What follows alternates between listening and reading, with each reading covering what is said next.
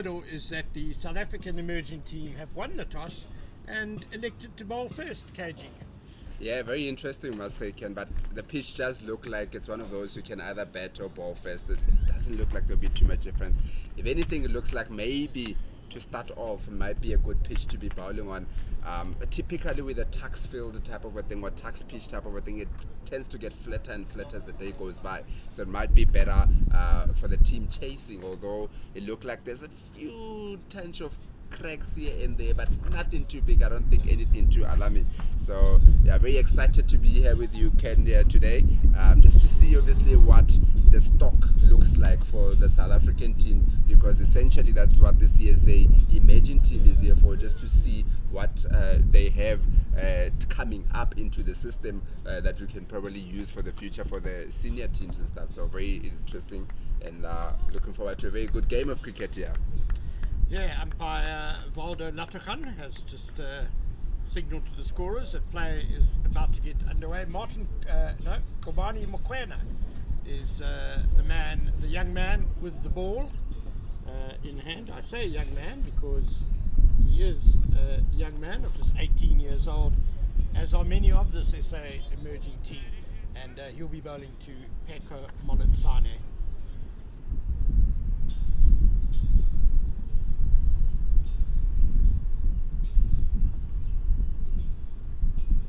A good start by Mokoena. These two teams are both struggling in the One Day Cup so far this season. The Badgers are lying in 6th place. They won just one of their 3 matches, while the SA emerging team unfortunately are at the bottom of the log in 8th place. They've lost all 3 of their games, but the competition is just over the halfway point, so both of these teams can still make the final.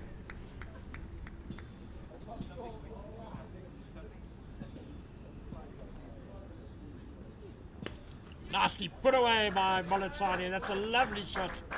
Spotted a bit of width there and onto it in a flash. The first boundary off the second ball of the game.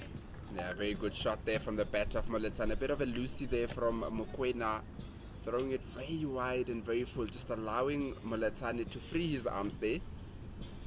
Just take a look at that again. Very wide, almost on that wide line. Just needed to get good bat in it, which Moletsane did. Very good start here from the Garden Route Badgers. There are 2 slips in place. I would imagine Mokoena will be trying to stick to around that off stump line. Oh, that's well bowled. Lovely length, drawing Moletsane forward, and some good carry as well.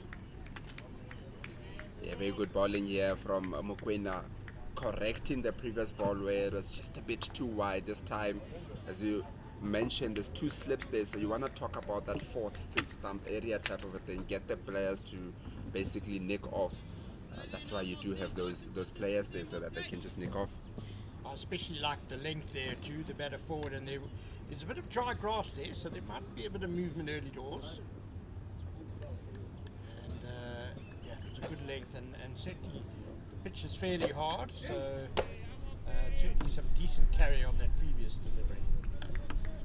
It just looks like, though, from Mokoena that he has found the length, but maybe not the line that he's looking for. Is a bit the radar. It's only been 4 balls in the over, but we've seen 2 that are probably in that 4th, 5th stump, and 2 that are very, very wide, almost on that wide line. So it just needs to quickly find that radar. Ball number 3. That was the template for him. Nicely bowled, and again a bit of bounce hitting the splice of the bat there.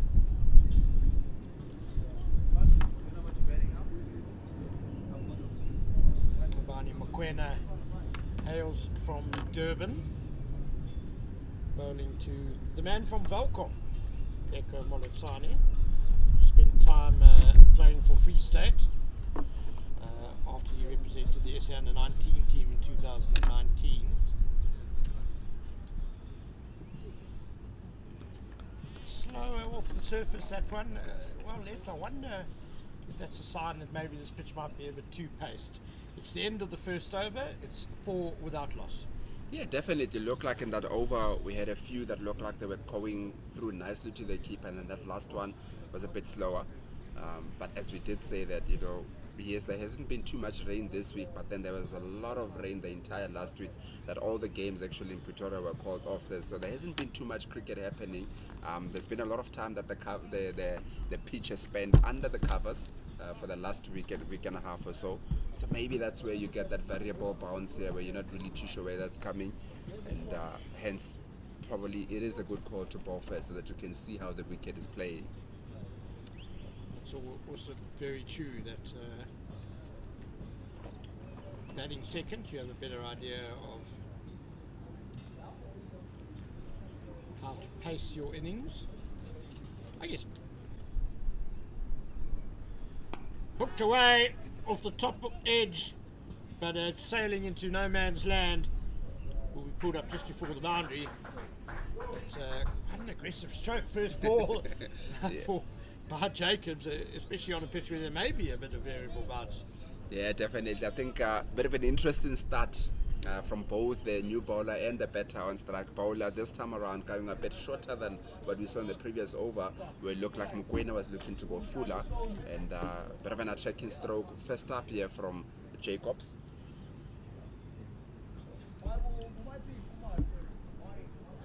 Nicely bowled by Kumalo. Jacobs may have just played inside the line of that one, but good delivery.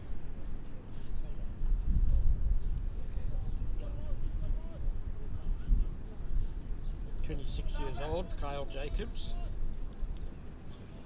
As a lot of these Southwestern Districts players are, he comes from Gqeberha.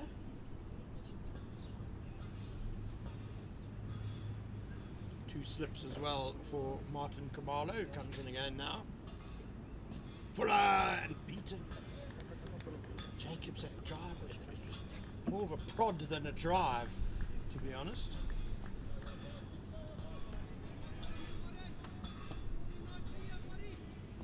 Yeah, full of that time. Obviously, the first ball from Kumalo looked to be coming very short, but then the following two balls, ball number 2 and number 3, a bit fuller than the way they started with the first ball. Seems we've had a little bit of a scoring mishap, which we apologise for.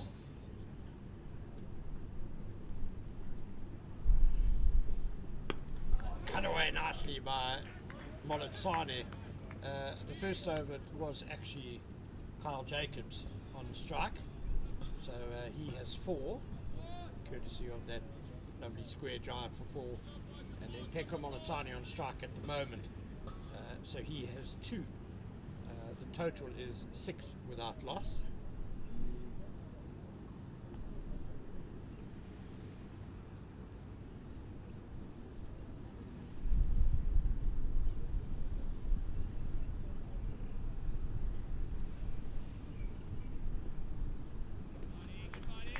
Good bowling by Martin Kumalo. Yeah, very good bowling here from Martin Kumalo. Started very short, but has since come a bit fuller. The previous one before this one was a bit wider, but does look like with those 2 slips is definitely looking around that fourth fifth stump area.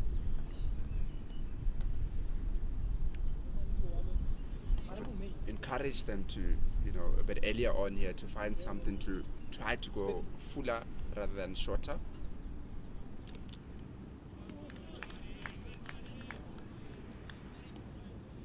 And a good end to the over by Martin Kumalo. Just 2 runs off it. It's 6 without loss after 2 overs. It's a steady start from both teams here. Can see with the batters that there's been twice where they've been given once, well, there was a width and then it went for the 4, and then there was a bit of a short ball to start this over. But more times than not, it looks like outside that 4th, 5th stump, they've been looking to just see how the pitch is playing. They've left a few deliveries, so they're still trying to also get the radar of this pitch and exactly how it is that it's playing. You've seen that it looks like it might be a bit too paced early on. There's Mokoena again. Jacobs watchful. That's a good length, I think, from Mokoena when he hits that. There are those patches of grass, and I think maybe a bit of extra bounce off those patches. And again, they're quite high up on the bat. definitely. I think that length there will provide a bit of doubt in the batters. Yeah, there isn't enough intent in the way that he's blocking. Also, it looks like the bat is faced, it's open or closed a little bit. There isn't the intent to almost like push it away. It's just to almost try to block it dead, but obviously he blocked it behind him there. So very unlucky way, always an unlucky way to go out when the ball comes off the bat. Yeah, I suppose it's a bit like when batters start getting caught down the leg side. It kind of looks unlucky, but sometimes there is an underlying technical issue there. They could be falling over, you know. So that sort of thing, perhaps Kyle Jacobs will have another look at. But coming to the crease now is the leading run scorer in Division 2 of the CSA One Day Cup, Kelly Smuts. He's been in wonderful form, scores of 91 and 68 in his 2 innings so far, for a total of 159 runs. And interestingly enough, his average and his strike rate are the same, both 79.50. Doesn't want to confuse the stats people and the commentators, whether you say strike rate or the average is the same. But I think this is going to be very interesting, Ken. When we did look at a pitch a bit earlier on, we said there is something maybe for the righty to the left-handers. There's a bit of a patch there that looks like there's a small crack there that probably Mokoena might be looking to exploit early on here. But I like that he is choosing to still come over the wicket and almost like ball the ball across the lefty. Yeah, there's a bit of rough outside of the left hand. He's all stumped that in, but I think it's more of a spinner's length. So I think the spinners might be able to target it a little bit better. And just one slip now for Kelly Smuts. Interesting for the new man. And worked away nicely. It's a shot of a man in form, confidently off the mark, first ball. Yeah, very good there, just off the hips there from Kelly Smuts, formerly with Northern Cape Heat, and that has been around for quite some time also. He was previously with Eastern Province before the Division 1, Division 2 came in. Captained the Eastern Province for quite a while and made his move up to Northern Cape Heat for his season. And now he came down to SWD to bring his experience.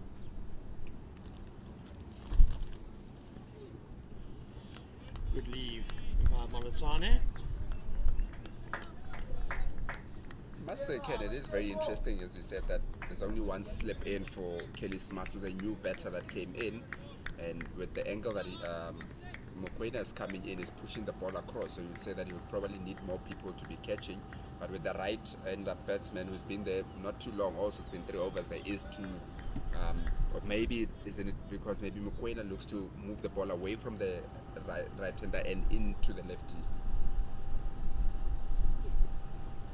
Good carry that time again. Yeah, I'd still be tempted to have a second slip just for that natural variation where maybe it doesn't come back into the left-hander. You know, he's going to be playing at it. He may get a thick edge that flies wide of first slip, but we'll have a look again at the field when he gets back on strike. There may be some other plan that they have, and of course Kelly Smuts, well-known player. He's been around the circuit for a while, so maybe there's some other plans for him.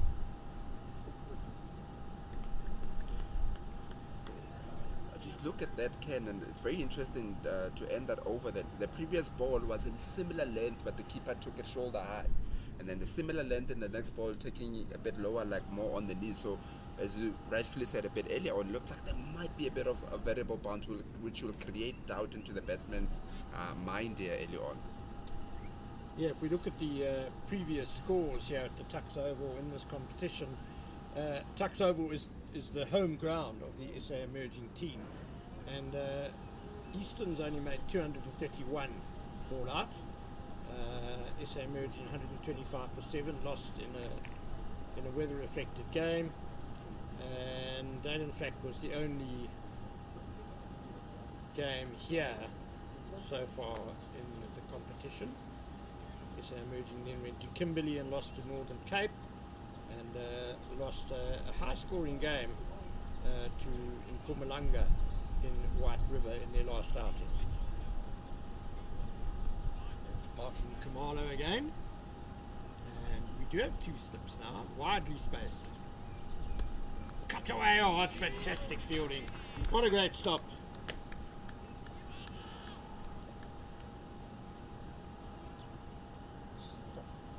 Steve Stolk. Yeah, very good fielding there. The point, bit of width there for Kelly Smuts. Probably something that he will be looking for early on here.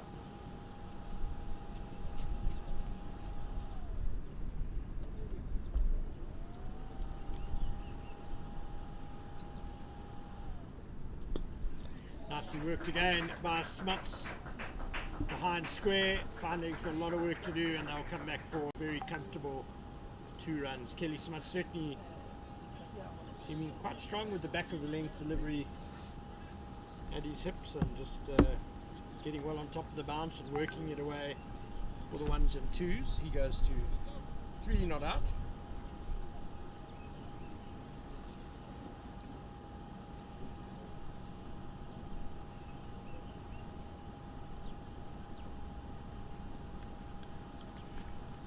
Lovely day here in Pretoria. One fancies it's going to get pretty hot by lunchtime.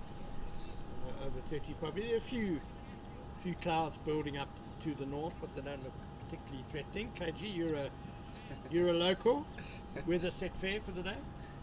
Yeah, the thing about Pretoria is that things change very quickly here. You could be this, and we've been having a lot of problem with lightning in particular for the last year or so. It's just been so. We always say that north, when it's coming from the north, it's a little bit better, but recently it's been quite different. Fuller and Smuts just managed to dig that out. I think he was going for quite an expansive drive and then realised at the last moment, hold on, this might actually sneak under my bat. And he managed to dig it out though, but you could see the fielders behind the wicket were interested for a moment. Yeah, it definitely looked like he was one of those where it's too full and was looking to hit it away. But something that has been said, that can be said about these 2 bowlers, is that they haven't found a grouping as yet of where they want to bowl the balls. Top edge, over third man, over the slips, and 1 bounce to the third man fence. That's pretty well played, I would say, by Kelly Smuts. He picked the gap between the 2 slip fielders and it was well over them as well. Yeah, definitely. I think it's one of those that's there for the taking as we take a look at the replay here. It's shorter there from Kelly Smuts. Definitely intentional to hit it over the fielders. Maybe not the direction that I was looking for, but there was definitely intention for him to hit it over the fielders here. And I think he's cracked his bat. Because he's shaking his head and getting a replacement from the 12th man, perhaps coming off the edge. That almost looks like the bottom of the bat they seem to be looking at. Yeah. With some disdain. But you know, the modern day batters probably has got 8 more bats just to make sure that they are prepared for any mishaps. Even in Division 2. Even in Division 2. Everybody's got sponsors these days, but I think that is the benefit of also having people like Pitch Vision and the CSA app, that because now the sponsors see that the games are being streamed. Oh, that might be called what it is, yeah. Umpire Alahuddin Palika at the HBC end. He's had a busy time of it lately. We just chatted to him briefly before the start of play. Had a very impressive stint in the SA20 umpiring. Then was in Zimbabwe for their triangular series with Ireland. And the games are coming thick and fast domestically here as well.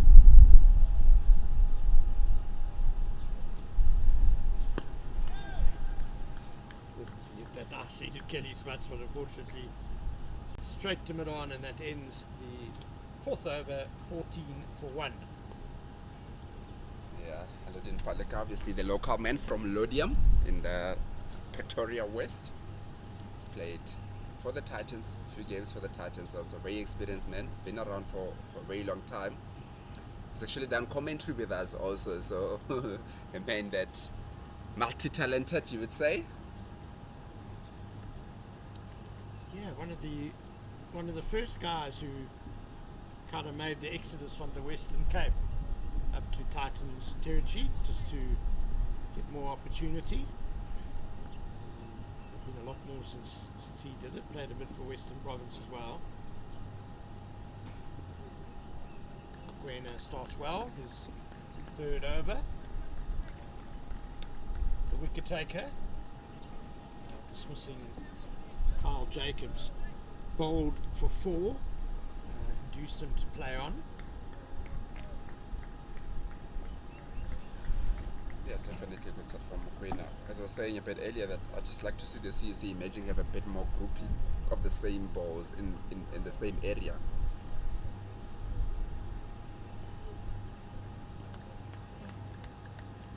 Well, it's not a bad start to this over. Let's see if Mokoena can continue in that fashion. Peko Malitsane very watchful. Been there for 11 balls now for 2 runs.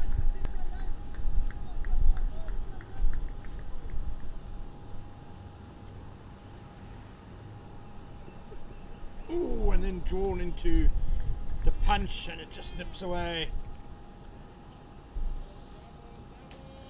And that was pretty close. Let's see how close it is on the replay.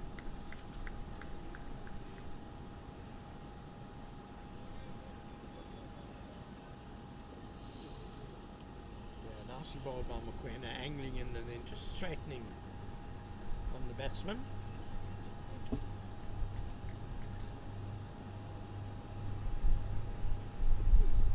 And then the bouncer.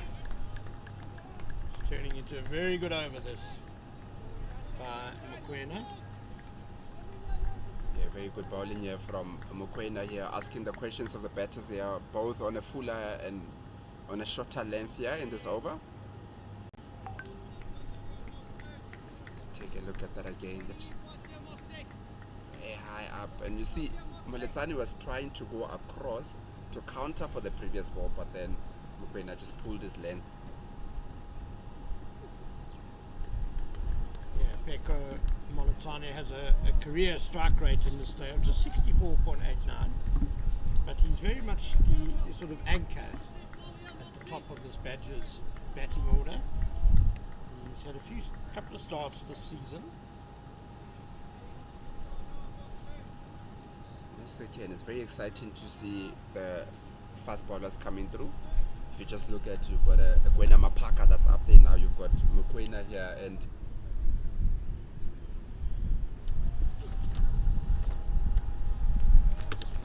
you've got Mokoena here and Khumalo, who would ordinarily not be getting the opportunities if they stayed with their franchise. I think it's a very good ploy here from CSA to basically have this team together so that all those players that have been identified, have been in the under-19 setup, get to play quality cricket so that you keep them interested, you keep them making sure that they get the quality of opportunity to play against top levels, and that's the faster way for them to develop rather than sitting and carrying drinks at their franchise. A very good ploy here from CSA. So an excellent previous over from Mokoena, 14 for 1 after 5. Martin Khumalo continues from the HBC end to Kelly Smuts and the balls. Yeah, KG, I mean, consider that Khumalo is just 19 years old and Mokoena is 18, and clearly they've both got something. There's a bit of gas there, nice actions, and they've bowled pretty well this morning. Wholeheartedly agree with what you say about this concept. It's a bit wide and Smuts reaching for it. Not only does this SA emerging team give the opportunity for the real new talent in the country to get a taste of senior cricket, but also some more established players who maybe for various reasons aren't seeing action with their teams. We have Garnet Tar playing today for the SA emerging team. It's short and wide, and I think Umpire Palika might have been very tempted to call that a wide. Garnetar, of course, from the Knights, Division 1 team, very promising batter for them. Yeah, definitely, and obviously we also have your Skalk Engelbert, the captain of the team, that's been in and around the Titans for 24 years this year.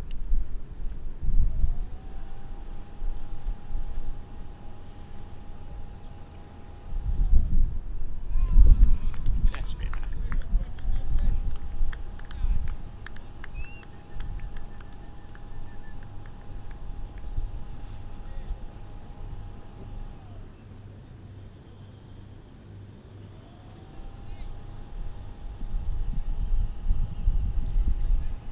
Just a little bit of a breeze here at the Tuks Oval. Died down a little from when we arrived this morning.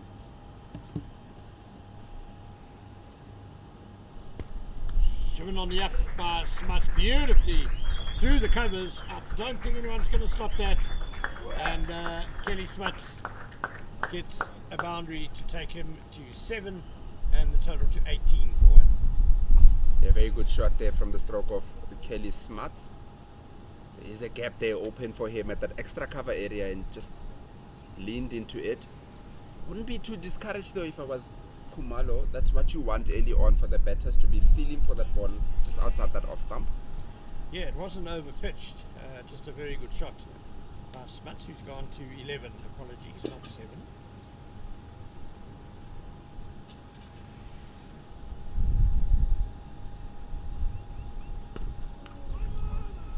Thoughts of a single as a nice punch into the covers.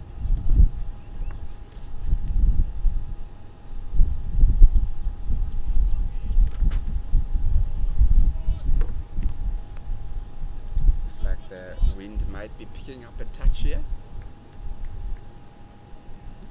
That obviously brings its different challenges into the scheme of things.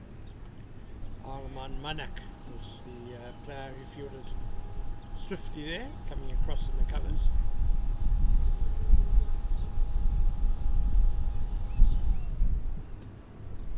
Bouncer, Smuts goes for it.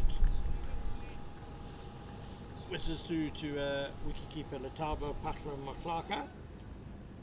He's a local lad as well, isn't he, Kaji? Yeah, local lad, was at Cornwall Hill College. He's been one of those that has been in around the system in the terms of the Titans, all the way from under 11s, 12s, 13, 15 has been up. Very identified, very, very good player. He's been to India also in that spinning camp as one of their betters. Has played India's, played in Zimbabwe sometime last year. Plays in the Premier League here for Mamelodi Cricket Club. Mokoena to continue. Wide call. It's wind. Difficult to decipher. I fancy it's kind of coming from the southwest. So as Mokoena bowls now from, it's a little bit behind him,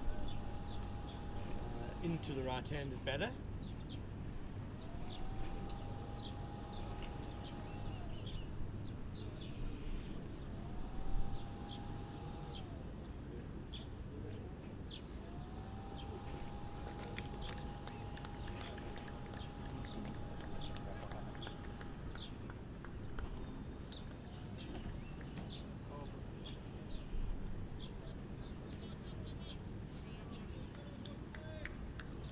I was looking forward to see Raik bowling, but he unfortunately got injured and he had to go back home. But seeing him a couple of games, that looked like a very good, interesting prospect for the South African.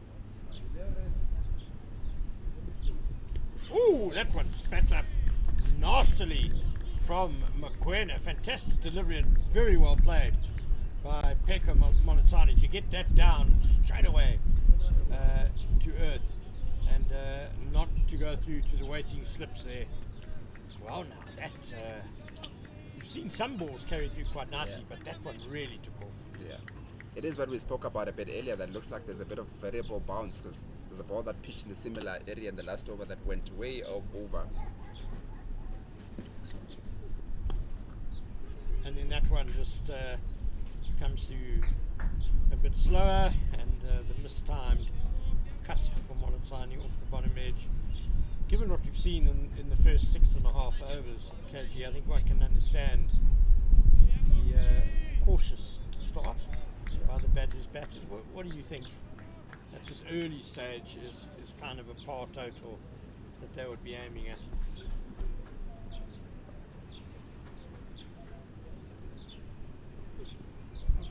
And that one took off again, beating the drive of Molotani. I don't think it was really there to drive, to be honest. He's left a lot of those balls outside off stump, and that was perhaps one he should have as well.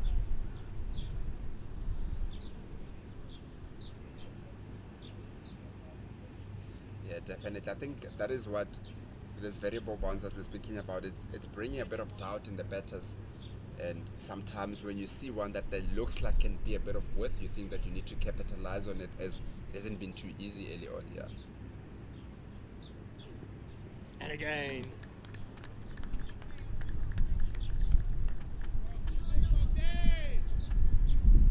a bit of a repeat of the last one there. Similar ball, similar attempt of a stroke from Militani. He's probably starting to feel a little bit under pressure here, being 2 of 20 balls, but it's not a T20 game, it is a 50 over game, and you often have more time than what you think you do. And being 2 of 10, I think the most important thing, the biggest target from the Badgers here would be not to lose too many wickets in the first 10 overs. and a good finish by Ngobani Mokoena. He bowled a maiden his previous over, and just a wide in that over. So he's had a very good morning so far. 4 overs, 1 maiden, 1 for 6 for Ngobani Mokoena. It's 19 for 1 after 7 overs. It almost looks like that Ngobani Mokoena in this over was bowling a touch quicker than what he did in the previous few overs. Just looks like the ball is coming through a bit more.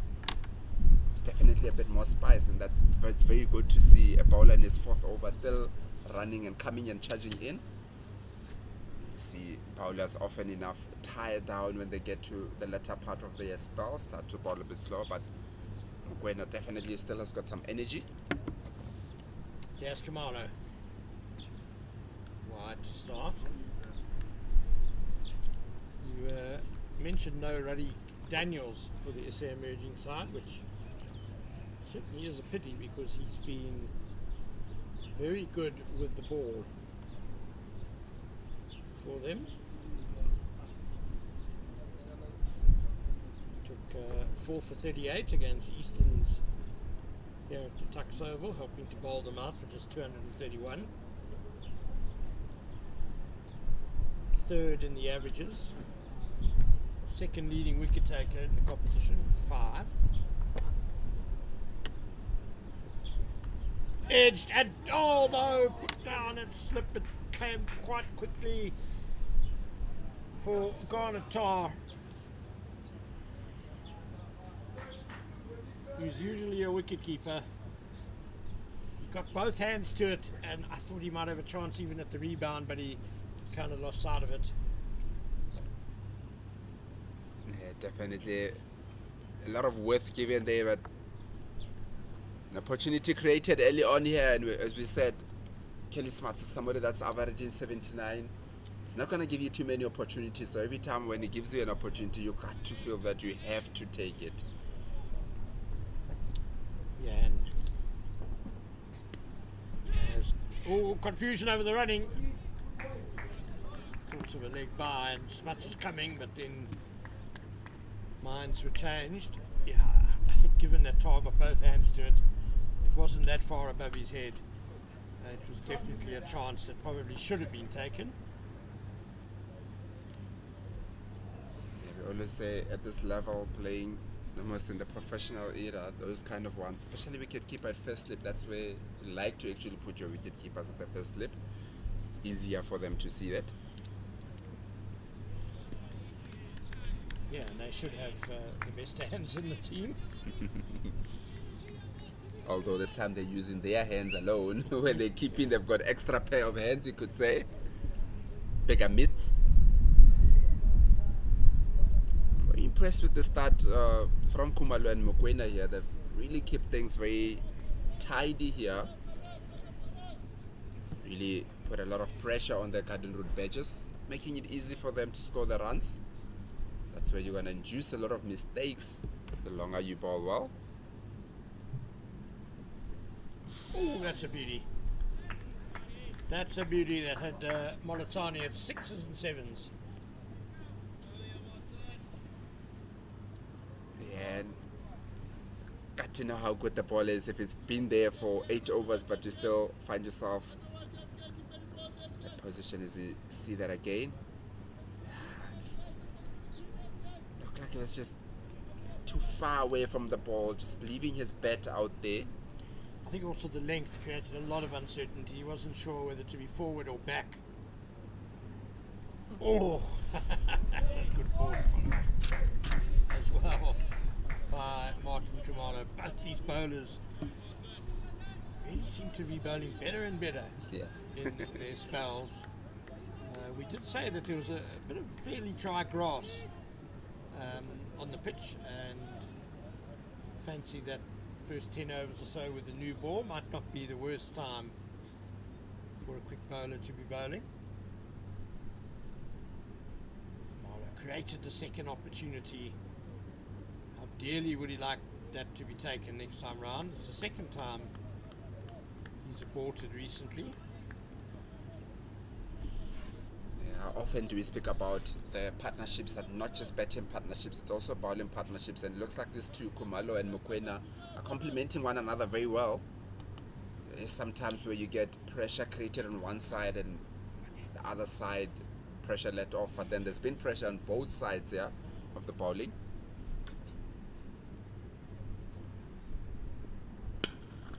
Pull, but it's not going to beat mid-on. So Martin Khumalo, the lad from Benoni, who just completed his second season of the SA Under-19 team last year, ends a very good over. It's 8 overs gone. It's 21 for 1. A very good over indeed. Unlucky not to have a wicket after creating an opportunity there of Kelly Smuts.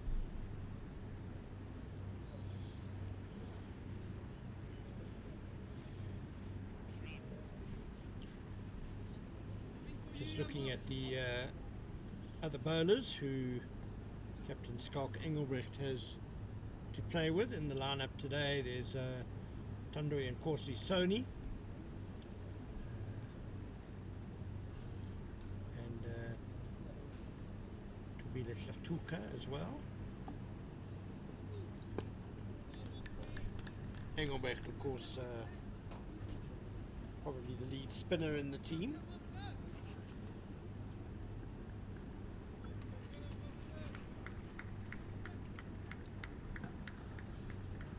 Skakenbert, the homeboy, nobody will know the conditions better than what he does. Man, that originally came from the Lions also, up to the Titans, played his school cricket under the Lions.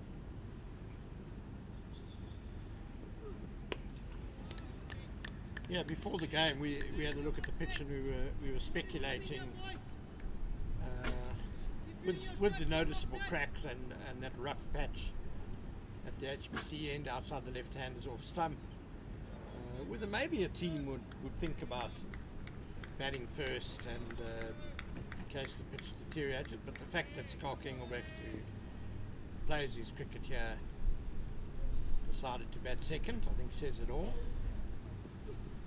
Nicely whipped away off his legs by Kelly Smuts, and that's going to be his third boundary. Yeah, very good shot here from the Kelly Smuts, angling it in. Mokoena in this over has changed the angle, coming around the wickets, so bowling it into the legs of Kelly Smuts, and we all know left-handers when it comes to hitting the ball off the pads are all raised the same way. Take a look at that again. Just a bit too full and too straight here. Maybe looking at But you did say that it's probably more profitable for the spinners, that length there where there was a bit of a crack there. Maybe he's trying to look at that and end up bowling it just a bit too full and too straight, allowing Kelly Smuts to hit it over 4-4.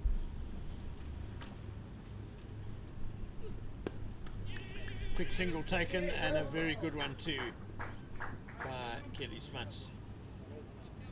Not too sure why Kobani Mokoena switched to bowling around the wicket to the left-hander. He started over the wicket and things seem to be going fairly well. Yeah, definitely very interesting change, and they're all saying don't change what's working. It's a patience game, I think, sometimes, and bowlers sometimes just want to be a bit too greedy. Oh, beautifully bowled. Beautifully bowled by Mokoena. I think these are things that, you've got 18 and 19-year-old bowling here that they're going to have to learn some of these things, how to just put the pressure on for long periods of time. As we take a look at that again. Very good bowling here from Mokoena. Just gave him Maletsani there, who seems to be struggling, has only scored 2 runs in 27 balls. Yes, you want to take some time, but you also want to be rotating the strike a little bit more if you don't hit in the boundaries. He's left a lot this morning, as that ends the 9th over, 26 for 1. And especially in these limited overs formats, I can understand in red ball cricket where new ball bowlers, your job is to take wickets. Yeah. And that's what you're really trying to do. I guess there's an argument in the limited overs formats though, that if you're keeping the runs in check, it automatically creates pressure on the batters who feel they have to score, and they're going to take risks, and that's another way of getting wickets. Yeah, I think definitely there's a lot of patience that needs to be built in. I think in white ball cricket, you definitely say that if you're not getting a wicket and they're going at 4 and over, you get to chase about 200, you're still good with it. So don't be too greedy. I haven't forgotten that you shouldered arms, KG, to my question about what would be a good total here. You mentioned 200 now, which I think could be competitive. Actually, you never know. As we see,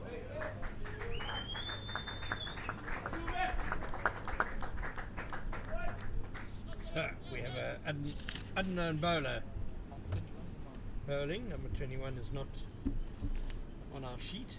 It's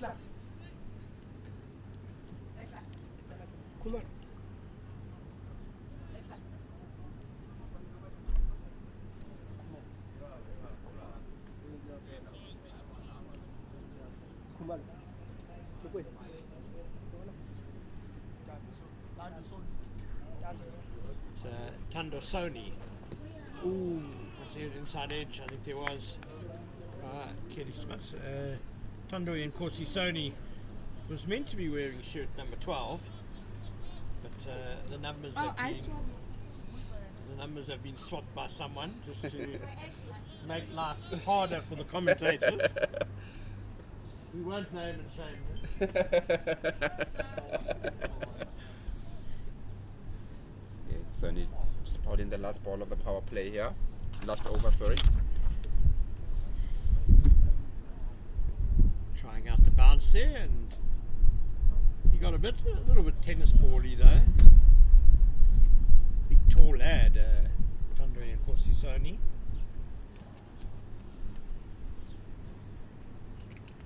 I think he's given a 4 away here in this first ball. Just come back with the top balls in the next 2 balls.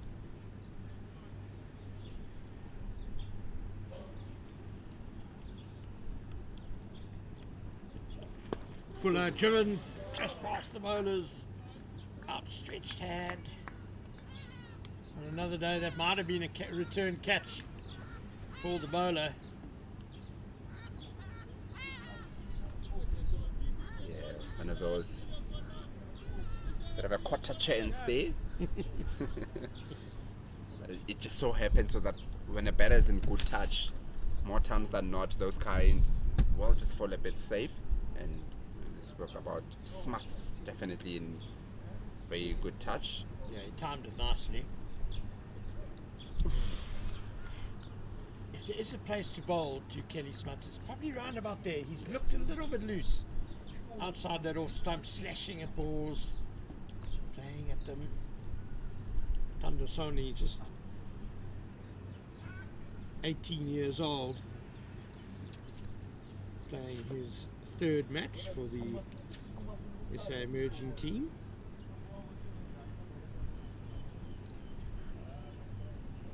Let's see how we end this over, Sony. That's nicely cut, but straight to point. Manek doing the fielding. And that ends the 10th over.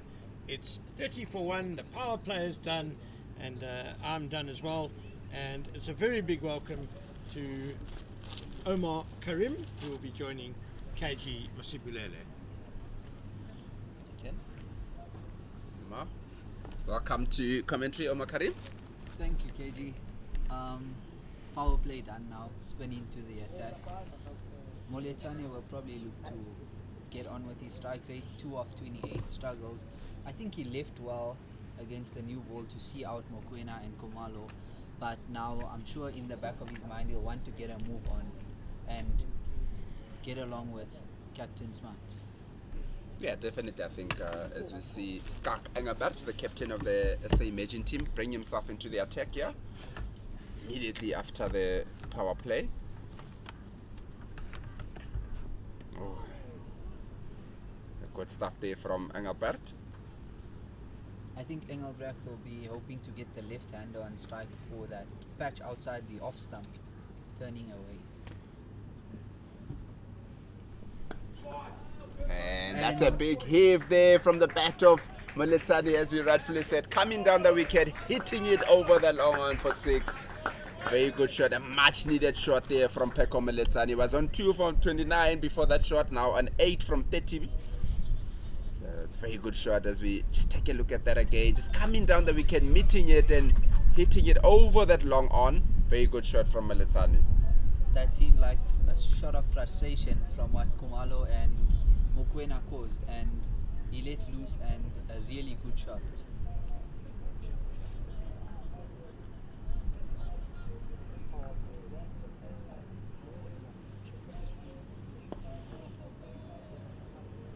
This time just to that mid wicket for a dot ball. Skalkangenberg won't be too worried with that. Oh, just leaning back there, bit of an extra bounce there. Bit of an edge from the bat of Moletsani down to that third man for 2 runs. I don't think Skalk Engelbert will be looking at 6 and be too discouraged because it wasn't due to bad bowling. As you said, Moletsani felt like he had to sort of like break the shackles a little bit here. And once again on the sweep shot, and that's straight to that man at cow corner, and that is the second wicket down for the Garden Route Badgers. 38 for 2 after 10.4. As I said, won't be discouraged with the shot because Moletsani is looking for that, and this time just found his man straight at that cow corner. Exactly, like you called it, KG. Engelbrecht not disappointed at all, and he came down again looking for a similar shot to the one that went all the way, and he's only managed to pick out the fielder at cow corner. An end of a slow innings, a watchful innings, but disappointment in the end. 10 of 32 for Moletane. That hit straight into the hands of Ludwig Skalt there at cow corner. It's the second wicket down. Yeah, sometimes probably something that's very interesting sometimes is when somebody's batting the way that Moletsani wants to bat, you actually sometimes say, I don't really want to get him out. If he's going to go there and bat the team into a bit of a hole here, better strike rate of 30, but then he's out now. And that brings to the wicket Judge van Heerden for the Garden Route Badgers. Judge van Heerden is one of those that also came from the Highveld and is obviously looking to get more game time, go into the Division 2, and that's what he's going to do at the Garden Road Badgers. Yeah, he has a 59 average in first class cricket, and he's hoping to continue his form here and kick on along with Smuts. Yeah, definitely. Obviously, also the captain of the team will be looking to take a lot of responsibility to ensure that they can get into a good total here. So we've got captain versus captain bowling now. Skarking Alberto ball, his last ball for the over.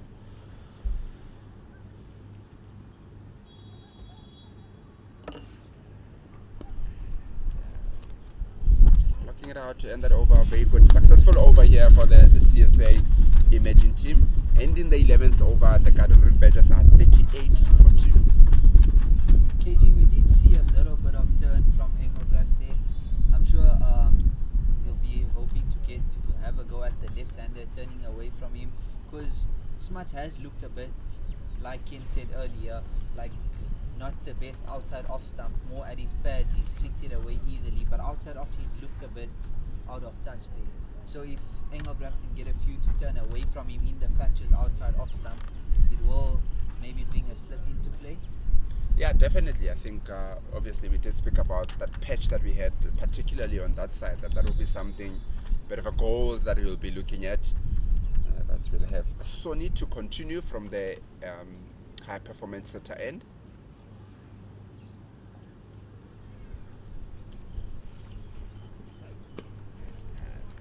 Nice and tight there from Sonny to start off his second over. Started the first one with a bit of a wide one that allowed Kelly Smuts to hit it through the covers for 4. But this time, very tight on that off stump, fourth stump area. Not too much width, as we've seen with Kelly Smuts, as much as I think it is, he looks a bit suspect when it's outside the off stump, but it's also one of his strong points where he's looking to really flash hard at it and get runs.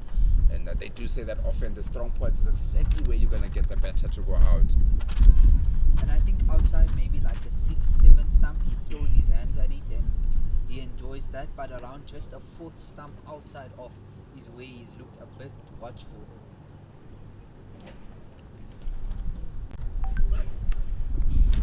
This time hitting it past that point. Very good shot from the bat of Kelly Smuts. As he is speaking about a bit of worth, hitting it past Steve Stock at point. It's a very good boundary here from Kelly Smuts.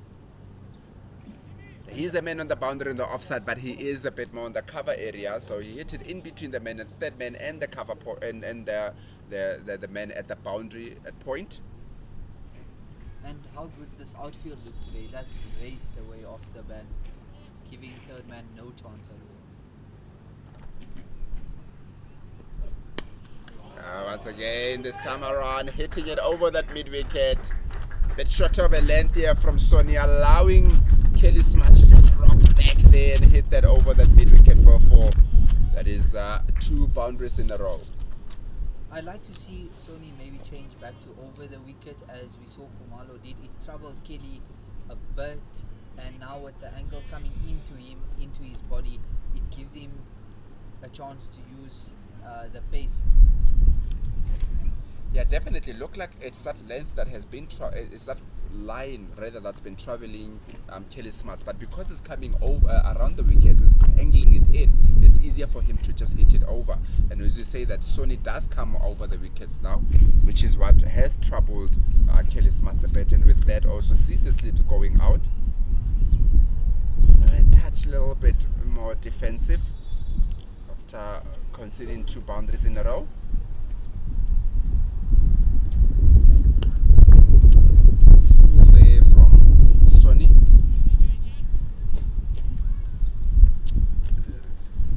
Say that is that a bit of an indifferent start here, Sonny.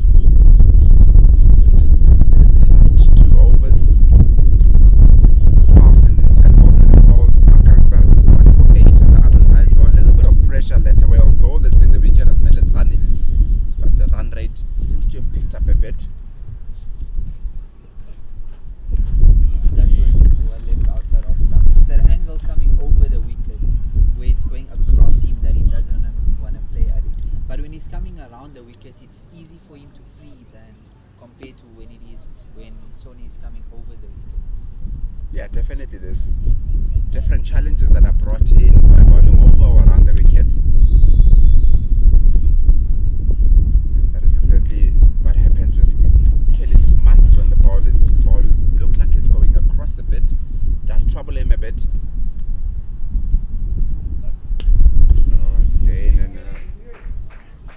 up and around there. And that is a single to end the 12th over with the Garden Route Badgers on 47 for 2. Smuts has looked for the quick singles between the wickets, and I think he's run really well since he's came in. His team was scoring at about 3 and over, but he's picked it up and he's scoring at a strike rate of 100, and he looked to just continue. And here's the matchup I was talking about. It's Engelbrecht to Smuts now. I'm quite excited to see this, how it's going to be turning away from him with the patch there. Yeah, definitely. I think as an off spinner, you always look forward to ball into a left-hander. I know when I played a bit of club cricket, whenever I saw a lefty coming in, I always put my hand up to be bowling. Some games when I was the captain, then I just put myself into the attack, because you always know that there's something there. It's a bit of an attacking field there because there is a slip in there, as we said. Just it's down to that long off for his single. I think Engelbrecht will be happy with that, bringing him forward. If he just gets a little bit of turn away, he'll be bringing the edge into play. And Engelbrecht is somebody, he's a tall bowler. He is somebody that gets a lot of bounce out of the wicket. So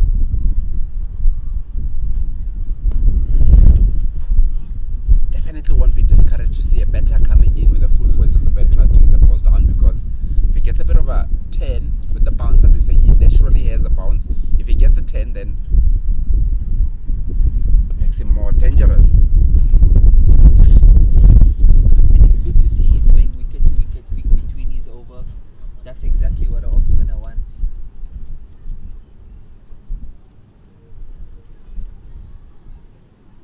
There you go again, pushing Van Heerden back. You would say that we're very encouraged to see him push him back. It's only a matter of time where he feels that might just miss that inside edge there. This time a bit too straight, an opportunity that it's a bit of an opportunity that's created, and that's what happens when there's a cluster of dot balls where you feel that you have to do something, and sometimes you want to take a run where there isn't a run. It almost created an opportunity for a run out here. Oh, and that's that bounce that we're talking about, that one just spitting off a bit there. And he's really quick between his overs, probably 2 minutes between that over, and that puts pressure on the batsman. Before you know it, you faced 1 dot ball, it becomes 5 dot balls you faced, and the over's done. Yeah, definitely. That's something, the beauty about a spinner, that's something that, you know, you always look for in a spinner, is that don't give the batsman too much time in between to think about the next ball. Just when they're starting to think about the next ball, you bring another one in. Just rush the batsman into making the decisions of how they want to play the ball. Like you say, if you can get 2 minutes, 1.5 minutes, just go through the over, that's a lot of pressure for the batters. Now the overs are flying through.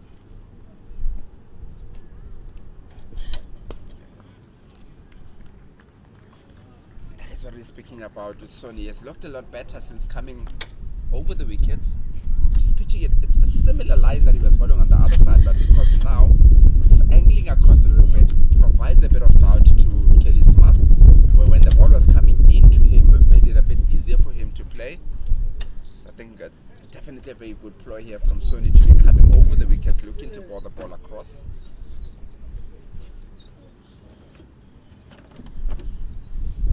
There we go, that's what we're talking about. Bit across.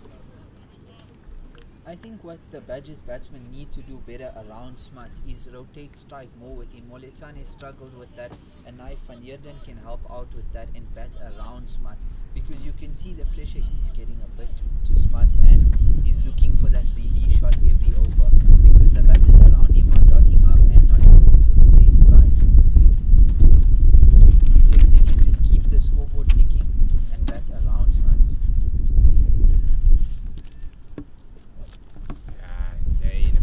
Created, but Kelly Smuts doesn't get to it. But yeah, you rightfully say that, you know, when there's pressure created on the other batter, it automatically goes to the other batter, because they feel that they need to take off the pressure of the other batter. So they're carrying two sort of responsibilities, that there isn't runs that are coming from the other side. So when it's my turn, I need to basically overcompensate for the other side and my side also. That is exactly what the CSA Imagine team will be looking at. Create pressure on the other side.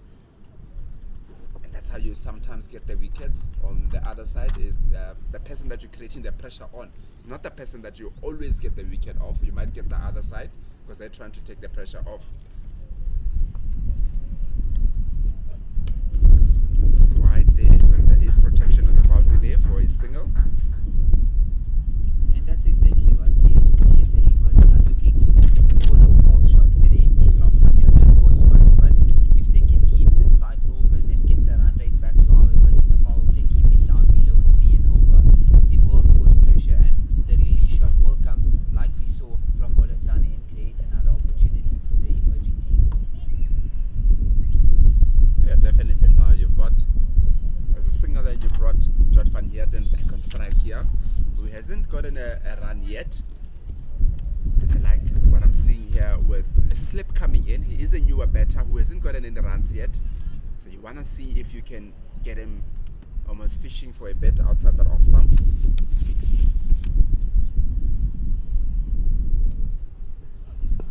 Nice and straight there from Sony.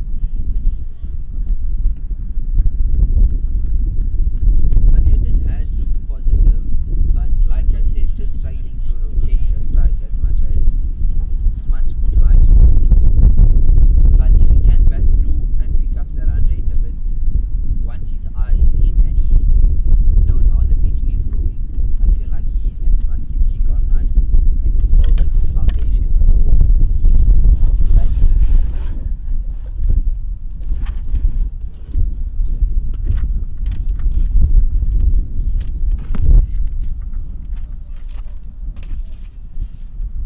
And that is the end of the 14th over with the Garden Badgers on 49 for 2. Van Heerden still to get off the mark here.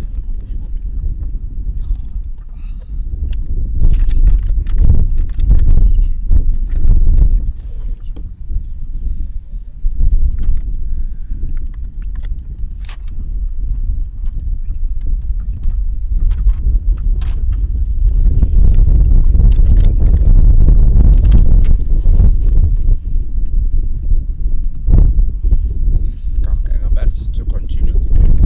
Kelly Smuts. There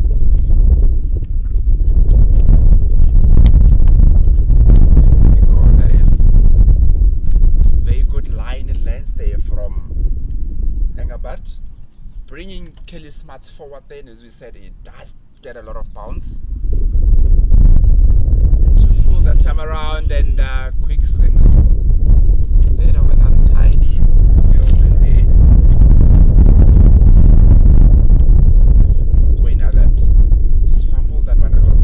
The batters to come through, but that brings Van Heerden back on strike, who has yet to get off the mark in these innings. Straight. Let's say Skalkenberg is really an exciting bowler, an off spinner, traditional off spinner, you would say.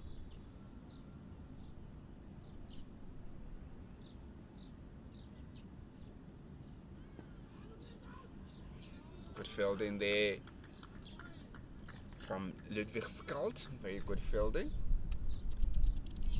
And I say traditional spinner because these days you see spinners that try a lot. There's a lot of cutting balls and all of that, but Skalk Engelbert more times than not looks to keep it very simple.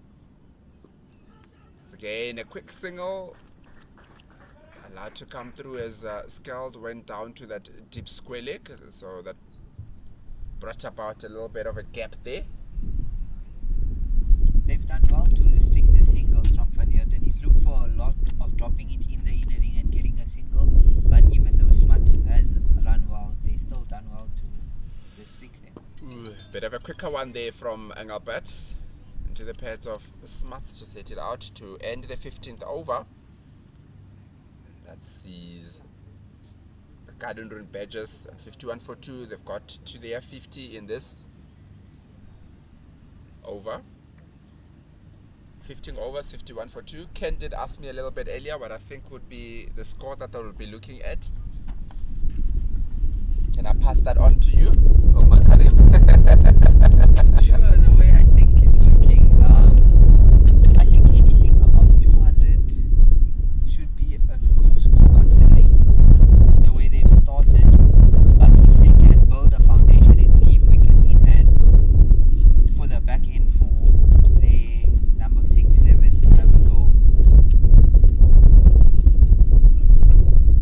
Fuller from Sonny to Van Heerden. Yeah, definitely. It hasn't been an easy wicket to bat on, but it's definitely not the most difficult to bat on also. So, from my point of view, I'd say that around that 230, 240 mark. Because we know also with the kind of talent that the CSA Imagine team possess in their batting lineup, you want to give yourself a bit of a chance. Around 240. Straight from Sonny here, continue to pile on the pressure on Van Heerden. And I think the bowlers have done well to make it look like a wicket that's more difficult to bat on than it is.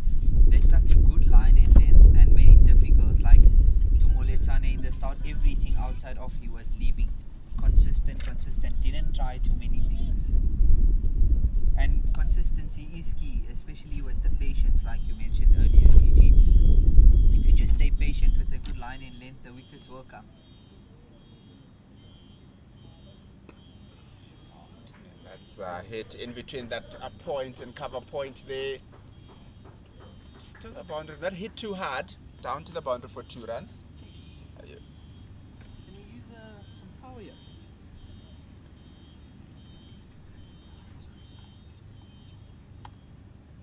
As you said a bit earlier on that, even if it's not too many wickets that you're getting, but I think the most important thing in this format of the game is probably the amount of dot balls that you can build up.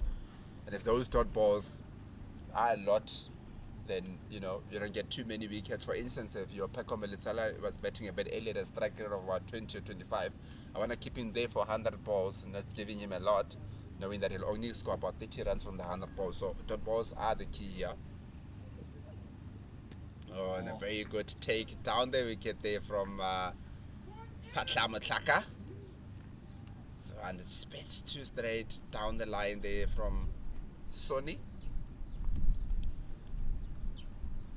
Say from all the bowlers that have bowled, Sonny has been the one that has looked to a bit looser than the others.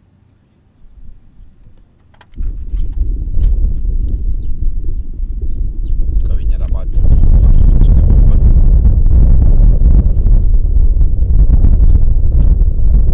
Throw it straight to that mid-off. Van Heerden has looked positive, trying to pick the gaps like he did through the covers a few balls ago. But again, if he can just kick on, rotate strike more with smart and get his strike rate up, otherwise it's like another innings of Moletane struggling, and the loose shot will come eventually if you're scoring at less than 50 or a strike rate. Straight there from Sonny, again blocked off by Van Heerden. Yeah, rightfully so. I mean, currently Van Heerden going at a strike rate of 20 here, and if they are going to get to that total that I'm speaking about in terms of that 230, 240, definitely needs to pick it up a little bit to ensure that they can get to a bit of a safer area here, because if you're going at 20, you want to find yourself around that 170, 180 mark, which I think might not be enough. It is a very good wicket to bet on here, and with Tuks, does get a bit flatter as the day goes by.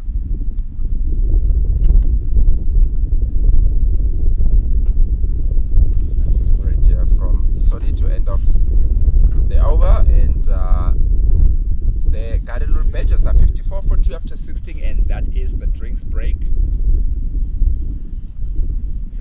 Players will be taking drinks break here. I think it is a drinks break that the CSA Imagine will be looking at and being very proud about where they are. Could have gotten the wicket of Kelly Smarts, as we say. Look at a bit of a recap here. Kelly Smarts on 33 of 38. Peko Melitsane struggled for quite some time and went for a little bit earlier, 10 from 33. And Carl Jacobs went early on the first wicket to go down 4 of 8. And Josh Van Heerden currently going at 3 from 17, also struggling to get the gaps in here. The bowling got a very good start from Ngobane Mokwena, 1 for 11 from 5, and the captain Skalkanga, but also getting a wicket, 1 for 11 from 3. other side. Basically had a good partnership with Mokoena from the other side, created some opportunity. Should have gotten the wicket of Smarts, but unfortunately that wasn't to be. And then Sony currently bowling not for 17 from 4 overs, and that is the drinks break. We will see you after 2 minutes.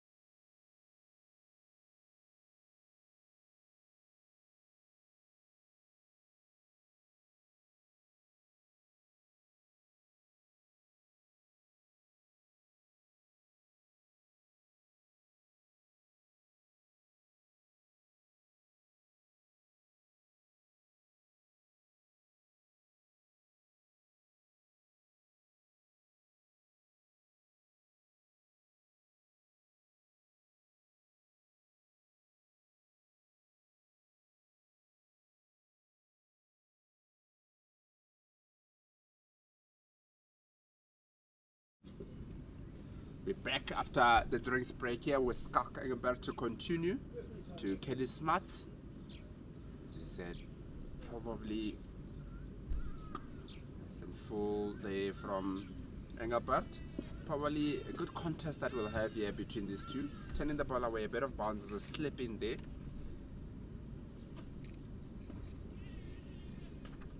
Good running from Smarts.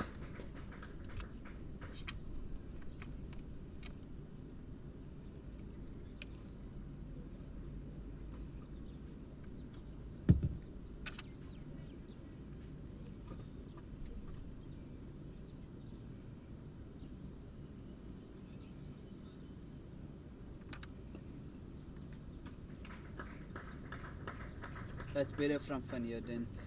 Playing with the turn, rotating strike. If you can get more of that, you can see a good partnership building between these two.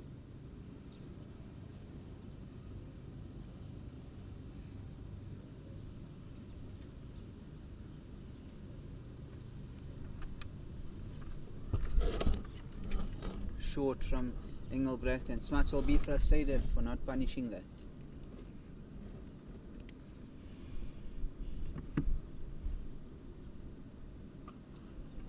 Shot again, and just see Smarts just hanging back there, accessing that offside for a single. We have a steady start, I think you'd say, from both teams coming back from the drinks break here.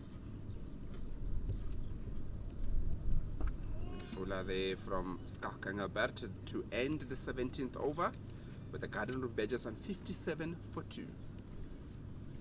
It looks like Engelbrecht has gone a bit quicker when he's bowling towards Smuts. I feel like he's scared of, or not scared of, but he doesn't want to give Smuts time to go over the top.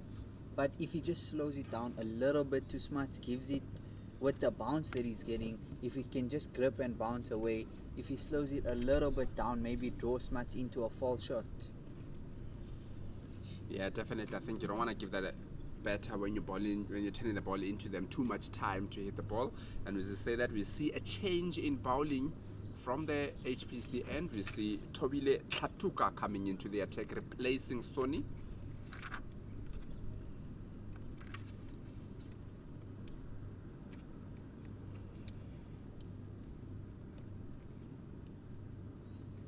Tlatuka nice and full there to Kelly Smuts. With the experience that Kelly Smuts does have, he will definitely, it's a new bowler coming in, will maybe take a few balls just to see what kind of a bowling he brings in before he starts going at him.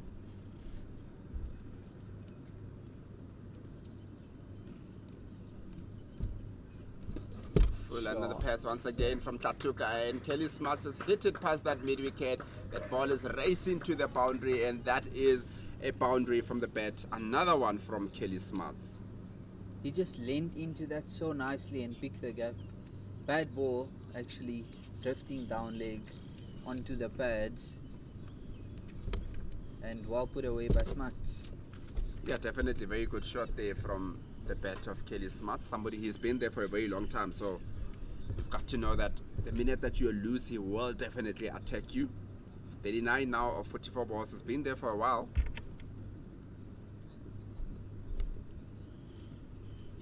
A bad leg side, and looked like it might have brushed, and that's what the umpire looked like. It's brushed The thigh pad there a bit. Kelly Royce Smuts, the informed man, as we said, for the Garden Route Badgers, currently averaging 79 in this division 2, the leading run scorer. So a lot of runs expected from the bat of Kelly Smuts.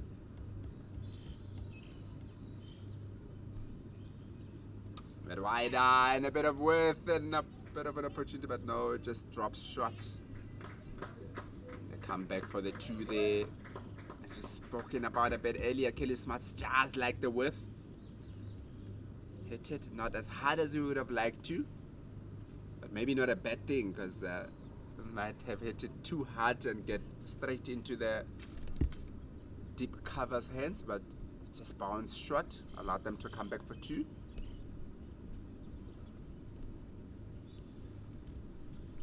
Tuka seems to be struggling a little bit here with his length in particular.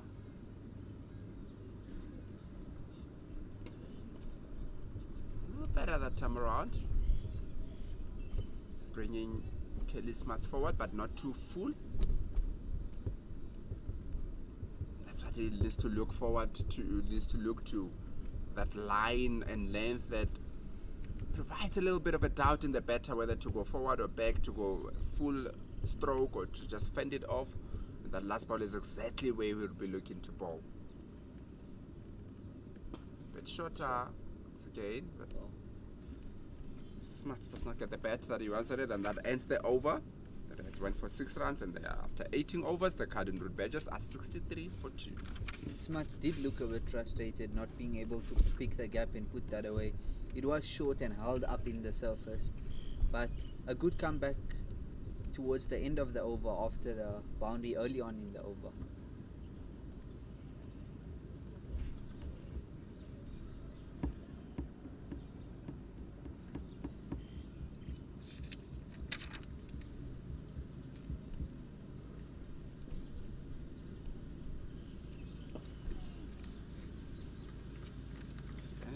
Of Van Heerden. You got to say for Van Heerden also now going again have a strike rate of 25, 20. Bowling from Engelbert, creating more pressure.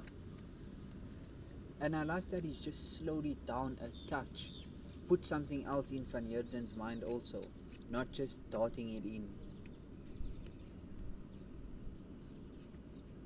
Yeah, definitely looks to have the first two balls of this over saying to Van Heerden that if you want to hit the ball, you're going to need to use all your power. I'm not going to give you any pace to work with.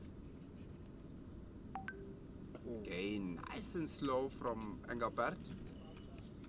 He's very consistent in the line and the length that he's been bowling, especially to Van Heerden. He's bowled a lot to him. Quicker one that time. Went on with the arm, almost the edge. Yeah, it just looks like Van Heerden is allowing Engelbert to bowl at him. This time coming down the wicket, just to that mid wicket, but Engelbert will be looking to close off that over. Very quick over once again, 5 dot balls. Let's see what kind of a go, and that is the end of a very good over. Maiden over from the captain Skalk Engelbert to end the 19th over. The Garden Route Badgers on 63 for 2. A lot of pressure that's been created here by the CSA Imagine team. Something that Van Heerden did change, I don't know if you noticed that, KG, but he moved from middle and was batting on off stump for the last 3 balls of that last over. Yeah. I think he's looking to access the leg side more to be able to play with the turn and rotate strike. Still he struggled though, and Engelbrecht has done well, and slowing down the pace to him also gives him that hope of the false shot coming. Yeah, definitely very good observation there that he's been able to change to try and upset the line of Skalk Engelbert, but he looks to have adjusted to the way that Van Heerden is looking to go at him. Tuks deciding to change the line this time around, coming from around the wickets to Kelly Smuts. Back of a length there to start off in this over from Tuks into his second over.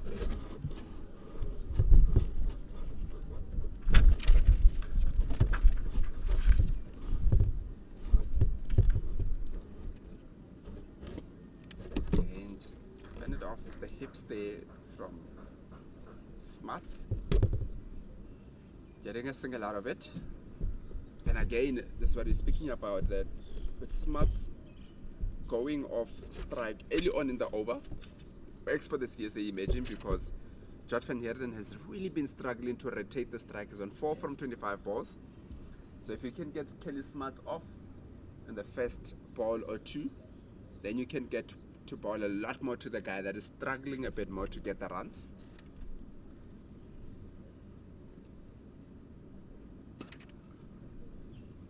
Like that, then. And the fielder's backing up the bowler, putting pressure on the batsman who's struggling to get off strike. Yeah, definitely, and that's what we want to do. You don't want to, let the batsman that's struggling get off strike easily. You want to keep them bowling at them for as long as possible.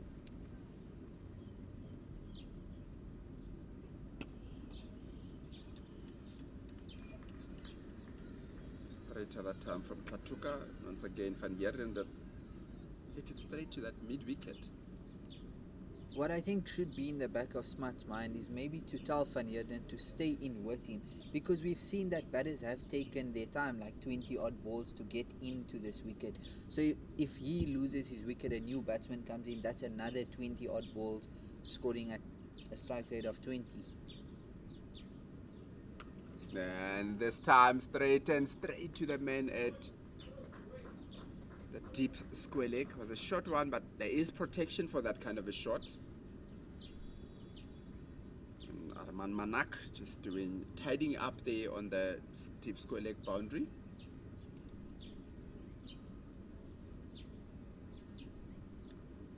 Yeah, definitely you don't want to be hitting the reset button every time, starting all over again.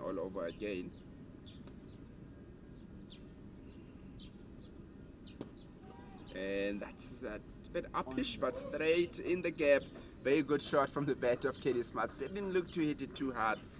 Down to that long on boundary for 2. And that brings the end to the 20th over with the Garden Route Badgers on 67 for 2.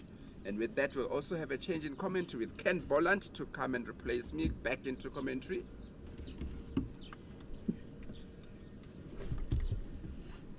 Welcome back, Ken. I don't know if you saw that, but I think that was a much better over from Tuks. I think he's much better going wicket to wicket than trying to hit a back of a length, wide outside off, allowing Smuts to free his hands. Agreed, Omar. He doesn't quite have the pace, I think, for that sort of role. So yeah, you would think wicket to wicket, having good control of lengths.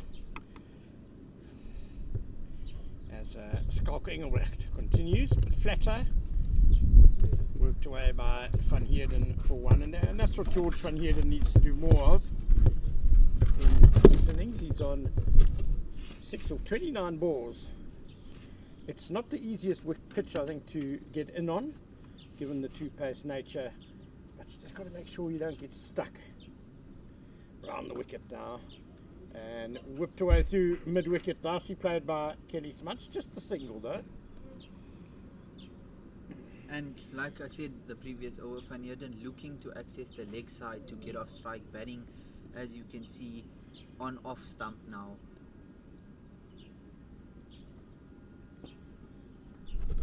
Use of the feet, but defends in the end. You do a bit of coaching, Omar. It's very much a modern trend, this standing on off stump thing. Bit of turn and bounce, and wicketkeeper Pakla Maklaka is very quick to get across and I think the one. Omar, it's yeah, in my day it definitely wasn't. Not many people did it.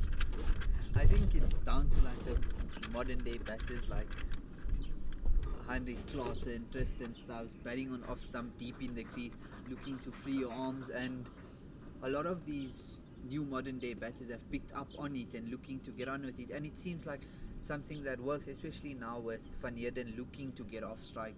Batting on off, playing with the turn into the leg side allows him to get off strike. Yeah, I've also seen guys do it who've maybe lost their off stump a bit. Gets them nearer to the ball, I guess. But yeah, the limited overs game obviously having a big influence in batting techniques and strategies these days. 70 for 2, 21 overs gone, and Kelly Smuts really the stalwart of this Badgers innings. He's the only guy who's come in and looked fairly fluent. 45 or 53 balls, and one just thinks how costly that chance was when Smuts was on 11. Bit of bounce, and worked away nicely though by Van Heerden behind square, just the one. Put down by Garnetar at slip off Martin Kumalo in the 8th over. Got both hands to it, it wasn't that high. And I'm sure as a wicketkeeper, Garnetar would really be feeling he should have taken that one. And like you were saying, Ken, of the off stump, I think it does bring LBW a lot more into play, but batters trust themselves off their pads a lot more these days. Again, the single wide a bit on. Yeah, I think of Aidan Markram when he started batting outside off, batting on off stump. Suddenly he started falling LBW a bit. So, and that's the thing about batting. You know, it's always a trade-off. There's always, you do something to try and improve your game, but it can open up new vulnerabilities somewhere else.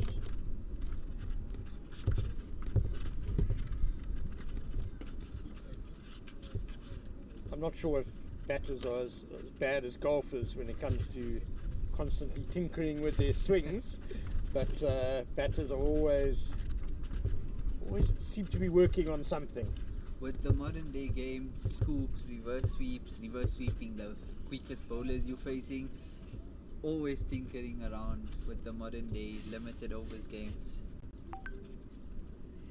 Satuka bowling a good over here. It's a little bit short and pulled away meaty, but good work by mid-on. Keeps it to just the single. Yeah, Satuka's got to be careful not to bowl too short. He doesn't have the pace to do that, and that was just starting to get a little bit short, and you could see George van Heerden very quickly onto the pull shot. Yeah, he was a little bit late on that, little bit uppish, but he'll be happy with that. That's way too short and put away over the covers by Kelly Smuts, and takes him to his 50, his third successive 50 in this competition. Kelly Smuts' rich vein of form continues, and it's taken him 55 deliveries. A fine knock indeed, Omar. He's looked very fluent since he came in. He's put every bad ball to him away. Oh no, that's probably going to be called wide, yes. Tactically, I just wonder if someone needs to get in the ear of Tobile Satuka. His second over was actually quite good. He came back well going wicket to wicket, but he's pulled it back a bit and going short now.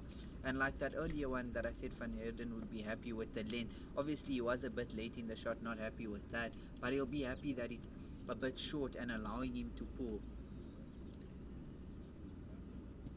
A little bit better. It's going to be leg buys. Just one of them. 79 for 2 now, the total after 22 overs gone. Smuts has gone to his 50. There were 8 fours in that innings. Just 2 other boundaries in the entire Badgers innings. Carl Jacobs hit one second ball of the match, I think it was. And Peko Molitsani hit the only 6 so far, but was out very soon thereafter. And his struggles, you know, he scored 10 off 33 balls. 6 of those runs being a 6. And it does just show that it's a bit of a tricky pitch to get in on. And Martin Kumalo back into the attack now. He was superb, well, very good up front. 4 overs, none for 15. I think he bowled a bit better than those figures suggest. Had the catch dropped off him, a couple of other near misses. And switching ends as well. And he'll be looking to hit that same line in length consistently. I feel like it will bring about chances again. Into Smuts. Oh, Smuts. Looking for the big drive, and Kamala very nearly stuck under there. Change of ends for Martin Kamala. Omar, have you seen much difference between the two ends in terms of bowling? I think the side that he is coming from looked a bit more uneven than the side he initially came from. We saw with Mokoena how some carried to the keeper shoulder height, some he took below his knees. Nicely whipped off the hip by Smuts to find leg for 1. And from the HPC end where Kumalo started the innings from, it was quite evenly paced compared to the end that he's bowling from now.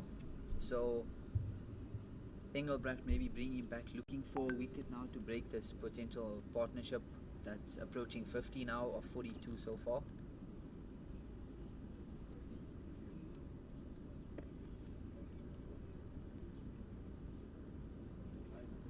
George van Heerden on strike, 9 off 25 deliveries. The captain of this Badgers team.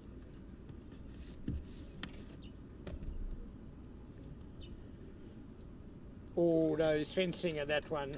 That's not a great shot. George van Heerden is captain of the team. He's only 21 years old though, so one of the younger captains on the provincial circuit. But has shown his leadership abilities before. He was the captain of the SA under 19s. And there you just see the replay of really a pretty poor stroke by Van Heerden.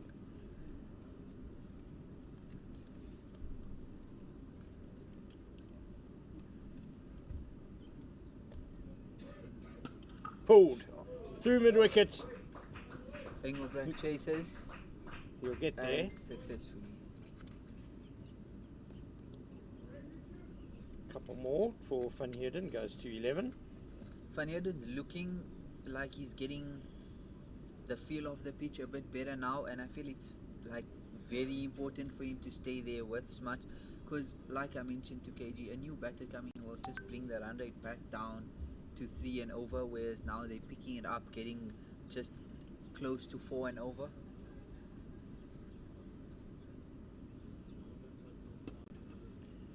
Yeah, there's no need to panic or do anything rash just yet for the Garden Route Badgers in the 23rd over of the innings. So if we work on the assumption that you can double the score after 30 overs, obviously depending on having wickets in hand, if they go at, say, 4 and over for the next 7 overs, that's 28, takes them to 110. Digs out the drive, but couldn't really get much timing on it. You double 110, you get 220, which I think we've kind of said could be competitive on this pitch. And I do think also if they bat through to at least 35 maybe and leave wickets in hand with the boundaries straight, they aren't really that huge. Like, they're quite short and easy, like we saw from Moletane.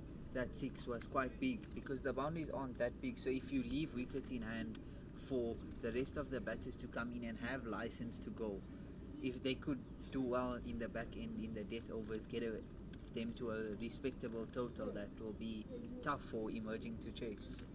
Yeah, and they've got a couple of established batsmen at this level still to come in, Luke Beaufort and Heath Richards.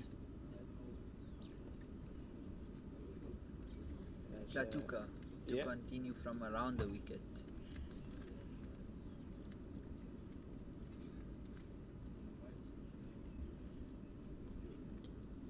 Flicked fine by Kelly Smuts. Fine leg goes well there. Martin Kamalo.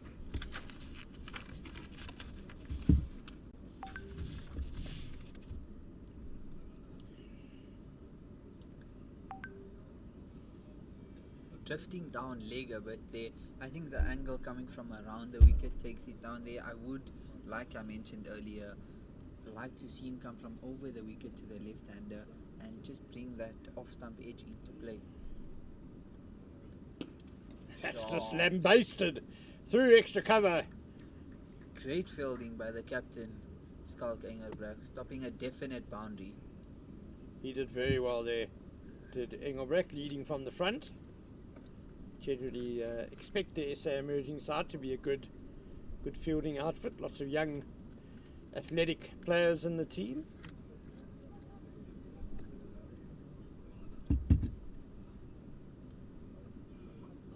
Just to go back to your point about Tuks going around the wicket now to the left hand, I agree with you also, because we've seen in this innings that if Kelly Smuts does have a slight area of concern in his innings, it's just outside off stump.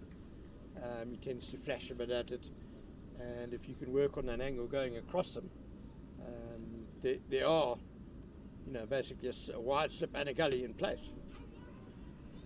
Quick single taken, and very well taken by Kelly Smuts. The ball was barely off the bat and he was calling for the quick single.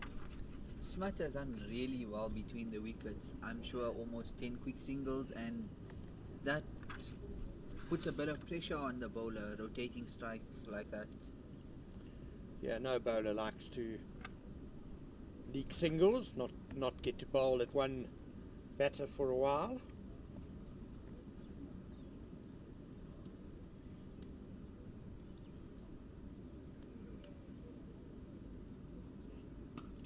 Bit slower from Tuks and punched to the sweeper by Van Heerden for 1.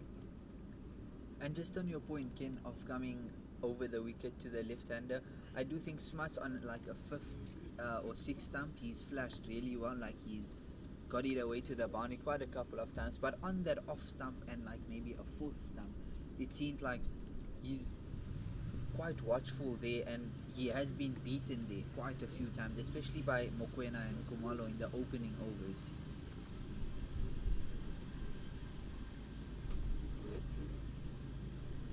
Changed to over the wicket, but wide ball. Yeah, it's like you could probably overdoing the short stuff at the moment. He's got to dig it in really short to get it up there. Smart's quite the tall man, eh? And with the ball holding up like you saw there in the pitch, it's going to be quite easy for him to pull it away. Another wide, this time down leg. Perhaps the Tuks is just not really comfortable bowling over the wicket to left-handers. You never know. Although it is something as a young man then that he'll need to work on. Need to get in his armoury.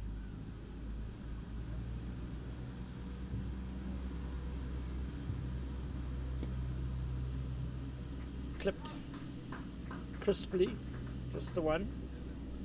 I do think coming around the wicket isn't a bad option, but it brings wicket to wicket into play LBW, but it takes away that angle across the left-hander, which causes doubt in the left-hander's mind, like whether to go through with the shot, leave it, flick it through the leg side. It does bring a whole different game into play, and if he can work on that, get that right across like Kumalo and Mokoena did, it will cause a bit of doubt and cause Mats to struggle a bit with the angle across. And if Latuka has struggled with something today, it's been sliding down leg a bit. So anyway, he's bowled a few wides. It's 89 for 2 after 24 overs as Kumalo continues. Oh, full toss. Didn't get all of it, Smuts, but he's got away through the covers. The sweeper will get round. And that's good running. Keep it to again. 2. Good running.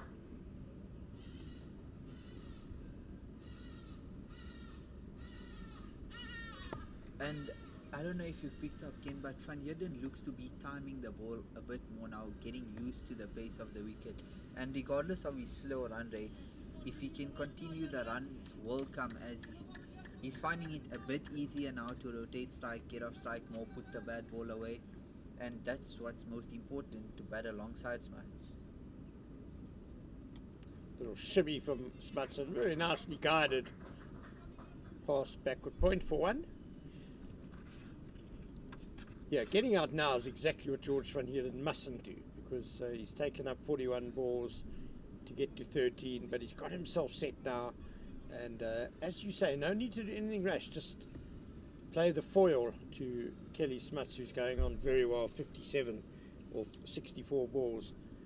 So Van Heerden will just be looking for the ones and twos, and if there really is a bad ball, he can put that away to the boundary.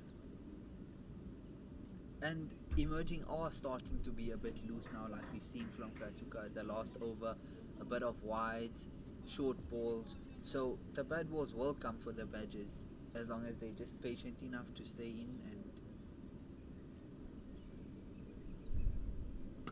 punished off the back foot, lovely cut shot by George Van Heerden, and it takes him to 17, and the total. Another short and wide ball outside off stump, and like I just mentioned, rightfully punished away. Bad balls will come, and Van Heerden looks to be timing the ball quite sweetly and in now properly. Yeah, if you're going to bowl that short on this pitch, it is going to sit up and ask to be spanked. That's what happened. 96 for 2.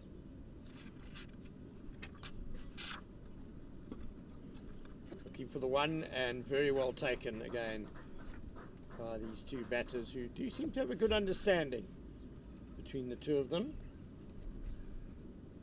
And that's much better. What Van Heerden struggled with early on in his first 20-30 balls was to get to the non-strikers in rotating the strike, but he's finding it a lot easier now, and like we just saw with that quick single, comfortably running through.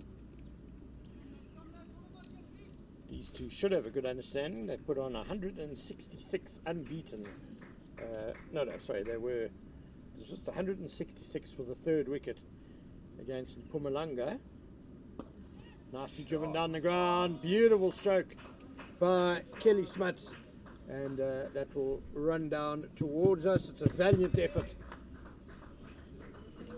by Skalk Engelbrecht, but in vain. And 2 boundaries and 3 deliveries for Kelly Smuts.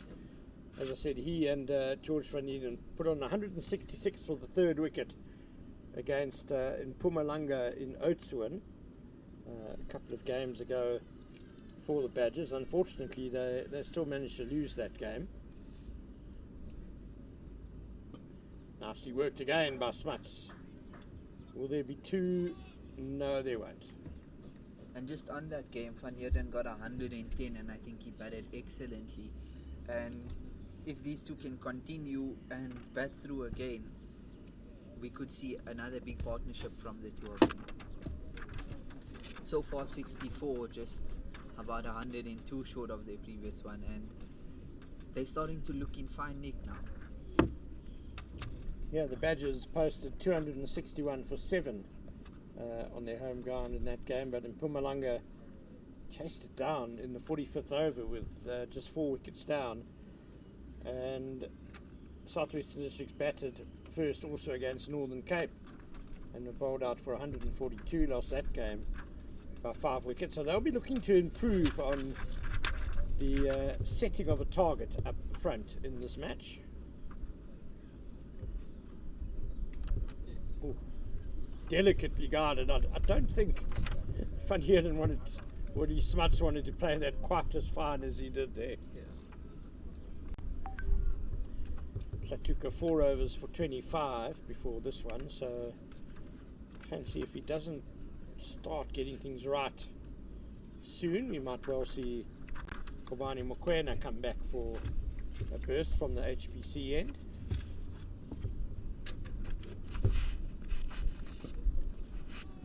Back of the hand, slower ball there from Tuks, well defended by Smuts. And emerging have been a bit expensive the last 2 overs, with going for more than 20 runs between Tuks and Kumalo the last 2 overs. So they just need to pull things back a bit, bring the run rate a bit down, because it's gone up above 4 now. And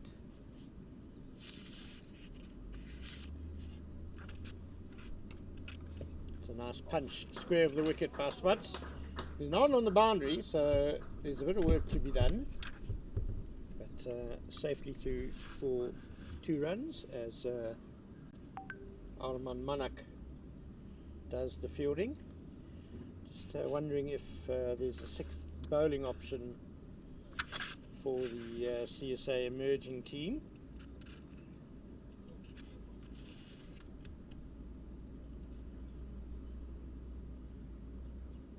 Oh, way too short by Tuks and slapped away through mid-wicket. He's lucky to get away with just a 1 there. I think it even surprised Smuts how that sat up for so long in the surface. That's why he didn't put it far into the stands. I have a feeling Kelly Smuts maybe played a bit of provincial tennis in his youth, and that would have reminded him of 30 Love. Backhand slapped down the line.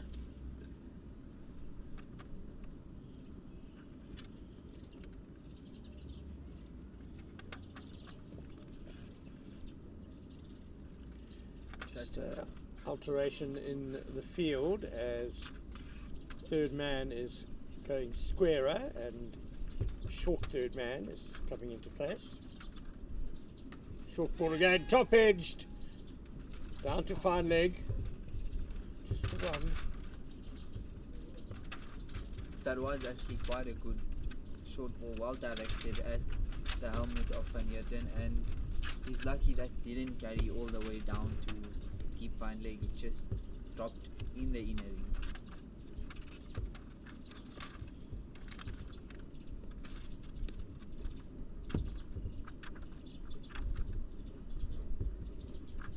$106 for 2 now, so the Badgers have cruised into 3 figures, and the partnership is worth 68 now between these two, and I just sense there's a little bit of a push on the accelerator now by the visiting team.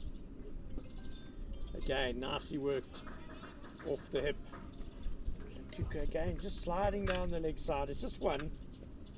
Ludwig Soul did well to keep that down to one, as Smuts and Van Heerden looked to be pushing for two there. So well fielded down on the boundary. And the end of the 26th over, 107 for 2. So we said the 30 over mark, just a rough estimate, you can maybe double your total from there with wickets in hand. They're going to have more than 110. So just this little burst by Smuts and Van Heerden is shifting the momentum and putting the Badgers in a decent position. The CSA emerging team could certainly do with a wicket. And I think maybe it's time for Mokoena from the other end. Kamala's bowled well in this game, so he'll keep going from this end.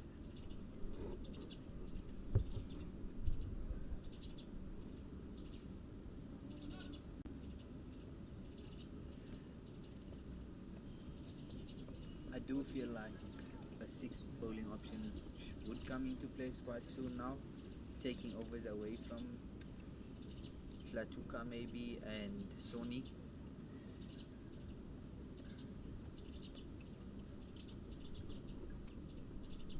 Oh, that's gone all wrong for Martin Kamala. Well, Jorik van Schalkwyk is probably the sixth bowler. He's also an off spinner.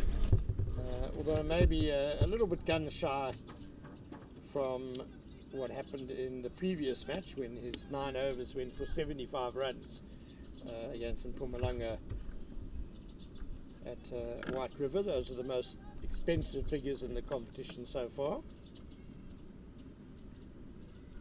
Top edged, but fine again, and this might even run all the way to the boundary. It does. 4 more to Kelly Smuts. Twice in 2 overs now, top edges, and it's going the Badgers' way. Luck going back on their side after that difficult start, and it's exactly what they need. And Smuts moves on to 70. If it is a plan to bowl short at these guys and try and get them out hooking, I'm not sure it's a great plan.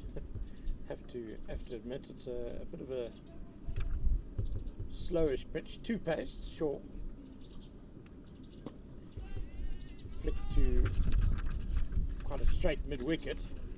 Little bit upish, but on the bounce and well fielded. That's the thing, I think a slightly fuller length, you can actually take more advantage of the 2-paced nature of the pitch. We saw earlier as well, Smuts had a couple, there was a straight drive where it went in the air just past the bowler. There was another push down the ground where it was kind of lofted towards mid-off.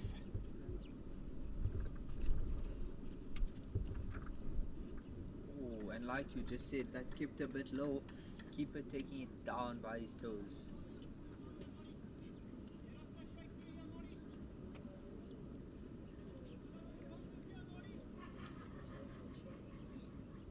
The wind has died down a little bit from the bit of a blustery gale earlier. Clouds building up a little bit more, and the wind also seems to have switched a bit, that it seems to be more blowing straight into Kumala.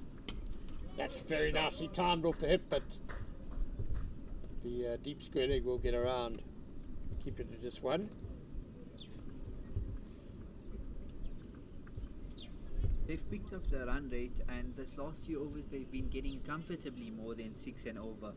So that certainly does up the total myself and KG thought was in mind.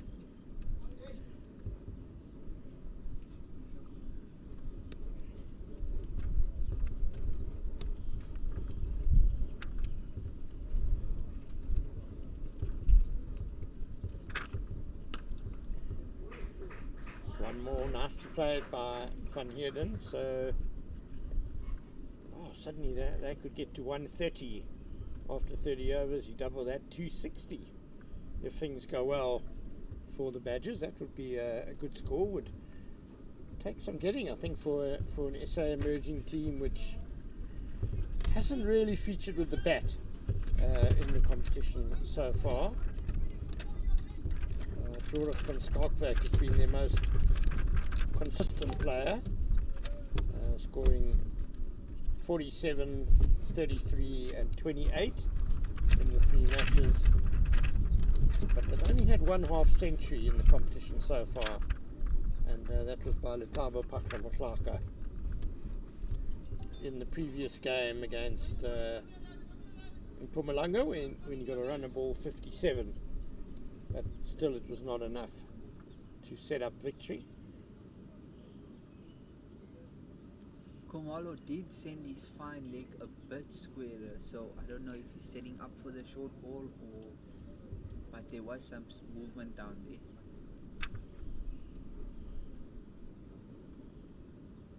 It was exactly short but wide down leg. Well, he bowled it down there, didn't he? Fiddling with the field at fine leg and then bowled it towards fine leg. He'll have to bowl that one again. And with still 1 ball to go in this over, Khumalo went for 14 in his first 4, but this burst of 3 overs now hasn't worked out how the captain has wanted it. He's gone for 25 in his 2.5 overs from this end.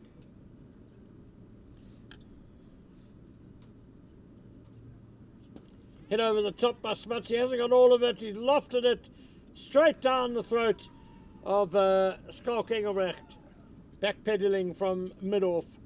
And that is the end of a key man for the Badgers. Kelly Smuts falls for 71 or 76 balls, and Martin Khumalo has made the vital breakthrough. And I think that's a case of me speaking a little bit too soon with that 1 ball, because 25 off the 2.5 and the wicket comes. Yeah, slower ball.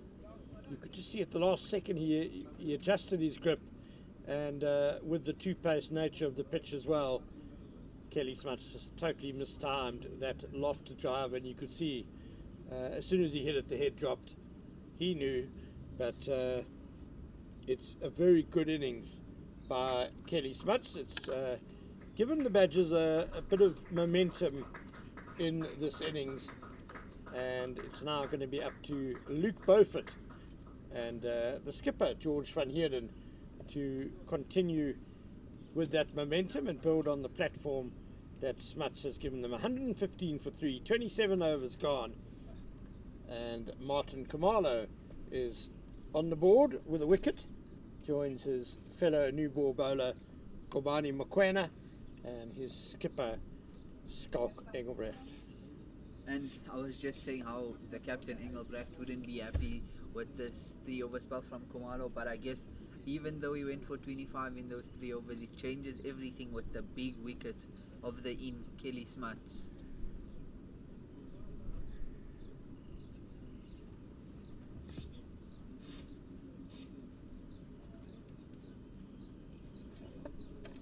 I think it was there, the line in length for Smuts to go over the top, but I think smart from Khumalo changing the grip to a slower off-cutter caught Kelly Smuts off guard and straight up, and well taken by Engelbrecht at mid-off.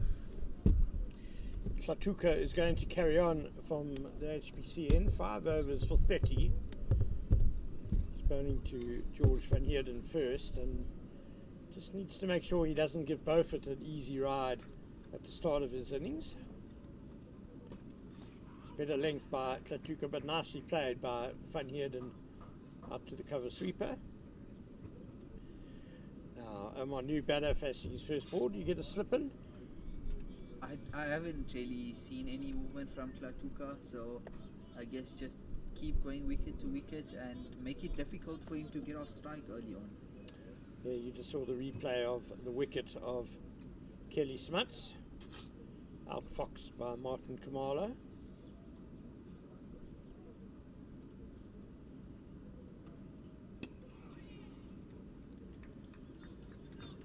Better start to this over by Tlatuka.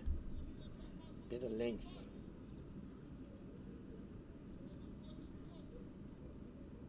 And that's good, wicket to wicket, squeeze him, don't allow him to get off strike easily, and keep building the pressure. Try and bring the run rate back down, because it was under 4, now it's comfortably getting over 4 and over.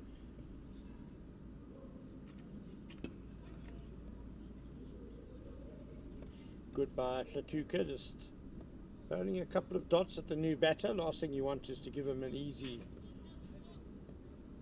single or an easy boundary to get his innings going.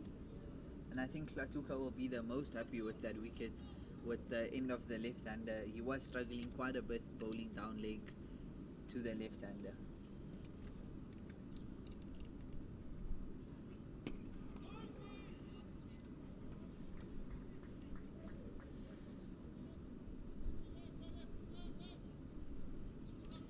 Bit more chatter in the field from the CSA emerging team. Spirits lifted by that wicket, which ended a very good partnership of 79 between Smuts and Van Heerden. Beaufort has managed a 50 so far in this competition against Limpopo, and he'll be looking to get a similar score with 22 odd overs to go.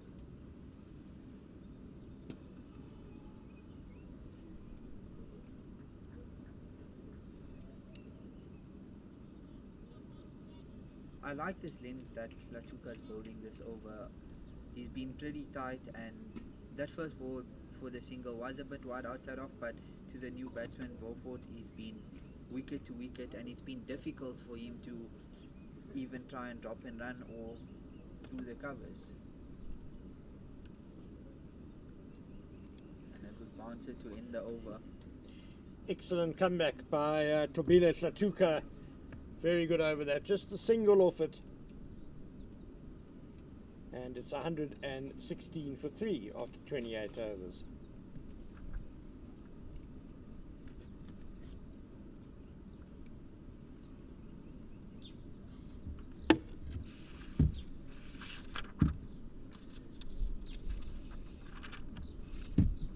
Captain Engelbrecht just walking back with the ball and tossing it to Komani Mokoena. Now is going to take over from the end he started bowling at with the new ball, and very impressively too, Mokoena. And I think Engelbrecht bringing him back looking for another wicket after Kumalo took Kelly Smuts out. Van Heerden on strike on 21. Quick single. Engelbrecht maybe just back on his heels a bit, thinking perhaps about captaincy matters, and very good running by Van Heerden. I think Van Heerden did well to get down on that. It did look like it kept a touch low, and he did well to drop down on that and get a quick single.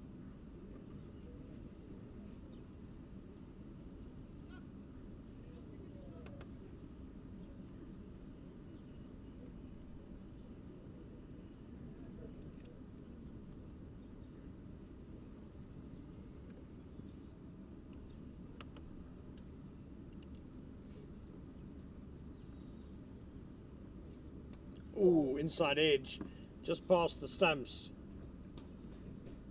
Beaufort off the mark. Quite an aggressive stroke that by Beaufort against a new bowler. Maybe lost his shape a little bit.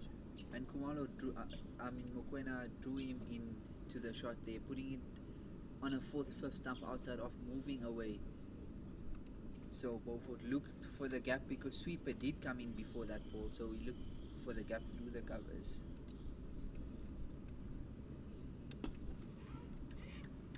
Mokoena, his opening burst, 5 overs, 1 for 11. Very impressive. And he got the wicket of Kyle Jacobs, forcing him to play on for just 4.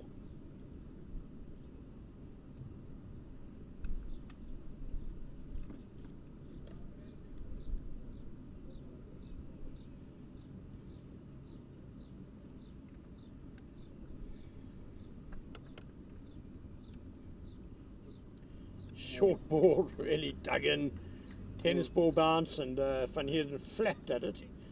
He gets the wide though. unexpected bouncer from Mokoena, but it was quite well directed. Just went a little bit above Van Heerden's helmet. Well, down leg a bit as well, and that's why umpire Valdo Lattergan called wide.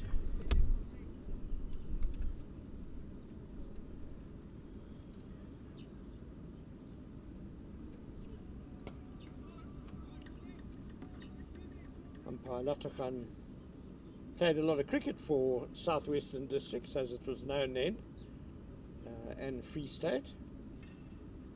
Great to see another former player taking up umpiring. So the field is well spread now in the 29th over. Down Short leg, they're again. calling for a little flat, but it's being given. Umpire Lattergan has given it, and George Van Heerden tosses his bat in a bit of frustration there. It wasn't a great delivery from Mokoena. Down leg, he tried to hook it away and just got a little feather on it. And the Badgers slipped to 118 for 4, and both set batsmen are out. Just as Van Heerden was starting to look positive and looked in, his wicket goes in the most unfortunate way possible. Glove down leg, probably one of the worst ways for a batsman to get out. And now 2 new batsmen at the crease. Emerging will be looking to put the pressure back on and bring the run rate back down. Yeah, 2 big blows that the visiting team have suffered in the last couple of overs, losing Kelly Smuts, who's going great guns, and now George Van Heerden out for 22 off 49 balls. He was just starting to get going in his innings and was starting to look dangerous there. He has to leave, as we now see Keith Richards coming to the wicket.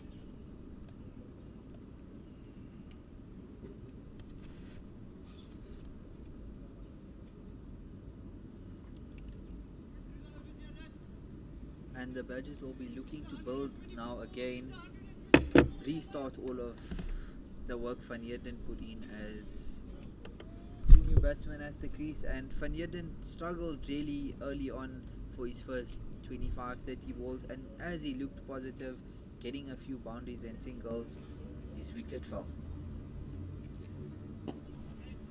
Mokoena, second wicket in the bag, continues. Wasn't the greatest delivery for his second wicket, but generally he's bowled very well, and he's deserved that. So that's the end of the over. 119 for 4, the Badgers, and needing to rebuild again, with Luke Beaufort having faced just 6 deliveries, and Heath Richards has just faced his first ball.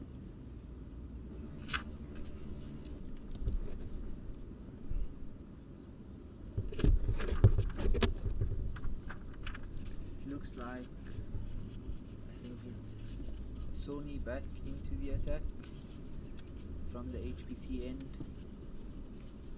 replacing Klatuka.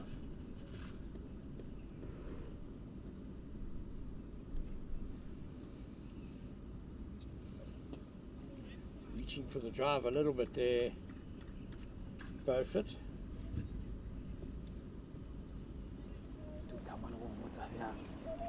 And good to see the field, the inner ring has been strengthened now with 2 new batsmen at the crease. The only men on the boundary are fine leg, deep square leg, and a third man.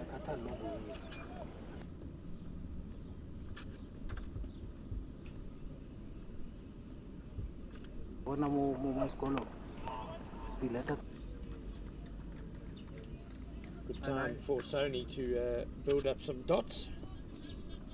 And I like the pressure being built now, starting from the captain Engelbrecht, bringing the field in, not allowing any quick singles, looking to put the pressure back onto the Badgers.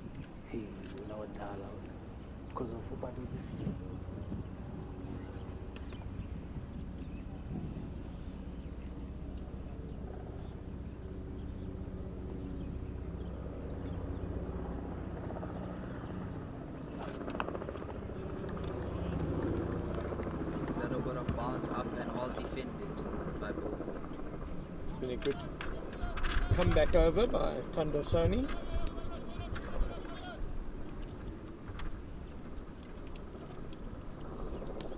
Something interesting I found about Heath Richards is he's played in for MI.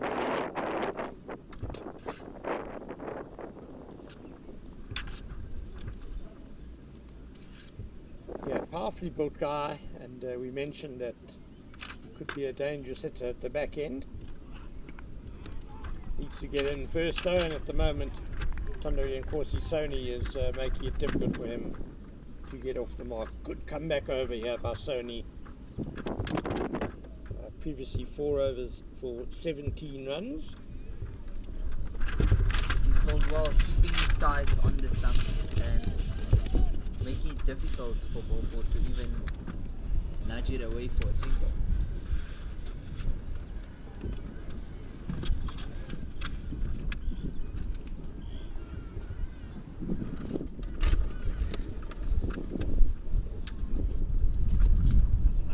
Fuller this time, and same result, top ball.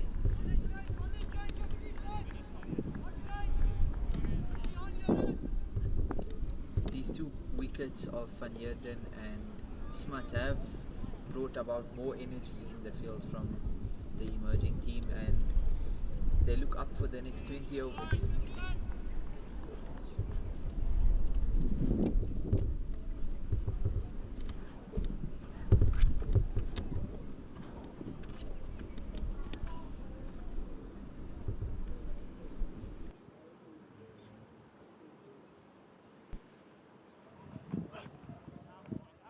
And a good end to the over for Tandasoni. Made an over. He comes back with it 119 for 4 after 30 overs. And thanks to Omar Karim, who will make way for Paji Masubulele. Paji, you're a believer in the double after 30 overs? Very much so, very much so. But obviously, that always depends on the amount of wickets that you have. I would say that you need to go in with at least 7, 8 wickets in hand. 6 wickets in hand makes it a touch difficult because now you've got 2 new batters in the crease that have to basically restart. It might take about 5 overs away from that. Brenner continues sliding down leg by. Yes, so 2 very timely blows for the CSA emerging team. As you say, it'll take a little bit of rebuild time for Beaufort and Richards, and good time to have your,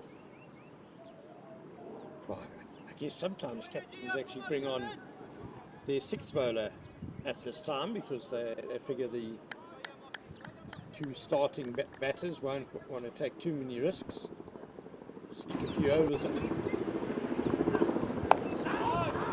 No sign of a 6th bowler yet for CSA emerging team. Probably will be Jora Kotskalke. Will spin. Starting or directly spinning. Doesn't bowl himself much either. The CSA emerging team, but they haven't been pushed yet into 6th bowler in with the way that the game is going. There's a flap at that bouncer. Beaufort. It's been called wide. Often a lot of times you want to bring in your 6th bowler when you feel that your bowlers are tired and you just want them to have a bit of a breather.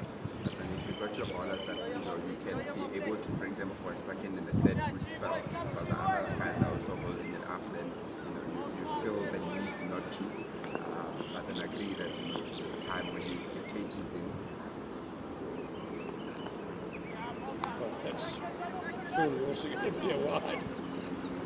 Umpire Haneker at square leg, first of all signalling for umpire Latagan that it's wide for height. Maybe just trying a few 2 variations here. Mokoena to the new batter, relatively new batter. He's been there for 13 deliveries. as Engelbrecht now comes back.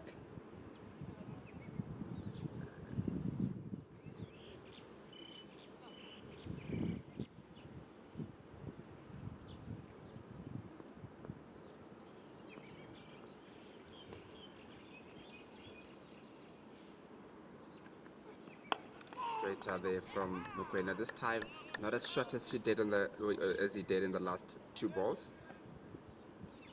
Does look like there's a lot of movement also on the in the field. He's been changing the field quite a bit. Has had a change in the field again. While now getting the deep square leg to come in, as he can't ball that short ball anymore. He's already ball two in the over, but rather now he's got a deep point out.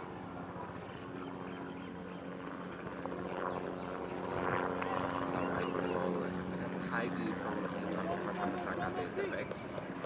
It just looks like it might be tiny, just a touch a little bit. And this over is just maybe a little bit too inconsistent.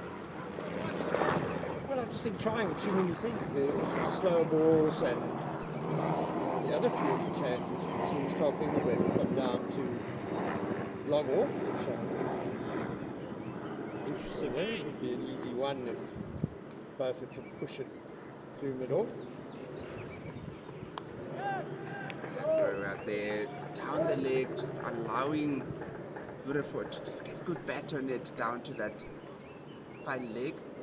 It just does look, Ken, that maybe he's trying a bit too many things because he's a bit tired and he doesn't believe in what he's been bowling before, running in and just bowling it very quickly. So that feels that he has to try a lot of things, just a little bit wayward there. That would make sense. Not feeding, he has the energy reserves to just bowl quick, and therefore is worried he's going to get lined up, so he's trying all these variations. And well, there've been 3 deliveries have been caught wide, a couple that have been down the leg side as well. Just even after the last ball, when he was coming back, he just had his hands on the hips a bit there. That's normally a suggestion of a bowler that doesn't have his energy stocks up. If you look at the first ball that he bowled, he came back as fast as he went. Now it looks like there's a bit of a difference in.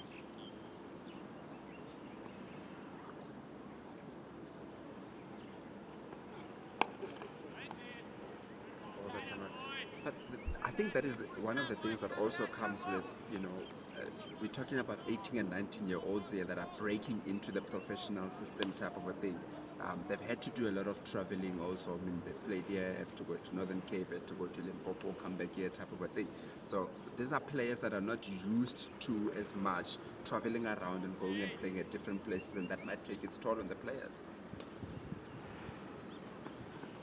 I think also for young men, it's quite a big adaptation to senior cricket when you've got to come back for second and third spells and things like that. Slightly different dynamic maybe to what they're used to. That's the end of the 31st over from Mokoena with the Garden Red Badgers on 128 for 4. Bit of an over that went for a lot of runs. 9 runs from that over from Mokoena. Just looking at his body language also now when he's walking back, that he just looks a little bit tired. Maybe this is when that 6th bowler that you were talking about normally tends to come in to give it a rest, to give their main bowlers a bit of a rest. Sonny continues from the HBC end. At Fuller and Rutherford just hits it over that cover for a 4. Very good shot from Rutherford, much needed impetus that they're putting into these innings now at the Garden Road Badgers. Yeah, lovely shot by Heath. No, Luke Beaufort that was. Bit of width, as you said, from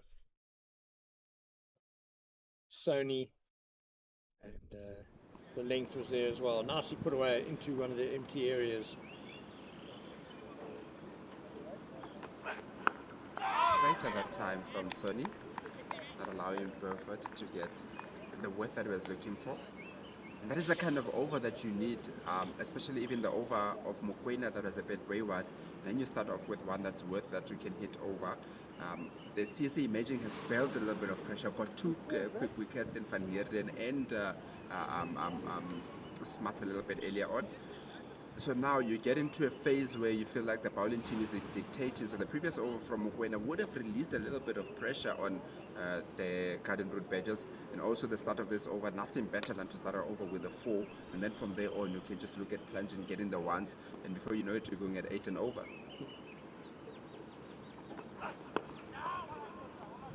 Yeah, each of these batters are now on 5, and they'll be feeling a little bit more settled and better of themselves. They'll be looking for anything of length, anything a bit pitched up, because the boundary protectors are all either square of the wicket or behind the wicket. There's a deep square leg and a deep point, and a third man and a fine leg, but no one protecting the boundaries in front of square.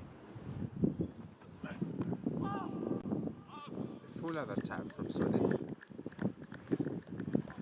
Then I suppose that will tell you that they're probably looking to bowl more back of a length, more shorter of a length rather than fuller.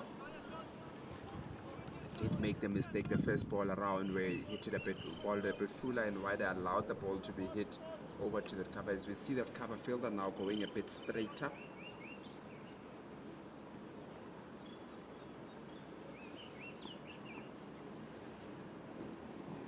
A good comeback here from Sony this over after going for 4 in the first ball. Shut up, Sony and straighter, but it's just to be just a 1 for the over. Ooh, I think he's quite lucky not to be called wide there. Perhaps it just went over the shoulder and not down the leg side. They haven't been scared to use the short ball, the CSA emerging bowlers. At times a little bit excessive, I think.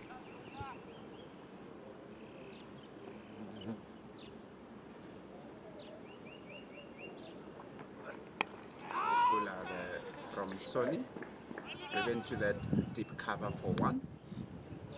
That is a single to end the 32nd over with the Garden Route Badgers on 133 for 4. Yeah, I've liked to see the CSA Imagine team, the young boys, really using that short ball, try to get something out of it. And with the 33 over, we also have a drinks break coming up.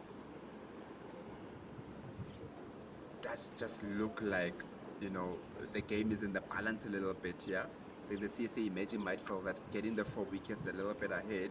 This partnership is going to be very important for the Garden Route Badgers. If they can stretch this partnership to be long and really look to capitalize in the last 10 overs or so, it'll be very important. Yes, Beaufort and Richards, both established players at this level, and I mentioned Heath Richards getting a T20 franchise gig in the Major League Cricket in America, and Luke Beaufort has played a lot of 50 over cricket as well. So they're going to be key men for the Badgers. As here you just see what we've had so far in this match. The CSA emerging team winning the toss and sending the Badgers into bat, 133 for 4 after 32 overs, and that innings largely built around a very good innings of 71 of 76 balls by Kelly Smuts. George Van Heerden made 22. They added 79 for the 3rd wicket, and now it's up to Beaufort and Richards to rebuild. And you look at the bowling side from the CSA Imaging, Ngobani Mokoena started off very well. Looked to be tiring up a bit. 2 for 23 in the 7 overs, and Skaka Embert really kept it tight, the captain. Bowling 1 for 17 from the 6 overs. Martin Kumalo also had a very good start, just wayward a bit towards the end there. 1 for 39 from 7, and Sony has not for 22 in his 6 overs. With the Garden Route Badgers on 133 for 4. Looks like getting ready to get back on, and 18 overs left, KG. If they can get, if they get this partnership going properly, let's give them, say, another 7 overs at 4 and over. That's 28. Takes them to 161. That'll leave them with 11 overs. Or 171, 11 overs at sevens. Yeah, they could still get to 230, 240, which we think will be competitive. So you see Skak Engelbert back into the attack. Captain basically identified that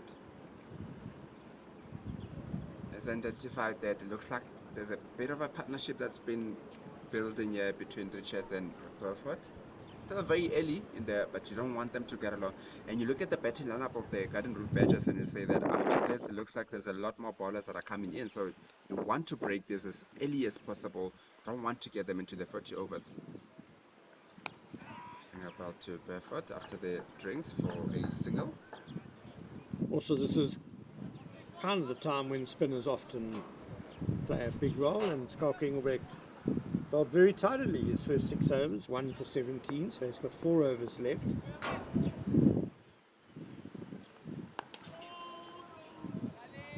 Yeah, definitely Skalk Engelbrecht has really kept things tidy from his side.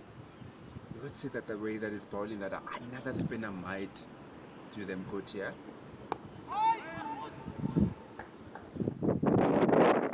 Tucked off the hit there about Richards for a single. Yeah, I mentioned Jorich van Skalkwyk as the other spinner. He might be a little bit gun shy though after his last match when he went for 75 runs in 9 overs.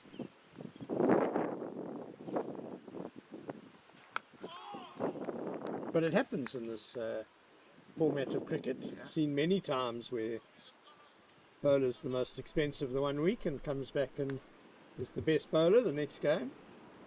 Yeah, definitely. I think you've got to back your bowlers. Understand that we are allowed a bad day. I remember in an Australian series that we had where Andrew Klassen climbed into Adam Zampa, came back the next game and took some sticks. So you always back your bowlers to come back.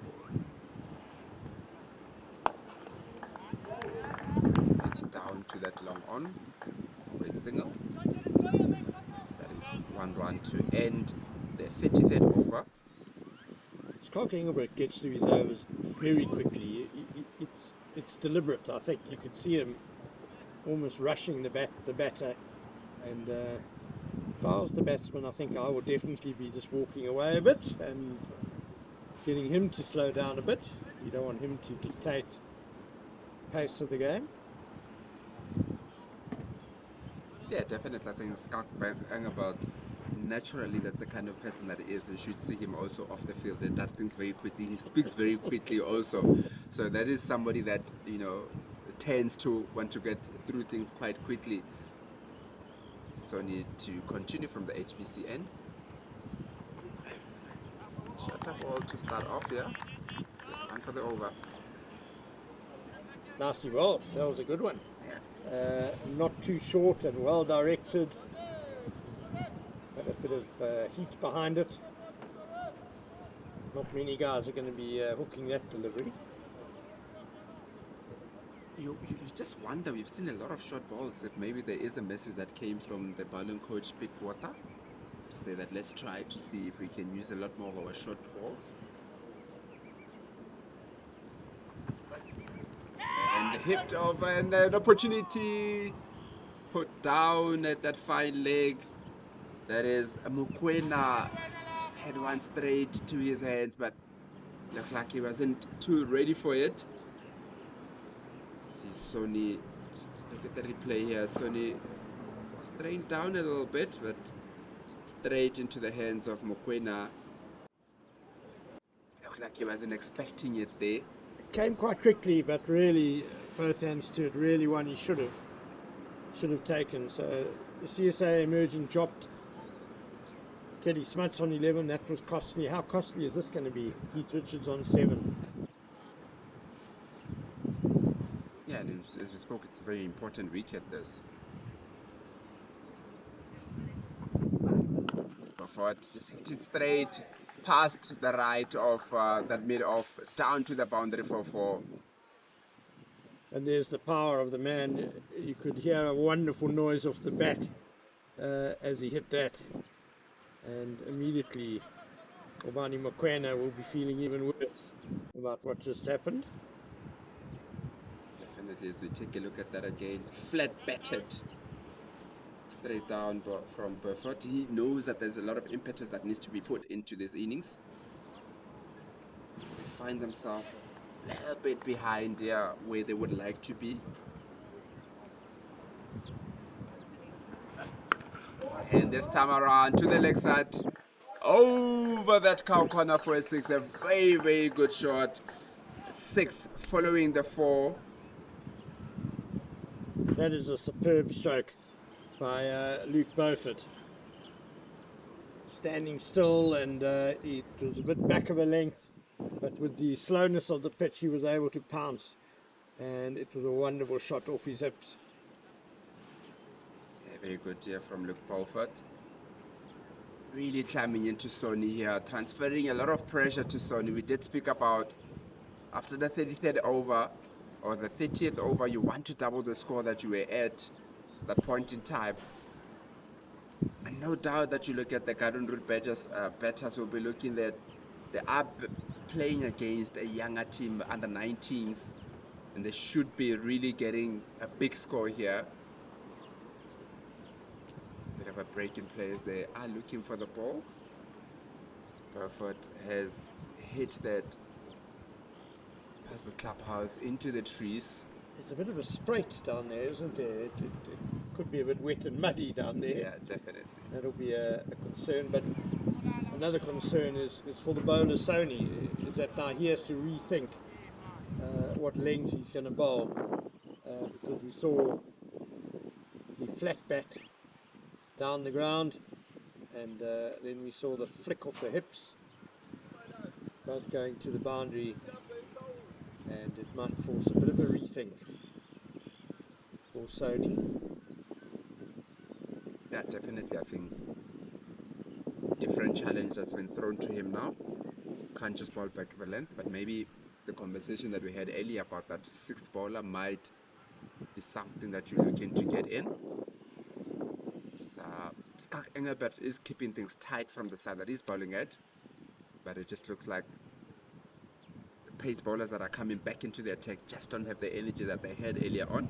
As we just take a look at a bit of a recap, earlier on we had Kyle Jacobs, who has the first wicket to go down from 8, and Peko Moletani followed suit. A bit of a struggle in his innings, 10 for 33, and Kelly Smart's the leading run scorer so far in the series, getting 71 of 76 after being dropped on 11, so that costs 60 more runs. And George van Heerden, the captain, was also struggling a little bit, got to 22 of 50, and I've got Luke Beaufort, current on 18 from 26, and Heath Richards on 8 from 9. The two batters at the moment that they'll be looking to get a big partnership here, about an 80-90 partnership from these two, will really put a big score or a good score in for the Garden Route Badgers. We see there Kelly Smart, 71 from 76 balls. He's the only guy who's really managed to score at anything close to a runner ball. And the bowling figures for the Garden Route Badgers: Martin Kamala, 7 overs, 1 for 39. Took a bit of tap in his second spell. Kobani Mokoena has still got very good figures of 7 overs, 1 maiden, 2 for 23, but also has been not as good in his second spell as in his first. Thunder Sony taking a bit of tap in this over, none for 33 in his 7th. And the spin of Skalk Engelbrecht has been very accurate and controlled, 7 overs, 1 for 21 with a maiden. And Tobila Klatuka saw their wicketless and going it over 5 to the over. Sorry to continue to Beaufort. Fuller this time, the Pats basically doing a correction of the back of a length of the shorter deliveries that he bowled earlier on in this over. Brings Richards back on strike. Hasn't been there for too long, but also going at ticking away quite nicely, 8 from 9 balls, going at a strike rate of 190. Have a change in the field there when Richards comes in. Got 3 men rather on the leg side on the boundary. Straight and down. A bit of work to be done here by Mokoena, and brilliantly does that. Comes across, saved 2 runs from that one there. That is the end of the 34th over, and that's the 150 up also for the Garden Badgers. They are 151 for 4 after 30 overs. As we take a look at that again. If there has been a criticism of the CSA emerging bowlers, they've tended to stray down leg a little bit, consistently in this innings. It's given a few free runs away for the Badgers. I think this is when then it provides a bit of a just outside that outside edge there, just a thick outside edge down to that third man for his single, for 2 rather. I think that this provides a bit of a conundrum here for Skalkangebert. He's been the more tidy bowler. You would say that you need him to bowl a few overs between that 40 and 50 because he's been the one that's keeping the run rate down, but then the runs are leaking on the other side. And spinners often a little bit reluctant to bowl in the last 10 overs. He might give himself a couple in the last 10, try and get a couple out the way now. That's in the air, that just goes over Mokoena. Just looking to get at that one, got a bit of a touch to it with his right hand. Half a chance, you would say, they created from Skalkangebert, as we just take a look at that again. Go forward, just getting it over Mokoena. Straighter that time from Engelbert. He's changing his pace nicely, Engelbert. The half chant was a bit slower, and with the pitch as well being a bit too paced, maybe came off a bit slower as well, but this previous delivery fired in a bit quicker. He's been very tidy, Engelbert. Impressive from him. Yeah, definitely. Captain leading from the front here, Engelbert. Probably the more experienced of the players from the CSA imaging. One of the experienced, with Kanata. A bit quicker that time. Go down, Mokoena just gets a touch to it, stops it a bit, and just allows the batters to come through for 3. Yep, 21 years old, Engelbrecht. Most of his teammates are 18 or 19. And of course he's Pretoria born and based here at Tuks. So ideal man to lead this team of bright young talent. Yeah, definitely. I think he is the man that might take, a lot of players might take a bit of experience. He's had some time, also has played a few Division 1 teams or matches rather than the 4-day for the Titans. That is definitely somebody that has got a bit of experience, more experience than the others. And you see Sony to continue from the HPC end.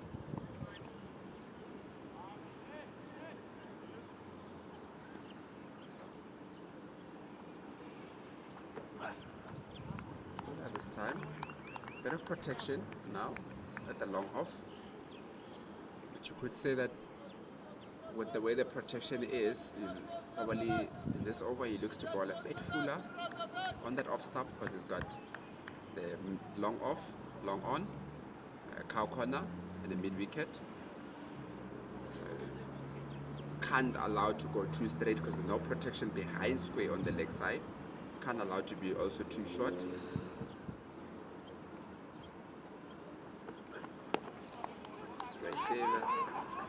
Looking for 2, will they come back for 2? And that's very good running, wonderful running between Beaufort and Richards.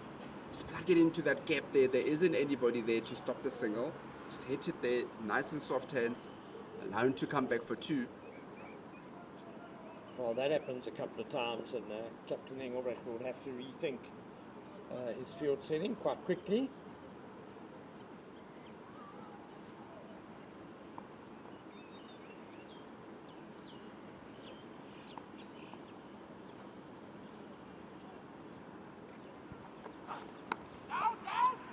there from Sonny. And Beaufort looks like he's trying to open up that offside a bit, staying a bit more leg side of the ball. Well, and Sony really with the field he's got has to be bowling outside or stump, basically. I don't think he should be bowling outside. Probably that fourth stump can't afford to go a bit too wide because there's no protection on that offside. So if he goes a bit too high and gives a bit too much width, might be find himself hit at the boundary. Straight out this time. Will they go come back for two? This time not coming back for the two. Oh, with a bit more urgency, I think they could have got two there. It's a bit of a weird field for me that everyone on the leg side is pretty much on the boundary apart from the short fine leg. Maybe one of those leg side boundary riders needs to go to a deep cover, and then at least the bowler's got a bit more to work with. You see fine leg dropping back now, and Cow Corner's coming into a mid-on position, and now the deep cover goes back. It looks like they've got different plans for different batters, yeah?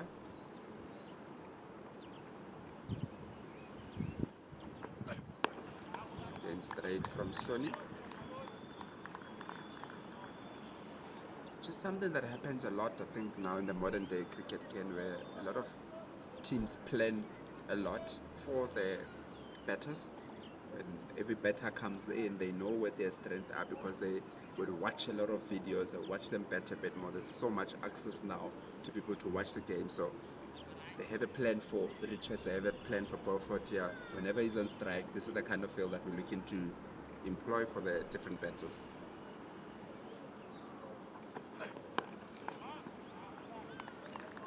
There are no more secrets out there anymore. Very few cricketers who don't have any a great big dossier on them, on their strengths and weaknesses. But I think maybe you can get a little bit carried away sometimes with over-analysis. Conditions on the day also must play a big part. Yeah, I think definitely that's sometimes too much information can do that, where you plan too much that you find yourself not being flexible enough, looking at the game situation and what's required and how to go. Got a set plan for someone and see Skak about to continue. Good ball. So I think Engelbeck will probably bowl through now. This is his ninth and penultimate over. To feel that he feels he needs to get before he ends the spell, he needs to get at least one more wicket. Well, I was just going to say the partnership has sprung up to 44, so it's suddenly starting to look a bit threatening again. You don't want these two batters to be there set. That's good running, wonderful running from Richards and Beaufort. He's hit it into the gap. Captain Skak looks like he's not too happy with his fielders there. Felt that should have been stopped to just a single.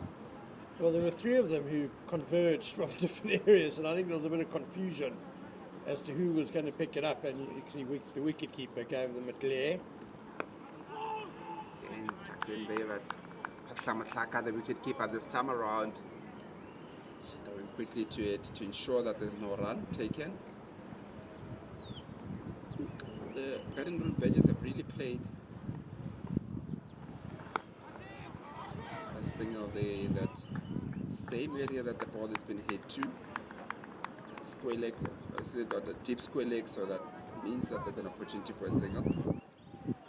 Beaufort and Richards have impressed me in that they haven't really taken many risks, and yet they've managed to put on 47 now for this fifth wicket. It's just been good accumulation.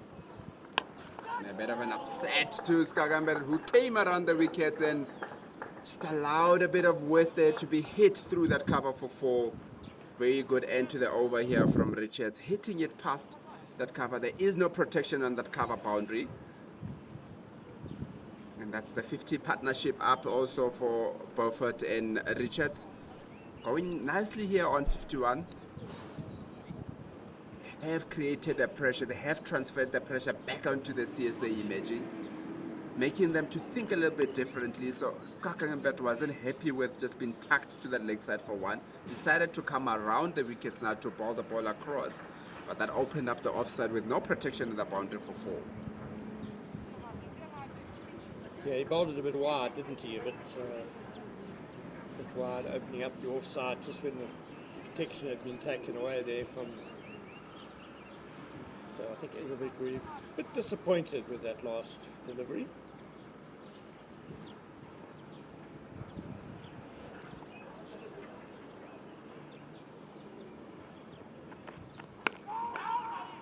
You can see Balford is definitely looking to charge up a little bit, try to take the scoring rate up. That is what good batting does and a partnership does, is that it just makes the bowlers to start doing things a little bit silly. Engelbert is threw out bowling over the wickets, but because now they're just getting tucked for one, decided to change his line a little bit, and that proved to be a costly exercise from him.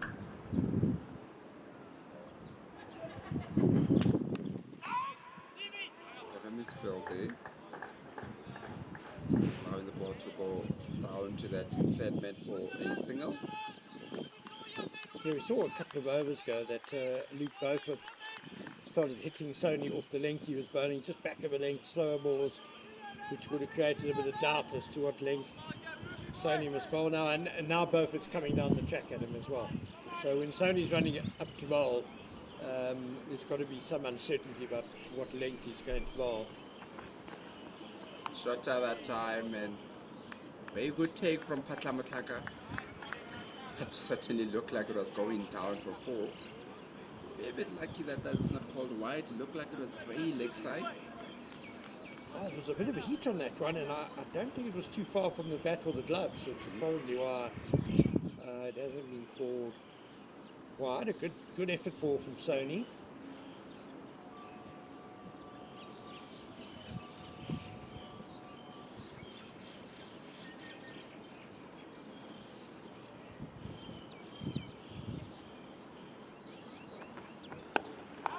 Right at that time, that mid on. Very good bowling from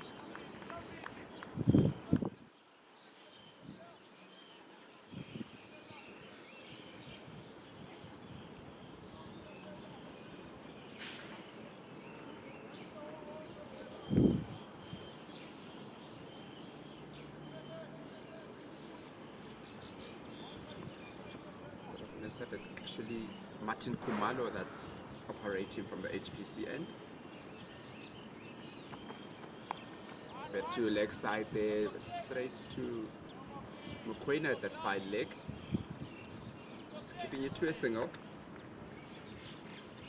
Marlowe's third spell, his second from the HPC end, where he probably bowled a bit better, I think, than from this end.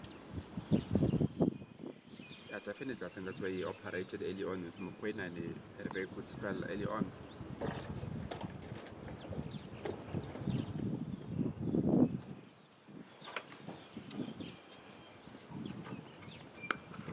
Pulled away, just wide of mid-wicket by Beaufort. They'll come through for the two, though. You hear some catching noises. The massive gale has just come up and threatens to take our gazebo and laptops away.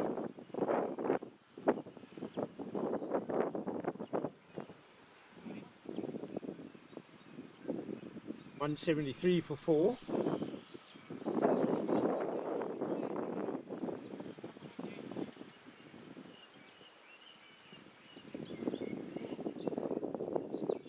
Clark Engelbrecht to continue his final over.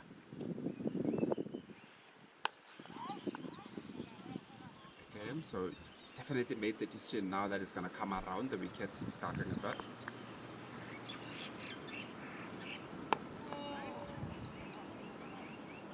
That ball there. Highly spelled, you'd say, from starting a bat. But for the 37 and 9.2 overs so far. Halfway through the over, it's just been dot balls here from the captain Engelbert.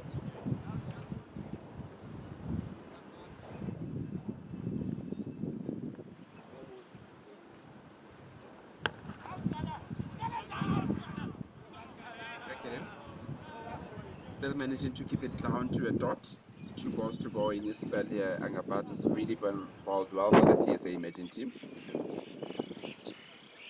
And a bit shot, a bit of a top edge there from the bat of Richards. Just falls in no man's land there. The two fielders converging for that one. With Ludwig Skald and Steve Stock converging. Just landed in between them there. Bit of an opportunity created from Engelbert.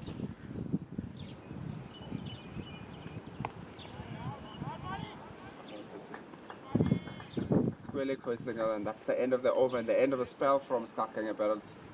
Bowled really well in his spell, going at 3.9 to the over, bowling 10 overs, 1 for 39. Very good bowling, good effort from the captain.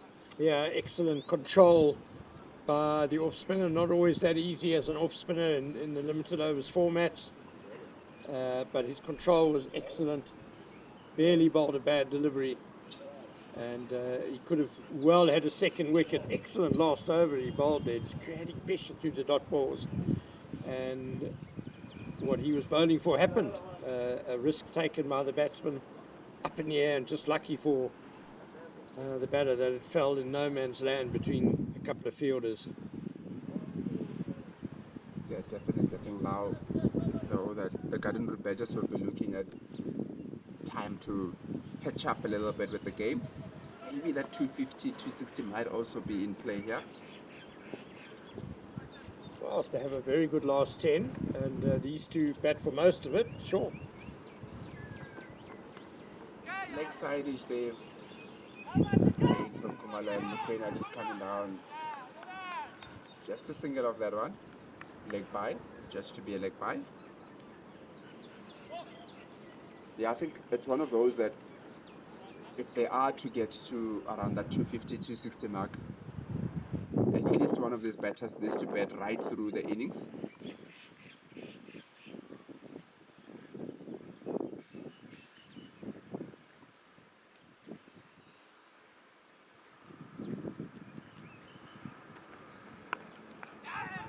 Back for length, drop and run again. Nobody backing up. Stock wasn't going to take a shy there with nobody backing up on the other side.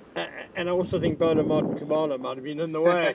Yeah. We just saw him raise the arm to throw, and Kamala bit the dust to get to ground. He thought the throw was going to come in. Last thing you want to do is you want to hit your own teammate. Especially when he's a fast bowler. Nets will be interesting the next day.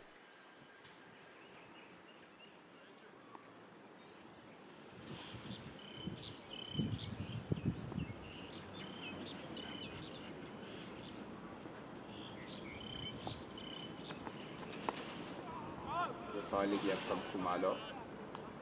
Very good change of pace there by Martin Kamala. Looks like he's got a bit more energy in this over. Last 3 balls that he has bowled certainly is running in a bit quicker. What you need this time around. You've got to understand now that the spiller is bowled out. You doubt that that 6th bowler, Jorik van Skalbeek, will be coming into ball. No, Steve Stock does bowl a little bit also, does have a bit of an arm in him, but it will be too much of a risk in the last 10 overs to introduce the new bowler who's also a part-time bowler to come in. So the pace bowlers have to do their work here in the last 10 overs. And coming down the wicket, a top edge, and that falls in no man's land once again. Crawford was coming down, looking to hit it over, just a bit of a top edge there. Big top edge, in fact, that fell in no man's land. They're having a bit of fortune here, are the Badgers batsmen, and perhaps it's also showing that not the easiest pitch to really try and force the pace on. We'll have to see how they go in the last 10 overs. But Luke Beaufort is set, 37 or 47 balls. Once again down the leg, and this time it will get to the boundary. It comes off the bat of Richards down the boundary. As trade you spoke about a bit earlier, that it looks like the CSA Imagine have just been a little bit too naughty. More times than not, getting the ball to come, or bowling the ball down the leg rather. Richards just gets a good bat on it that time, hitting it down to that fine leg. No chance for Mokoena whatsoever to come across for that one. Yeah, the control hasn't always been there. The opening spell was very encouraging by Mokoena and Kumalo, but just as the innings has worn on, things have unravelled a bit. Partnership with 58 now for the 5th wicket.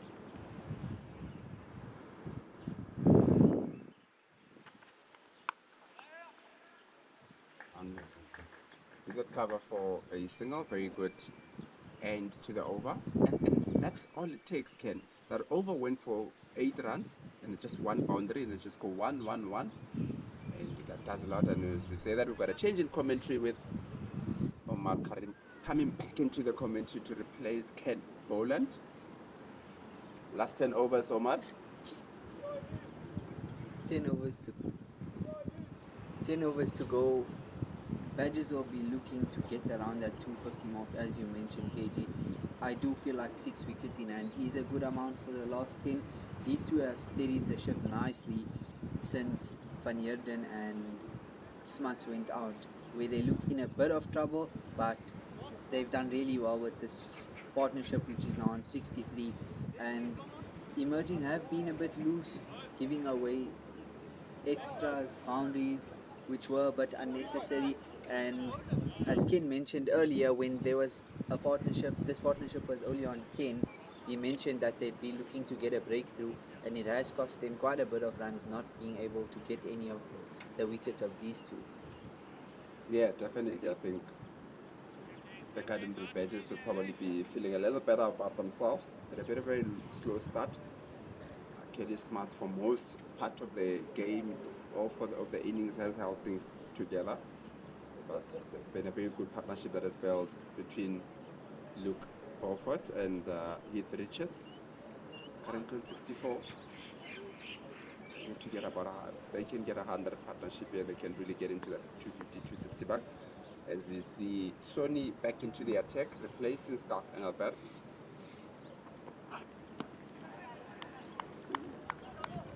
Richards giving himself a bit of a room there, but Sony followed him.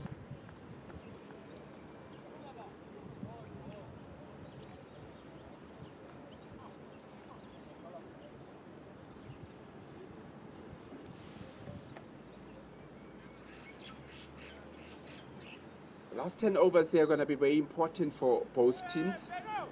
To feel there'll be some targets that will be set for the teams to look at. Can we get to that 250, 260 Garden Route Badgers? And the CSA imagine would be, can we limit them to under 240?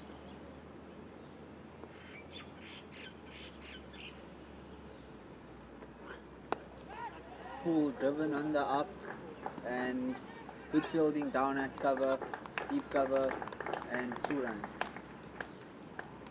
Yeah, a bit of width given there by Sony. And spoke about the experience of the two batters here, Luke Beaufort and also Richards. For that Tamara just opening the face of the bat, allowing it to run down to that cover, to that boundary at the point for 2 runs. Apparently the Badgers will be looking to transfer the pressure back onto the CSA imaging. Slower ball, wide down leg side. I think he tried a back of the hand there. It came out nicely, just the line drifted down leg. I do think these last 5 between 35 and 40, they've upped their run rate quite a bit. They've been getting more than 6 and over comfortably. So if they can transfer that and get to 7, 8, 260 should be like quite achievable comfortably for them if they continue the way they are going.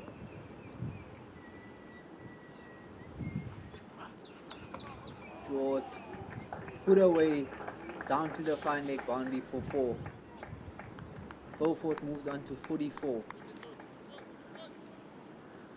Very good batting there from Beaufort there. Just waiting for the ball to come through. Looks like there's a bit of a slower one again from Sony. Beaufort had to wait some time for it. Take a look at that again. And I don't think that's smart bowling either with your fine leg up, going short. That's easy pickings for the batsman.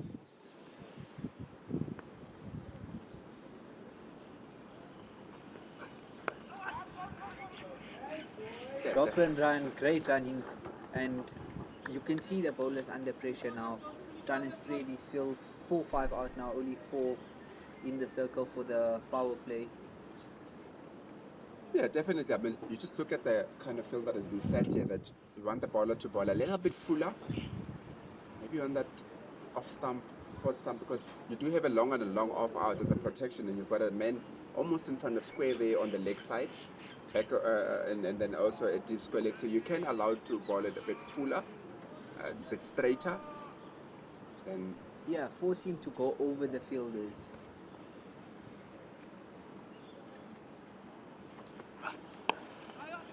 That's well bowled.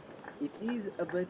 I don't think they should be letting that single out. The man's quiet. He's not even on the edge of the ring. He's on the edge of the pitch at extra cover, and they just drop and run to him. But as you were saying, with the fielders out that they have, if you just bowl full, don't allow them the boundary straight along the ground. If they want the boundary, make them go over the fielders and go for the 6, where they risk the chance of getting caught. yeah, definitely. I think something, but there seems to be a rectifying now where the cover fielders have gone a bit more in.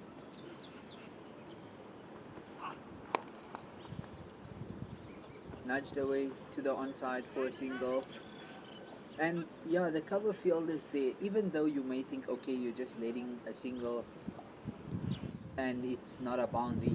These singles, if you go for a boundary and over and 5 singles, that's 9 and over, and Badgers are more than happy with that.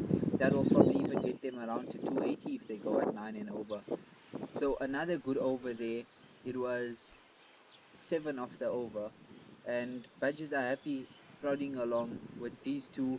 If they can leave themselves 5 overs to go and just go for it, they could be getting 260 plus.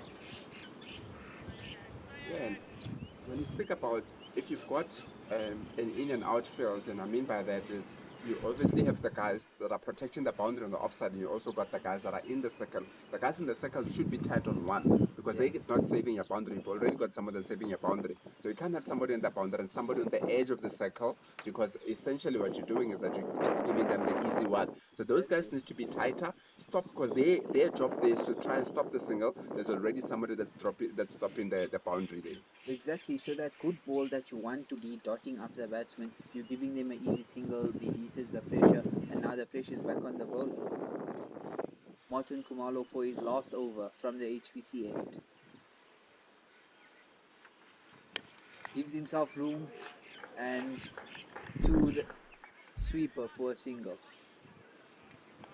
Kumalo did well to follow the batsman. They cramp him a bit and he was able to just get it through to sweeper for a single.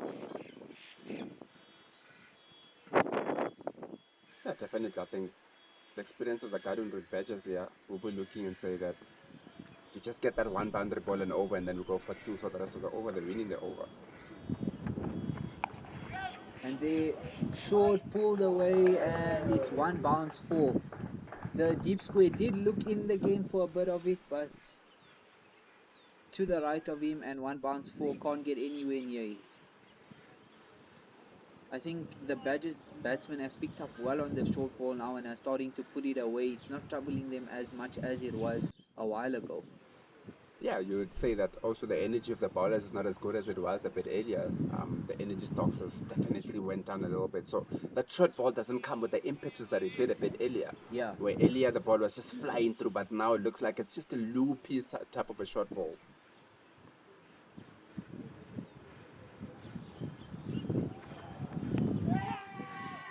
Full appeals, but looks like it's missing the stumps.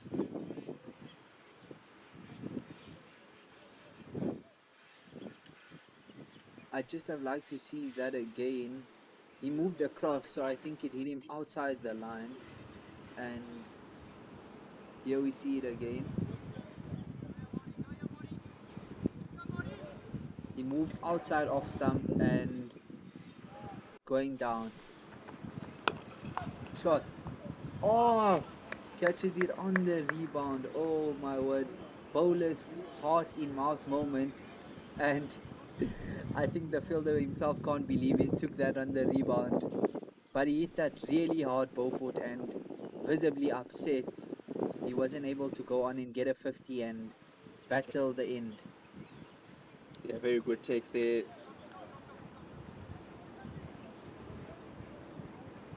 Very good take there. As we take a look at that again, Tuks, the most important thing there is that he kept his eyes on the ball.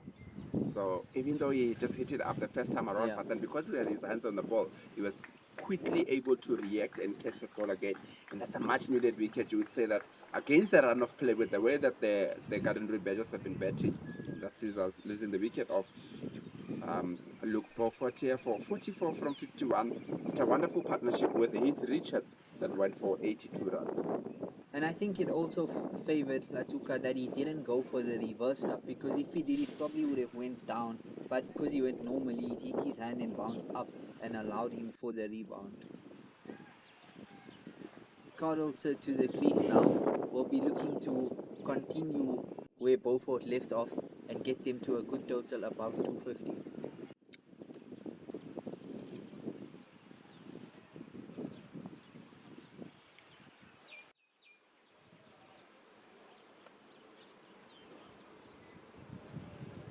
I think Tyrese also here. Have a different one here. I'd have set the bowler's lines now because you've got a lefty now, but you've got a left and right combination, which tends to sometimes be a little bit difficult for the fielding team due to the fact that they constantly have to change the line that they're bowling.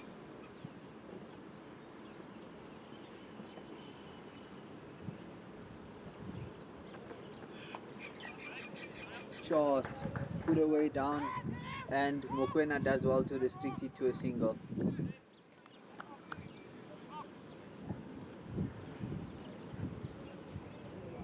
Not a great ball from Kumalo to start off to Carl, so short and wide outside off gives him room to free his arms and get off the mark easily. And it's a tendency, something that you don't want to do early on to a new batter. Give them the chance just to get to the other side and bring on Heath Richards, who's been there, scoring at almost 100 to the over.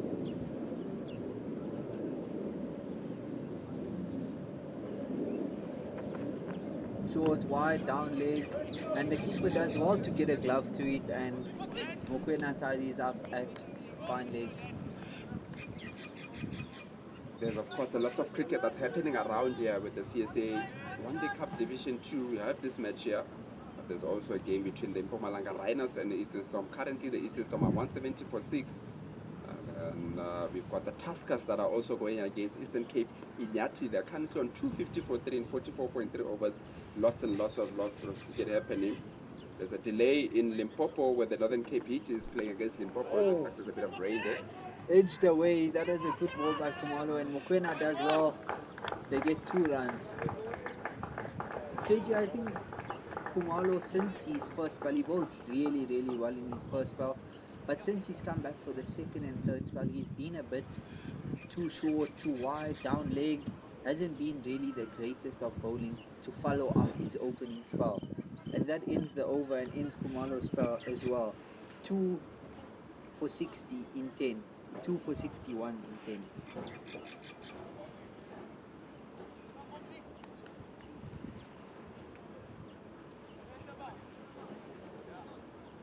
200 up in that over, 203 for 5 after 42 overs. And with 8 overs to go, KG, do you reckon they could go at 10 and over and even hit the 280 mark? They could. 5 wickets in hand. Short, over the top, didn't get all of it, but beats the inner ring. Oh, we're coming back for 2, but Richard slipped at the non-striker's end and only a single. I think the idea was good with mid-off up to go over the top, but mistimed it and didn't get all of it, just bounced outside the inner ring and a single. So only for his last over here, he's been a little bit expensive towards the back end of his last few overs. We'll be looking to close out with an economy of under 6. Yeah, I think it is that time where obviously they would have started with a target, but they will have another target now to say that this is where we are now. 8 overs to go, 5 wickets in hand. Where do you want to end up? Oh, short ball, but can't get it away. Just on the inside off of the bat and back to the bowler. Carlton will even be looking to get a move on here. Not come in and take up anything and restrict what looks to be a good comeback by the Badgers. Yeah, the last thing that you want is to come in and take down this scoring rate from what it has been in the last 5, 6 overs. Short ball or keeper parries it, but no run. And to be honest, now that they've done so well, first 10 overs they were going at like close, just under 4 and over. They've got it to 4 in the middle overs and now close to 5. So they'd obviously want to go 6 plus and over at a minimum in these last few overs, and that will set up a good target, and they'll feel good going in. The opening bowlers will feel confident defending a good target. Well bowled, well bowled. And that's great fielding to back up the bowling as well. A direct hit, but umpire says not out. That was a really good Yorker by Ntando Sony and well dug out by Carlson. Yeah, very good. Good cricket that time around from the bowling team. 3 dots in a row now to Carlson. Good bowling by Sony. I think very importantly, we spoke about it a bit earlier on to say that, as a batter sometimes, yes, you don't want to bet yourself into a hole where you're betting at 15, 20, but if you can go at that 60, 70 strike rate, there's always a lot of time to catch up. Because after the 10 overs, it almost suggested that they would find it difficult to get anything over 200, but now they've gotten themselves into a good position. Short, this time he gets some bat on it, but just down to deep square for a single. And I think nowadays, like with Carlson coming in at number 7, these days batters at number 7 come in and they just go from the offset. You look at probably Marco Janssen setting the benchmark, coming in, hitting a 50 of 20 balls, whatever, and that's how the modern game's going, where the number 7 and 8 can also bat these days and just come in and hit a quick 50 and get your projected total from 250 to even a 280, 300. Yeah, I think that number 7 spot is normally reserved for an all-rounder, so somebody that can really take the game away.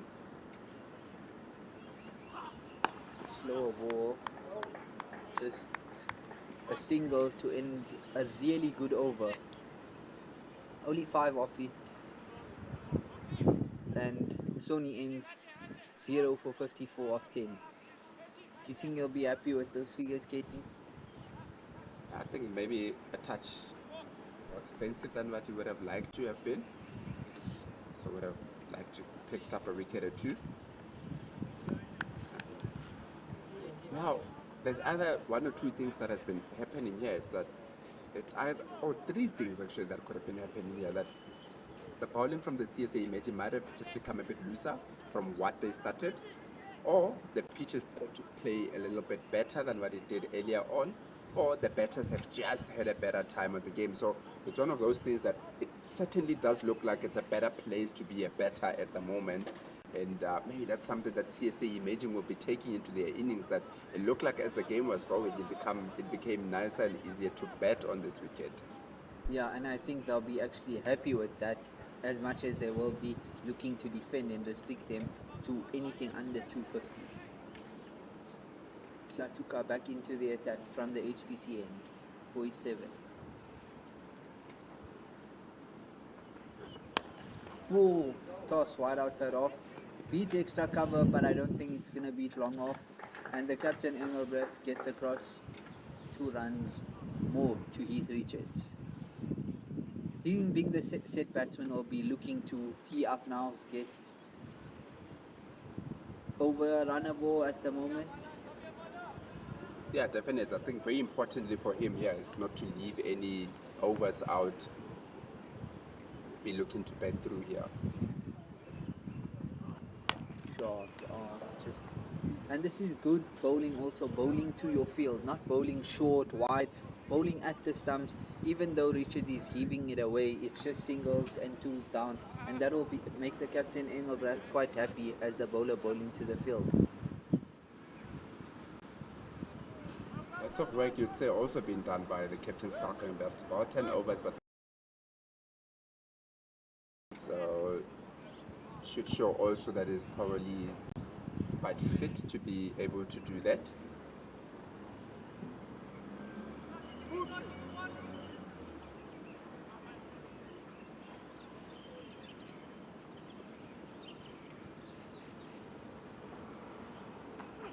Oh, well bowled. Dug out by Carlson again, and a single down to long off. I feel like Richards is in a bit of like a dilemma here, whether he should save himself maybe for the last 4 or so, because if he goes down, you're down to number 8, sort of into the tail, but also needing to score fast now.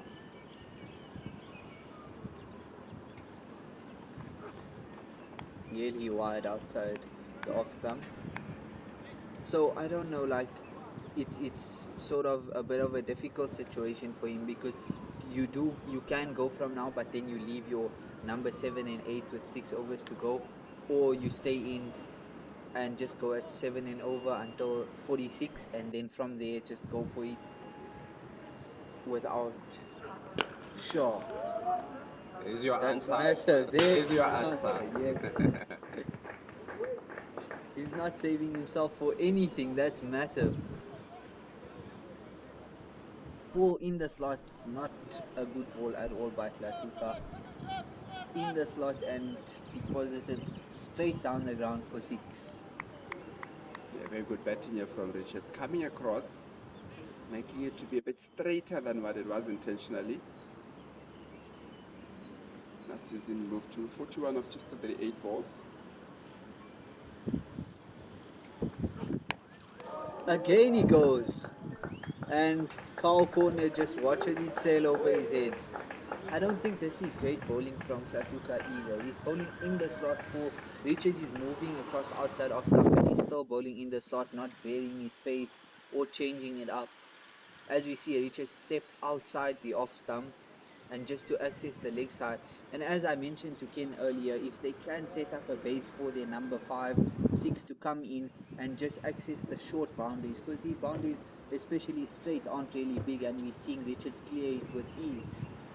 That is the difficult thing about being a medium pace bowler, not really going too fast. That at this point in time, when the batters are going against you,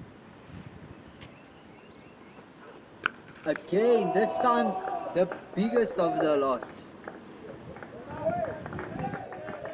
That's 3 in a row to end the over and 50 up for Heath Richards in style. yeah, very good shot here from Heath Richards, hitting 18 of the last 3 balls. And we see Hlatuka try to drag his length a bit back, but it's still just giving Richards access to just free his arms and put it away into the leg side.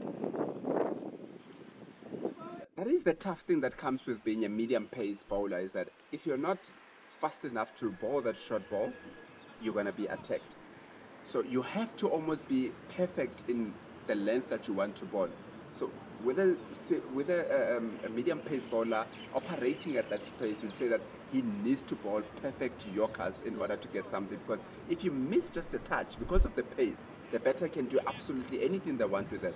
There were 2 that were quite full, hit them over because there isn't too much space on them. Pull the length a little bit and still hit it over, because there isn't too much if you run the pace to play around, except for bowling that perfect yorker, which is not the easiest of things to do. And I think I wasn't happy with him going in the slot or so short. And Martin Kumalo back into the attack.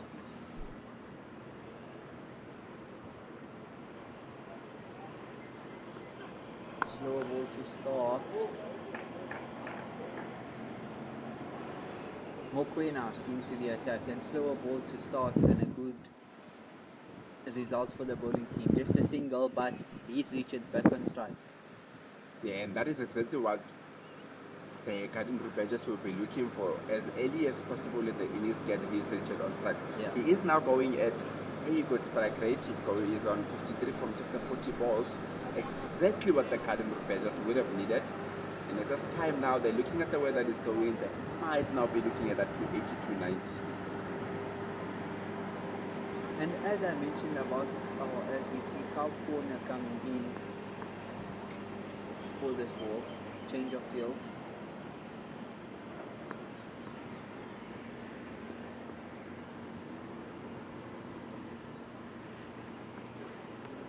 Full on the pads. Bit of confusion, but Carlton sent back. Well done by the keeper to stop a single there. So as I was mentioning about the last over is, if you a medium pacer like Tuks, you'd rather really go for the Yorker and miss it by a bit, because a low full toss is harder to hit out the ground with a long on and a long on than just bowling in the slot and getting hit to Cow Corner really far. A slower ball bouncer, well bowled by Ngobani Mokoena. Yeah, very good bowling here from Mokoena, but that is the difference that Mokoena will bring in respect to Tuks, because he's got a bit more pace about him. He can now create a bit of doubt in the batsman. Bowls a bit shorter. You don't know whether it's going to be the one that's going to come at pace or it's going to be slower, because there's no predictability about him.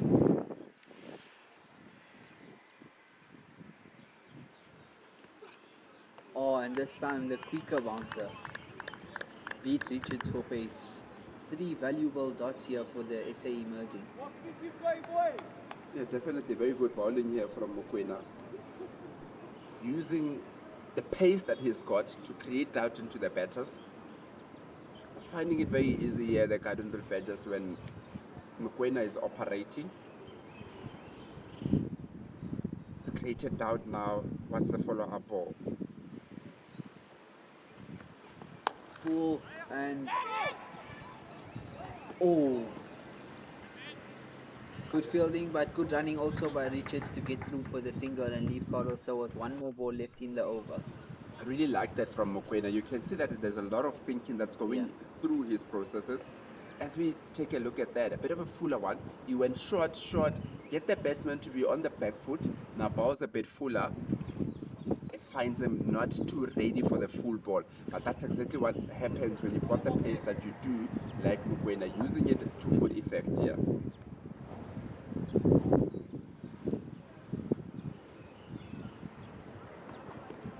Carlson deposits it, and that is far into the trees.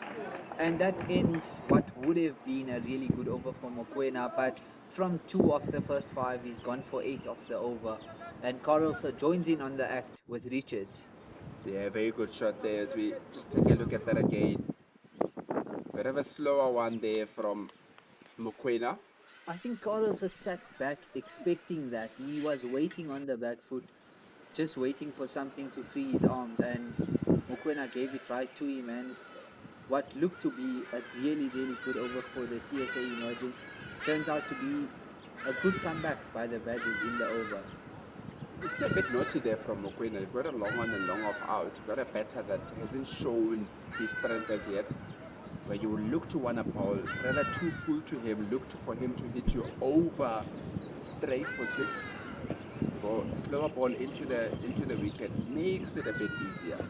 And also looking to give Richards the single and keep him on strike for the next over, keep Richards away from the strike, who is the man in form, clearing the boundary with ease. Tuks from around the wicket to the right-hander.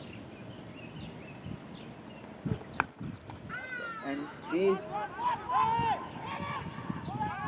good fielding by Arman. Actually great running by the batsman. Looks like they weren't even going to get 2, but great running by Richard. And that's what I was speaking about, the low full toss. Rather go for that, which is a lot harder to hit out the ground. And it only went for 2 runs rather than bowling in the slot or bowling into the wicket and making it easy for Richards to free his arms.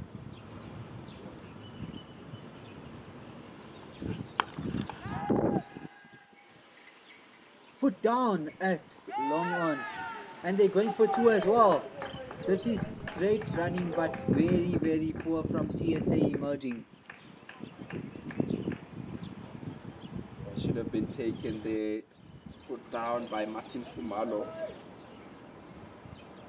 Definitely should have been taken, but that this further says what you've been saying. If you miss your length and go a lower A full low toss, you full can toss. create an Exactly, opportunity. it's much more difficult to hit it out the ground rather than just into the surface. And we've seen Richard struggle with two low full tosses for these two opening balls and a change in field as Martin Kumalo gets moved to point, which was a chance. And let's see how costly it will prove to be for the CSA emerging.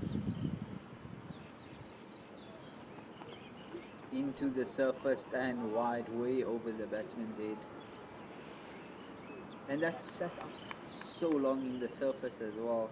I don't know if it's to do with maybe Tlatuka's pace or maybe the wicket. Yeah, I think probably his pace looks like he rolled his fingers there also a little bit. But that is the thing that we speak about, constantly trying to come up with a plan and doing it. Well, the first two balls that created an opportunity. And again in the slot and away for a six. That also brings up the 250 up, and also the 50 partnership between Richards and Carlson.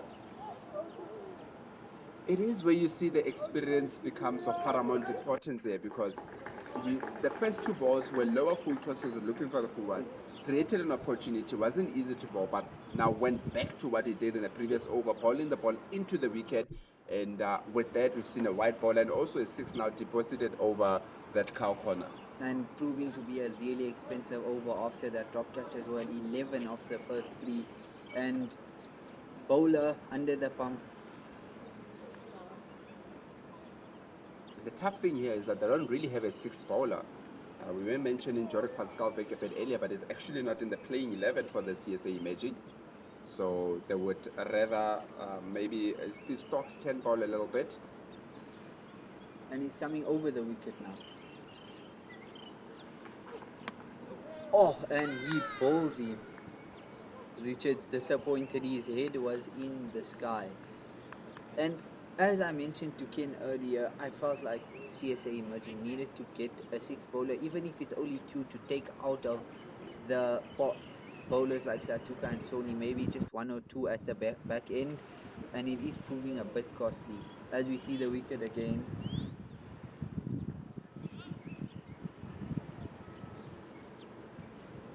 full and straight, and a great innings from Richards comes to an end. We were talking about 250 after 50, but they've got 250 with 4 overs to go. Yeah, definitely they've really taken the game away a little bit here from CSA Imaging. But as we said, is it because the wicket has become better to bet on? Which would make a little bit of sense, because we did speak about earlier that the wicket at Tuks tends to get flatter and flatter as the day goes by. And that might mean that that 280 or 290 bet the Garden Badgers might get to might not look as difficult as the first 10 overs suggested. You better in Jared Jedin. We did spend about a season up here at the Titans. Played a bit of duck cricket. Two left-handed batsmen at the crease now. Flatuka switches back to around the wicket.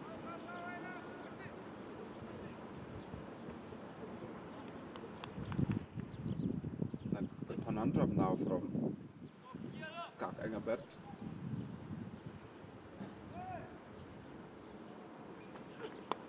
Oh, inside edge onto the leg side to deep square just for a single. The conundrum now for Skak Engelbert is that you don't have the sixth bowler, so your bowlers, even when they're going at 8 or 9 to 10 to the over, you still have to stick with them because there isn't really nobody else. I mean, after this over, there's 4 overs to go. Katuka has to bowl two of those 4 them. overs because he's left with 2 overs. So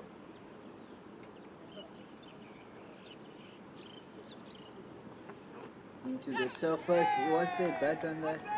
And he's given. Good bouncer, I think quite unexpected. But Carlson was a bit of a half-hearted shot. Didn't really go at that, and he has to make the journey back. Yeah, very good bowling there from Tuks. We haven't seen that this much of impetus into his bounces, but this time around, digging it short, and Karalsa just found himself in a bit of a tough situation there where he had to fend it off. And what looked to be a really expensive over was a bit expensive, but 2 wickets off it. I'm sure Klatuka will be happy with the comeback that he's made after going for 11 in his first 3. It does help Skakang a bit. We're speaking about the conundrum that he's facing as to who's going to bowl the last few overs, but if you keep on picking up the wickets and taking out the guys that are a bit more dangerous than the others, then you can afford for your bowlers to come back into the game.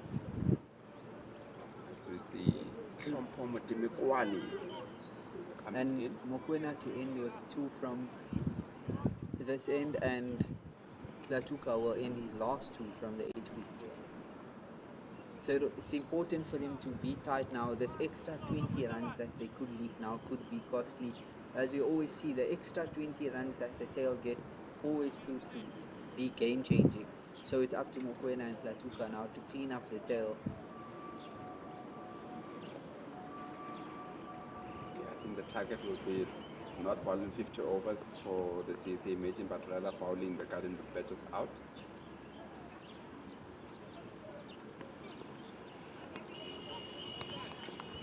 Left by Jardine, and I think he was looking for a wide, but umpire says no. Good start by Mokoena.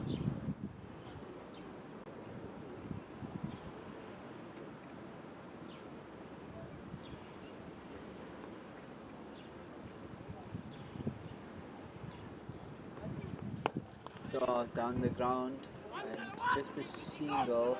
Good fielding by Captain Schalk Engelbrecht. Good bowling here by Mokoena. Good start to the over. New man on strike now.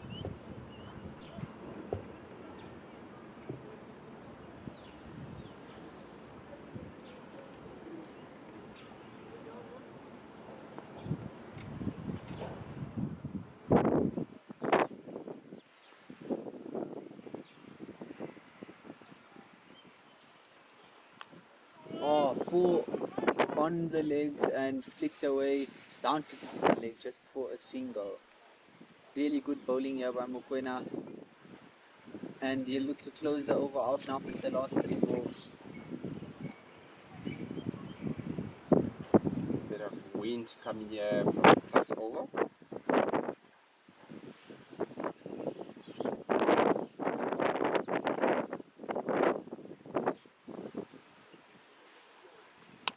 And again, down to long on for a single. Really, really good bowling here by Mokoena.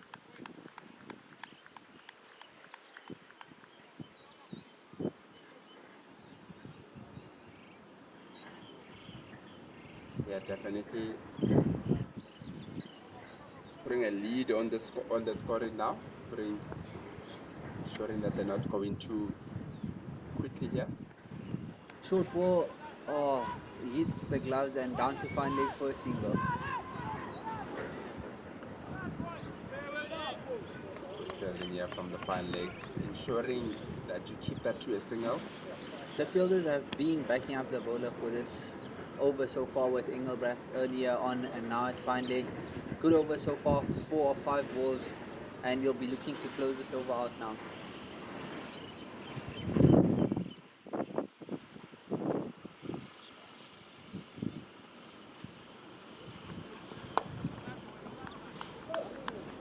Great over by Ngopani Mokoena. 5 off the over, 3 to go. Yeah, very good bowling from Mokoena.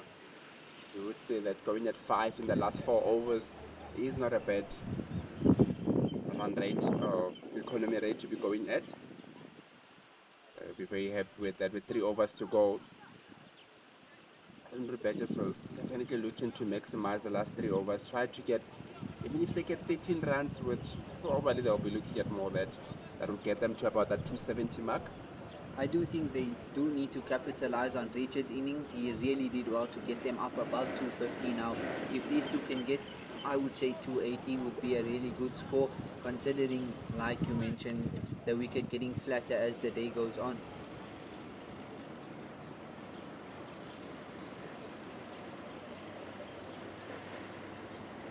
The bowling is going to be very important here from Katuka to just keep on keeping it down. Follow up a very good over from Mukwena that just went for 5 runs.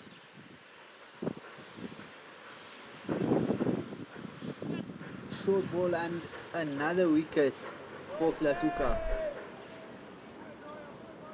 Yeah, there's another wicket here from Katuka with another short ball there that looked like Jarajadin wasn't too sure how he wants to play that. Looked like a slower ball bouncer. Looked like he rolled his fingers over that. Did hold up a bit in the surface, which I think got in Jardin's mind, and he comes back to the pavilion for 4. I suppose that's one of the better ways to get a dot ball, by getting a wicket. Getting both there. Let's say that the CSA Imagine will probably be looking to bowl out the Garden Route Badgers, and they are all well on their way here. With 8 wickets down, 257 for 8 are the Garden Route Badgers. I think with just 2 wickets in hand now, the Badgers will accept just another 13 runs to get up to that 270 mark. A new batter in for the Garden Route Badgers is Sintu Majiza.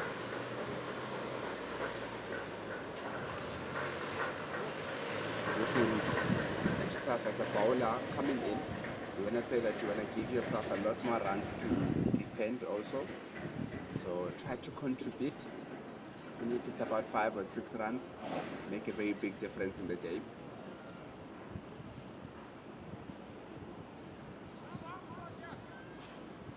Tatuka's actually come back really well after Richards hit him all over the place.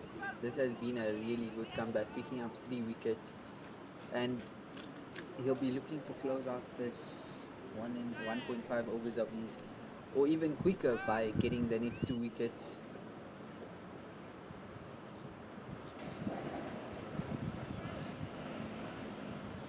A stacked leg side field with a long on, cow, deep square, and a deep fine leg.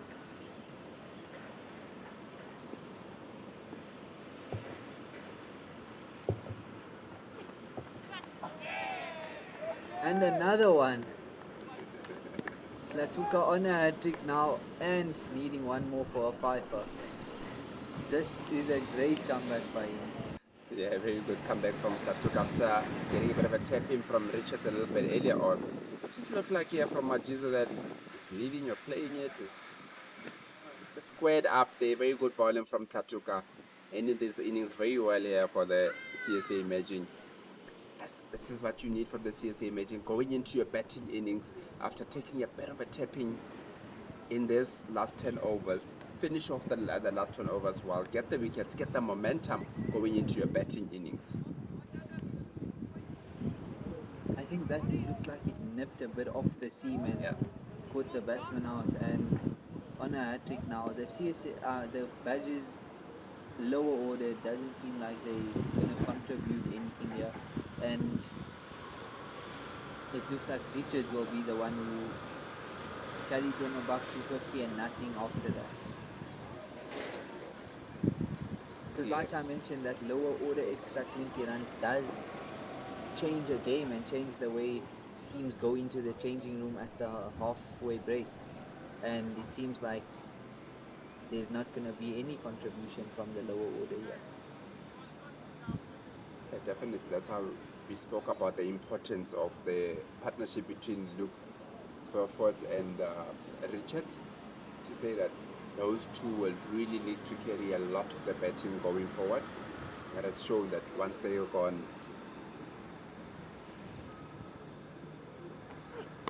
Klatuka on a hat-trick but driven away down to sweeper for a single.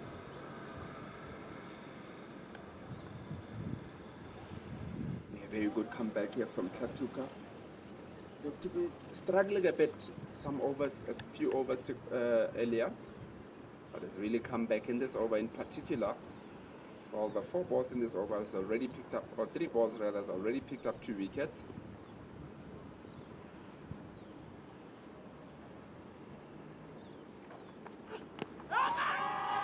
And given 5 for Flatuka. Hit it. Batsman looks confused. I don't know, maybe inside edge on that. He's looking at his bat. You know, the caliber of the empire of somebody like Al-Hadin Palika. Take a look at that again. Pull and straight to the tail. That's exactly what you want to be doing. And Flatuka, great comeback. 5 for 67 in 8.4. And as much as he was a bit expensive and Richards did send him all over the place, this comeback makes up for, I would think, the 5 sixes that Richards did it in for. Yeah, definitely. I think it's always how you finish that's sometimes more important about how you start. And now Chabile Tlatuka at the back end where it was needed that they make sure that they don't let the Gadun root just go off quickly. At some point it looked like that 280, 290 was definitely in play here, but they managed to pull it back for them to just get to that 258, which I think it's a very decent score. I think the CSA Imaging will feel confident about chasing down that 258. And I think CSA Emerging will be the happier of the sides going into the break with the way they ended. As we just take a look at the game so far. Kelly Smart's top scoring 4 badges with 71 of 76, which I think that innings really brought them back into the game with a little bit of help of Van Heerden, which he did score quite slow, less than a strike rate of 50, but the way Richards and Beaufort batted, they made up for the strike rate that was pretty slow, and where they were going at 4 and over, they ended up going between 30 and 40 at 6 and over. Yeah, definitely wonderful contributions, and it's all about the partnerships, isn't it? The partnership between Smarts and Van Heerden a little bit earlier on, and also Luke Burford and also Heath Richards made sure that they can get to a respectable score. And after Heath Richards, just how Tyrese Carrollson just hit that 161 for 12 from seven balls. Jared Jardine just getting 4 runs, Martino Kwame only getting 2 runs, and Sintu Majiza getting a golden duck, not for 1, and Regan Holt at the road rather at the end, just getting 1 for 1, not out, not managing to bat all the overs, only earning on 47.4 overs. And we look at the bowling side with Martin Kumalo about very well, 10 overs, 2 for 62, started very well, but when he came back it wasn't the greatest of spells. And Ngobani Mukwena, who bowled 9 overs, 2 for 36, just going at 4 to the over, and Sony just took a bit of a tapping also towards the end there, 10 overs, not for 54. Skakanga, but the pick of the bowlers, even though the pick of the bowlers in terms of the wickets, but in terms of keeping the things down, Skakanga bat 10 overs, 1 for 38, and the pick of the bowlers in terms of the wickets, Tobile Tlatuka, 8.4 overs, 5 for 67, going at 7.73 to the over. Then the CSA Imagine will be happy with the way that they brought the game back. They definitely won the first session. Maybe let the Garden Root Badgers, the Garden Root Badgers rather took away the game in the middle session, and the end of the sessions also saw the CSA Imagine coming back and ensuring that they can wrestle it and keep the score under that 260. And that is the lunch break that we have here with the innings change. The CSA Imagine will be coming back to chase them 259 to win this match here. We will be back with you after 30 minutes.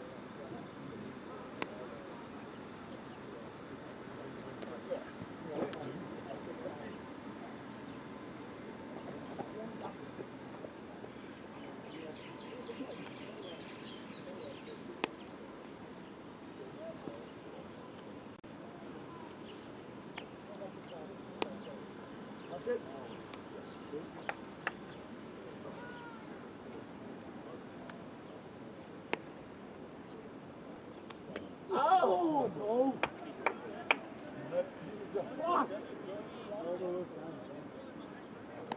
And go on that side, bitte. Oh.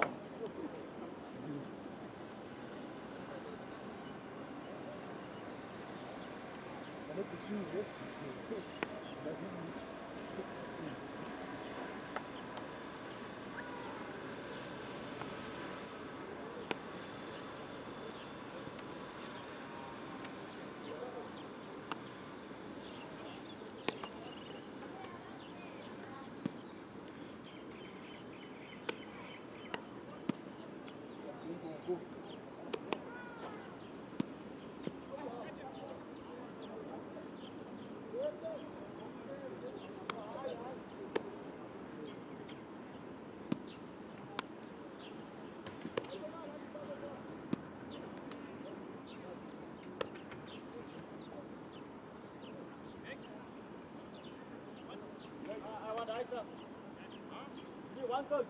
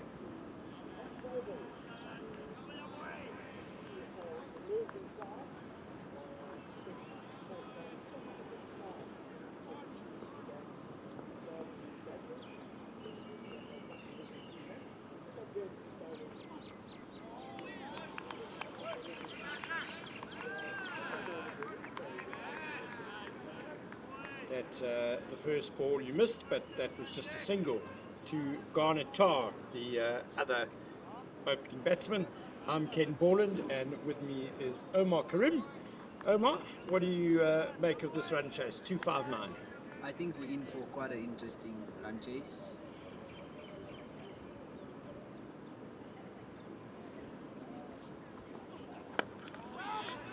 Nicely bowled by Machiza, squaring up Hockley. With 2 slips in and the ball moving away like that, I feel like he will throw the odd wide one outside off and have him throw his hands at it, hoping for edge there. He's left the cover region open as just an extra cover and a point. So it'll be interesting to see if Hockley goes for the big cover drive in the vacant region. He does like to bowl a fuller length, Majerzy. There's drive over the covers, fantastic stroke by Ben Hockley. My word, that came sweetly off the bat, and a 1 bounce 4. Well, that answered your question, Omar. Driven on the up, really good shot. Even if the cover beating him all day long.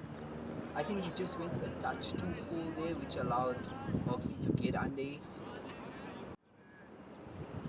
Yeah, and kind of shows that having a brief chat to Kriya van Wyk during the Badgers innings. Kriya van Wyk, of course, the head of cricket here at Tuks. Better length from Jersey. Kriya van Wyk played for the Titans and then became a New Zealand Test cricketer, of course, and now back in South Africa. Great to see him involved with our national teams in a coaching capacity, both senior and junior, here with the SA emerging team, and Paul Adams as well, of course, the great spin bowler with him. He's the spin bowling consultant for the CSA emerging team. Oh, nicely bowled by Majerzy. We saw this in the first innings, especially from this end, where there's a bit of carry, and that's the end of the first over. 5 without loss. And Kriya was just saying he obviously knows this place very well, head of sport here, head of cricket here, and it's a chasing ground apparently. They're not at all concerned about the cracks that are there, or a bit of a rough outside. Left-handers off stump at the one end. The sun comes out and makes it a real good batting deck in the afternoon. So they'll be counting on, I think they'll be reasonably happy chasing 259. And they did win the toss, so it was on them to chase down. So in their home ground, I'm sure they feel confident restricting them to under 280. And it does seem like the wicket's gone a bit flatter and hardened out a bit, but just with that uneven bounce from the end, Majiza ball first, we'll see, like that last one really shot up and carried through to the keeper above shoulder height. So some will stay low, some will bounce up. There's Jared Jardine, the left armer from the HBC end. It's a bad start, and wicketkeeper Beaufort can't stop it either. So it's going to be 5 wides. Not the way Jardine would have wanted to start his bowling effort. Jardine had a really good game last time out, picking up a wicket for 6 runs in 5 overs. And I guess 5 runs of his first ball, just 1 run short of his previous figures in the last game.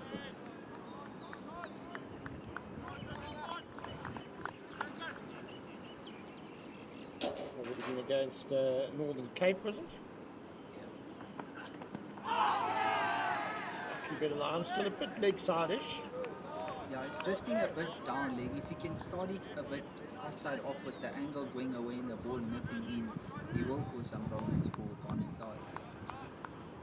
Garnetar, of course, contracted with the Knights from the Free State, but not in their one-day cup setup at the moment. So good move. He's been loaned out to the CSA emerging team.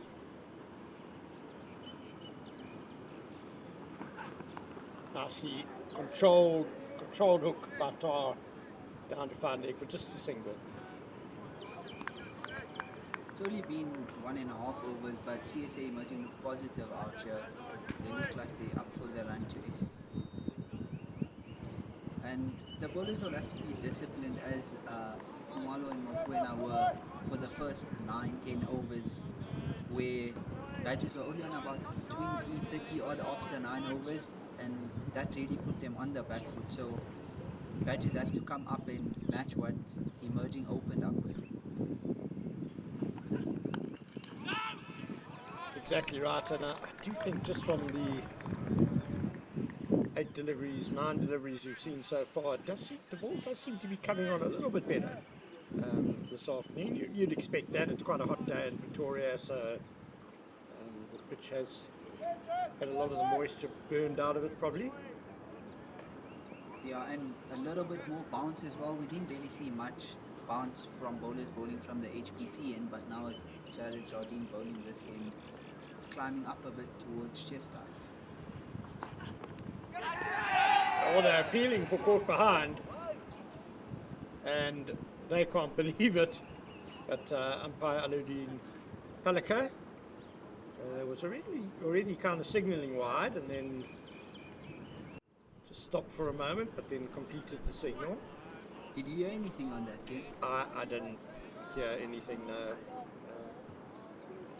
It's going to be very difficult to tell from the live. No, I heard something like I thought he was putting his finger up, but he called a wide.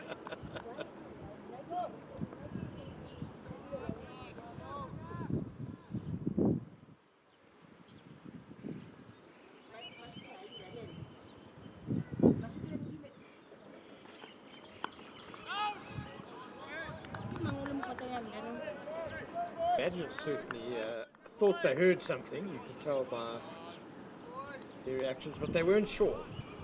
It was a long way away from the body though, so it couldn't have been off a thigh pad or anything.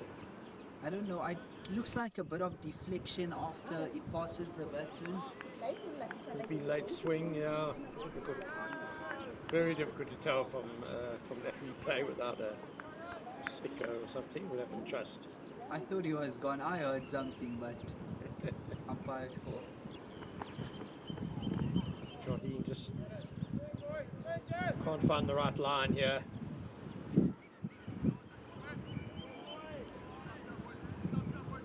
The CSA emerging team conceded 19 wides in their innings, which really is too many. There were a couple of chop catches as well, which were expensive.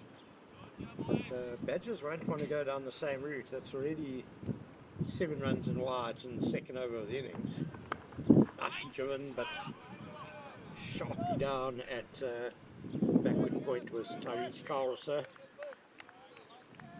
I think that's a much better line by Jardine. It's a little bit full, but as long as he's getting it outside off with the angle going away and he's in swinging it, it will cause a bit of doubt in Hockley whether to come forward or go back. Exactly.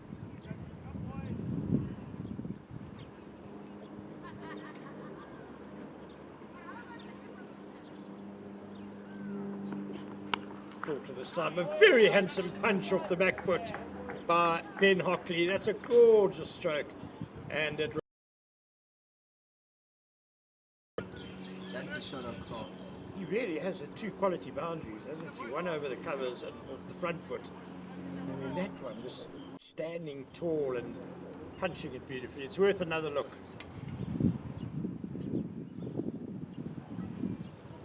Reminds me of an Aiden Markram punch, back foot punch through the covers. Just what I was thinking, Omar.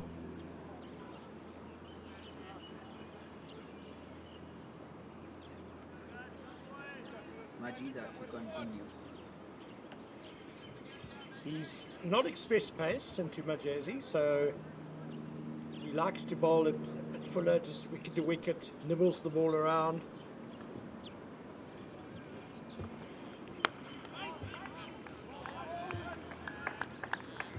And, Ben Hockley is 17 years old, would you believe? From Hilton College in KwaZulu-Natal. They've produced a number of very good cricketers through the years, and so far Ben Hockley, really, for the youngster. No doubt someone who CSA emerging coach Malibongwe Maketa has identified for the coming cycle of SA Under-19 cricketers.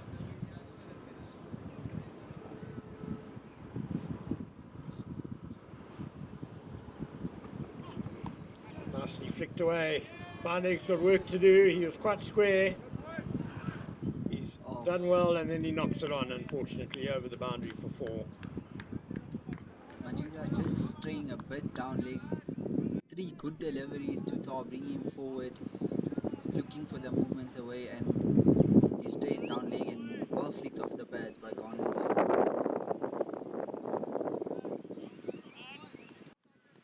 Hockley did play for the South Africa emerging team last September in their series in Zimbabwe.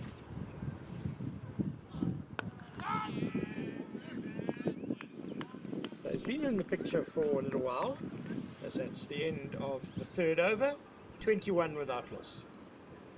Just 3 overs in, what CSA emerging did and Garden Blue Badgers aren't, they've let at least 2 loose balls and over. And in CSA emerging their first 9 overs, I don't think we even saw 1 loose ball from Kumalo and Mokwena, and that really set up the tone. Badgers did manage to come back in the middle overs, but it's really how you start in the first 10 in the power play which sets the tone for the rest of the run chase. Yeah, I guess you could say that CSA emerging started and ended very well with the ball, because that total of 258 would have been a lot more were it not for Tobile Tlatuka ripping through the tail, the lower order. He took 5 wickets in just a few overs.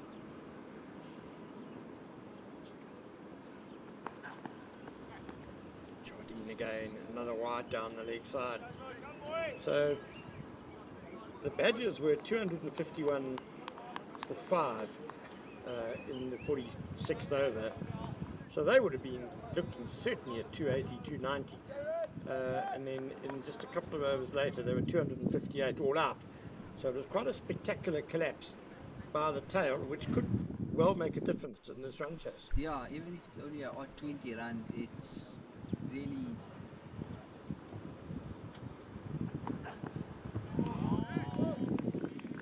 that little bit of runs that matter in the end in close games. That's much better from Jordan, pitching it up outside off instead of trying to hit the deck hard and get it up to chest height. With 2 slips in play, it's better to get it outside off stump, get the edge in play instead of going at the body for a wicket that's going to come flat and he's going to pull you all day.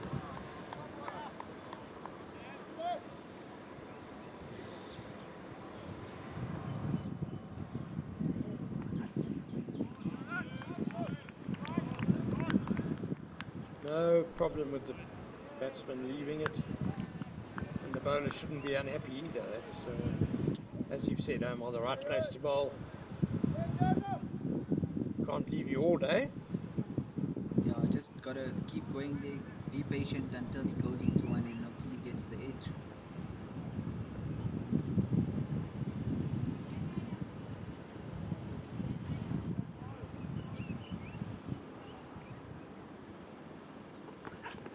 Oh, that's a nasty short ball. Taken by the keeper. Yep, umpire Palico raises his hand, his finger, and Ben Hockley has been bounced out by a very well directed short pitch delivery from Jared Gonsalves Jardine. I really don't think he could have done much with that. It was short at the body. Yeah, this is nasty. Watch the replay. Gets big on him very quickly from not that short of a length. And it's the end of Ben Hockley. He wouldn't have faced probably too many deliveries like that while at Hilton College. Ludwig's school comes to the crease at number 3. Yeah, quite an experienced player. He's based in the northwest, has played up the times for the Dragons.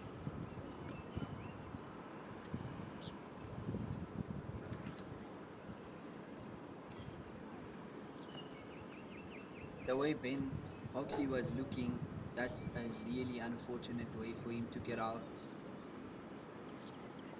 But take nothing away from Jared Jardine. What a great delivery to get the opening wicket. Yeah, a very good piece of bowling. Can't criticise the batsman much there for that one.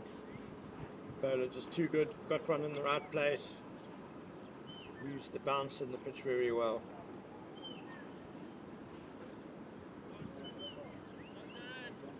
So a timely breakthrough for the Garden Route Badgers, as South Africa emerging had made a bright start to the innings.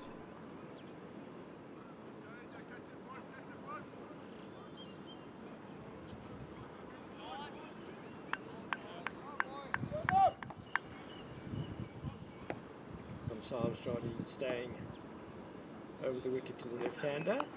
Punched up Ashley. I think backward point for a moment, thought he was in business there. Scampering back for 2, well run. But that was in the air for a long time. It was, I think, just beat backward point. Good running from the batsman though. Yeah, there was good intent. They were scampering at their quickest from the outset. Good start by Jardine though, to the left-hander, getting it to move away from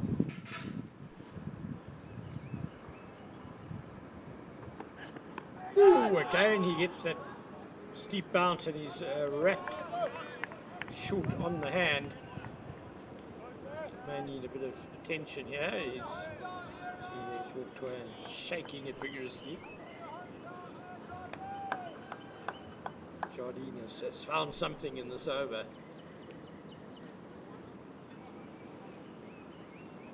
Two deliveries, bouncing right up and wrapping the batsman on the gloves, and School visibly in pain.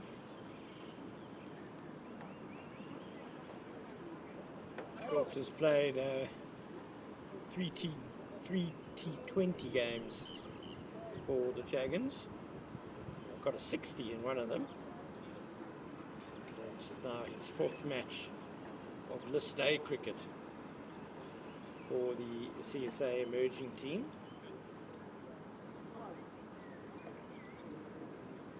I think this is a great comeback by Jared Jardine after the first over. First over was a bit loose, down leg, wide outside off stump, but this over has really showed his class. Great comeback. Short is coming off a 38 in the last game against Mpumalanga.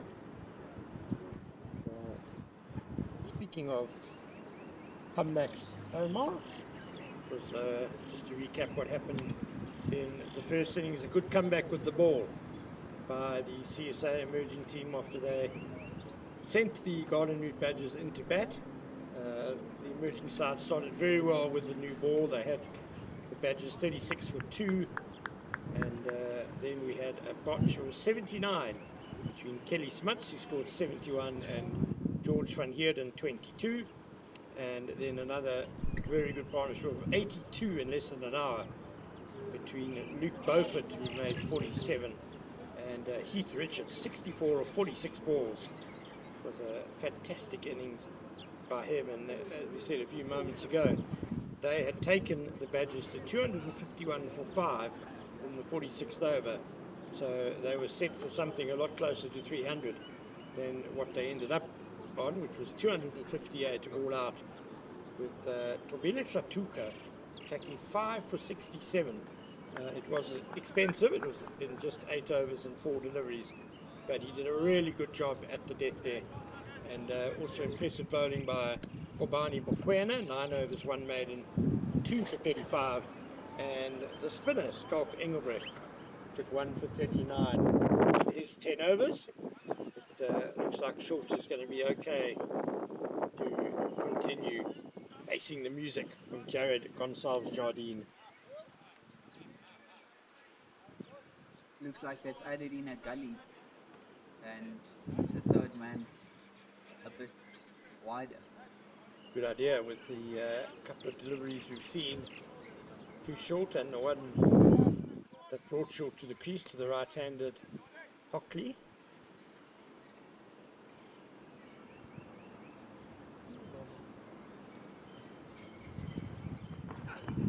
Uppercut. High, it's wide of third man though, and fantastic work Great piece of fielding. on the boundary. He seems to have hurt his shoulder though a bit. He landed. He used both hands to claw that one back quite spectacularly. It's into Majezi, I think. Definitely saved 2 runs there. And now he's going to walk all the way in and bowl, sore shoulder and all. I think that last ball did go to plan. The gully and the deep third man were in play. Just Sould was lucky enough to get it wide enough, well, wider than what they initially moved the third man. And high enough, yeah, he played it well. It was a good uppercut. Yeah. Got a lot of bat on it. Majezi now to Garnet on 6. Nicely driven. But sharp fielding by Tyrese Carr also.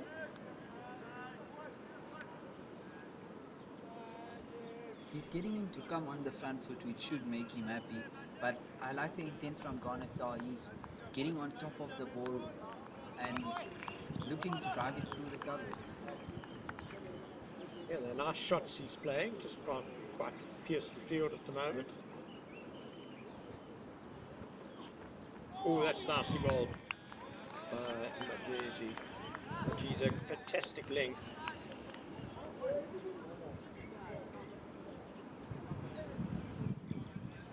Again, there we see that little bit of extra bounce carried just to the keeper's shoulder height from this end specifically, and it should start playing on the batsman's mind once it gets a bit higher and higher to the keeper.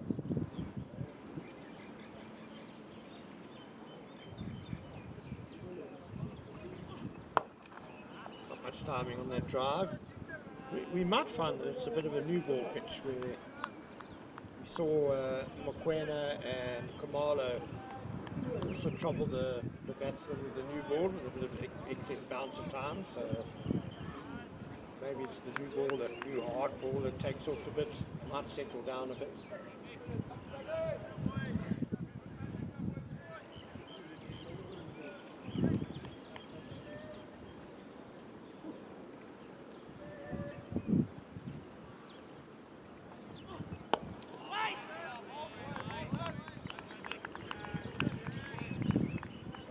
Bringing that back into the right-hander.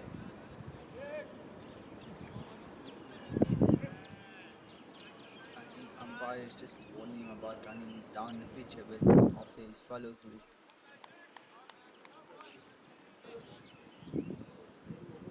Valdo laat gaan.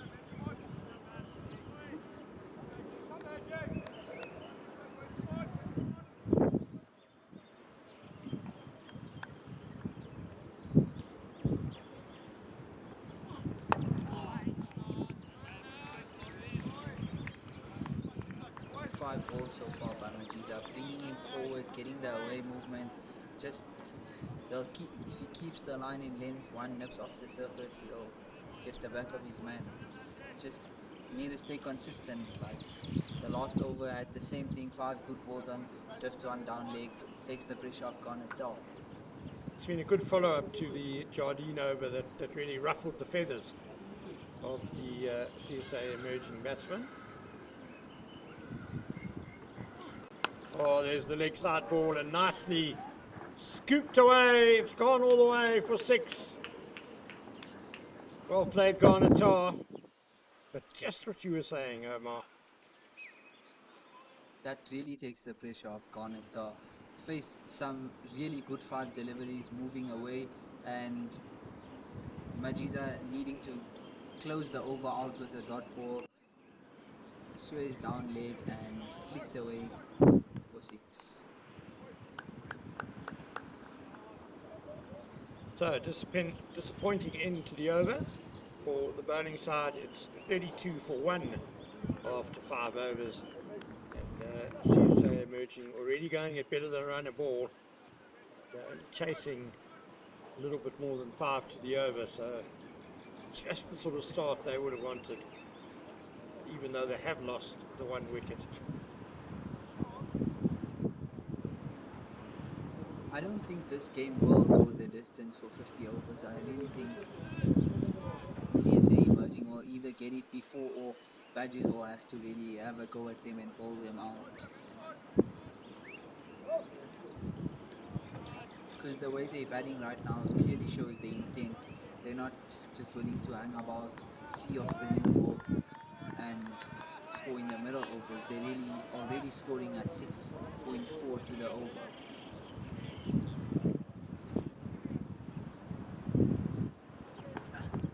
Oh, lovely bowling by Gonzalez Jardine. He might be more comfortable against the left-hander. That one whizzed past the outside edge. I think he'll be happy with getting it away from the left-hander, with even a gully in place now. And he's steaming in. After that last over, you can see his confidence is up and he's really ready to rattle the stumps. Yeah, I think 2 slips and a gully are really compulsory the way he's been bowling lately. Too full and lashed away through cover point. Excellent response by Ludwig Schroed, and that doubles his score. Great shot on the up.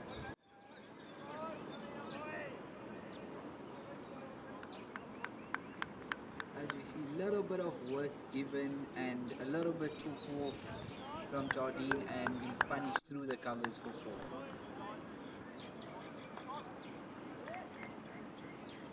School has looked good when given a little bit of width outside off. He's ready to pounce on anything on a 4th or 5th stump line.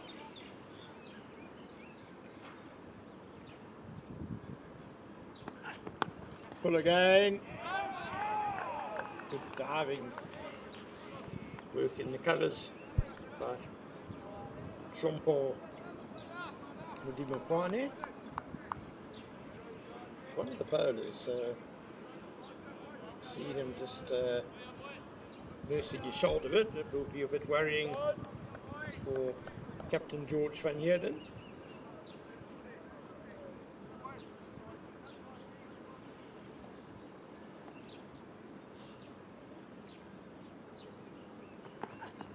Again, short, hammers at airborne over cover point, and it runs away for another boundary.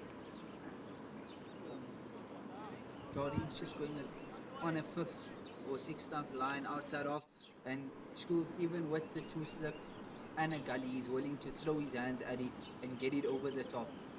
It's just a little bit too full, isn't it? He needs to just drag the length Yeah.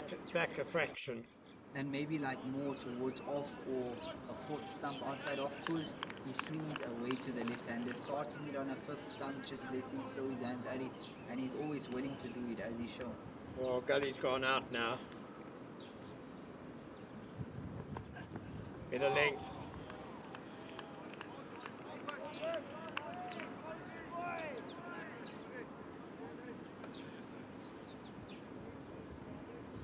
He's really hitting the deck hard, and this is fire on fire with School not willing to back down.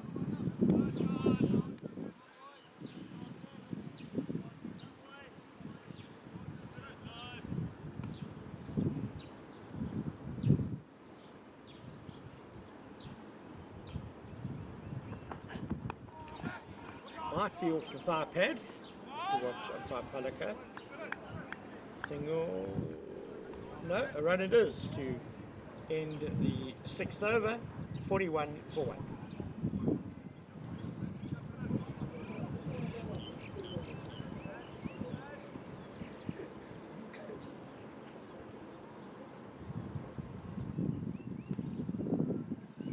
Tar on 12 or 15, and Ludwig Schuld 13 off just 9 balls, courtesy of those 2 boundaries in that previous over. And the man out, Ben Hockley,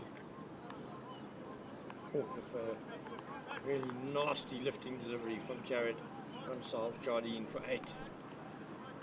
Chasing 259 for victory, the CSA emerging side, and there you can see the required run rate from Heron, and is exactly 5 to the over, because they've started at a very healthy 6.8 to the over in the first 6 overs.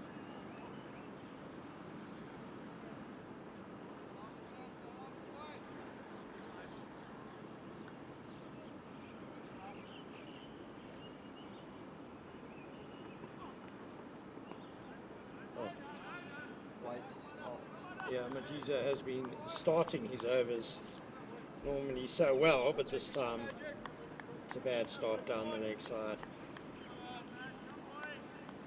Badgers will be looking to pick up at least a wicket or two before the end of the power play.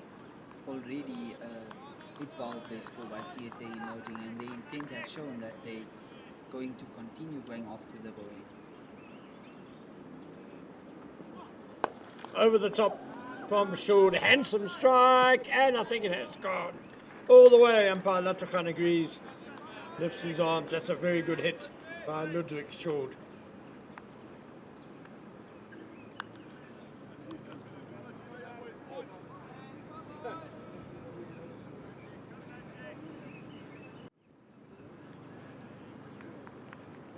As we see a great shot on the up, straight down the ground for 6.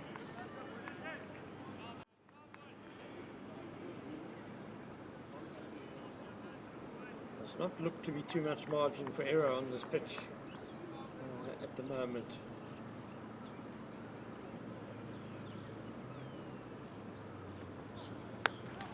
Back foot drive, a little bit uppish again, but no one near it. A little misfield at third man. They thought of a second, but they set off for 1.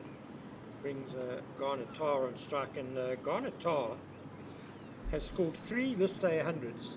That's 50 over 100s in 17 innings, including a 192 not out for Free State against the South Africa emerging side back in September 2023.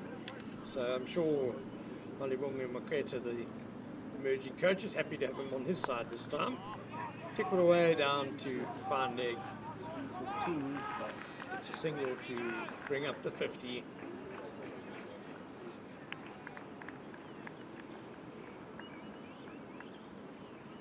up for CSA emerging in no time. 6.5 overs in, and 50 for 1.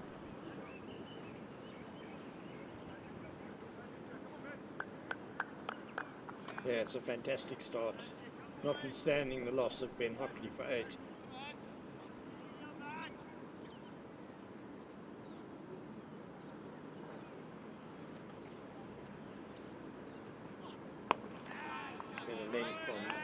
easy. But one wonders if we might not see some sort of bowling change, with runs leaking from both ends really now.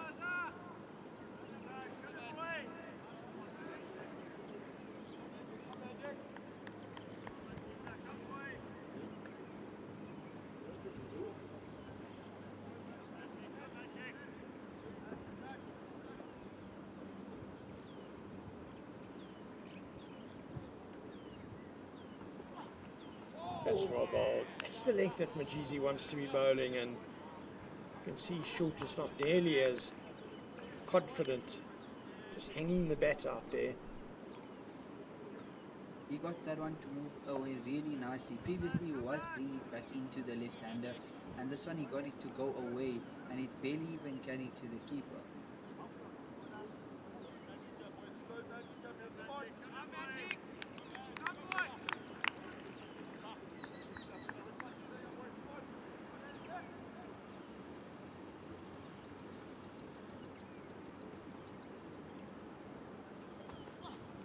Over the top again from Short.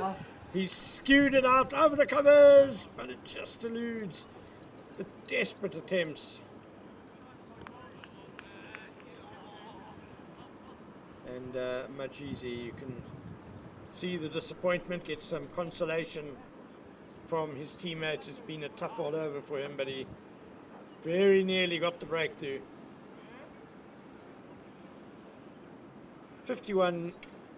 53, I'll make it for one after 7 overs. I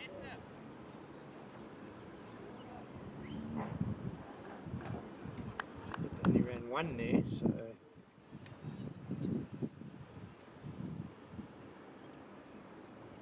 Jared Gonsalves Jardine will continue from the HPC end.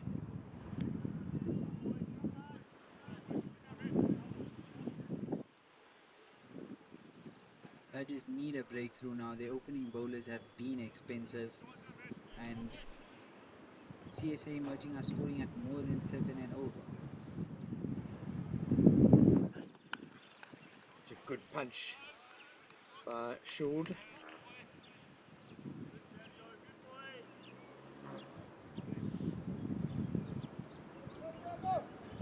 Jardine has looked unplayable on a couple of deliveries when he's got the right line in length, but he's struggled to actually find that line in length. He's been a bit short, a bit wide, a bit down leg. Yeah, it's been a bit scattergun. Not enough deliveries in that red zone that's helping him. Back from the pads, he swung across it a bit. Did Ludwig Short. It was nice and full. But probably going down the leg side. Let's check out the replay. I think he might have got an inside edge on that.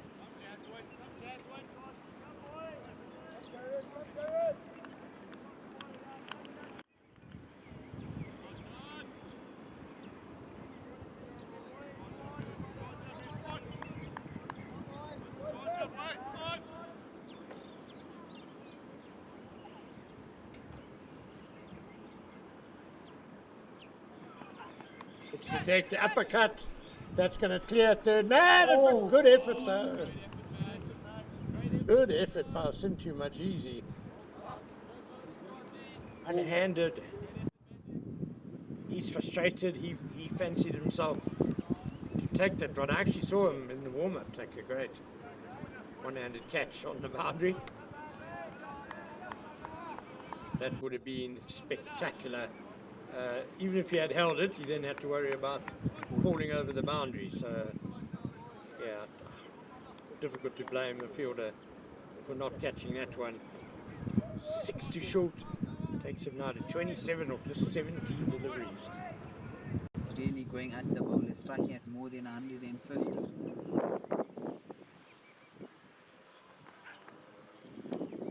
That's, yeah, not a great delivery. Short and not a whole lot behind it, and wide. And I think Jardine's try to hit the deck hard and get a lot of pace onto the batsman.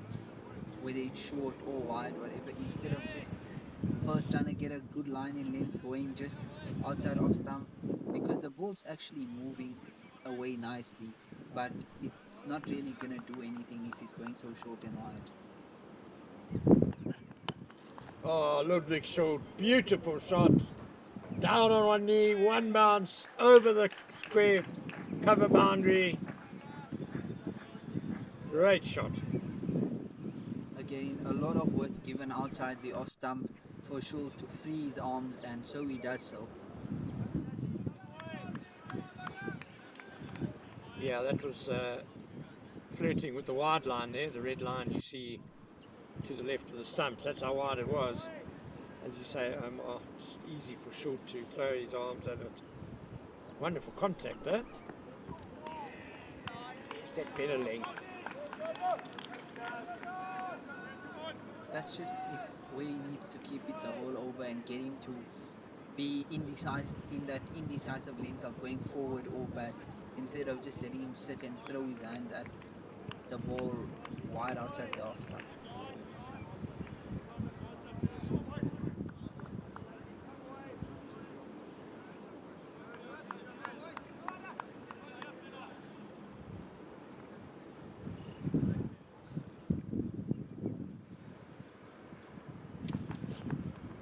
Tried the uppercut again, and he's got himself out.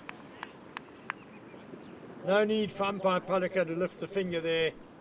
After a moment, Ludwig Schuld bowed his head and walked away. He's walking off.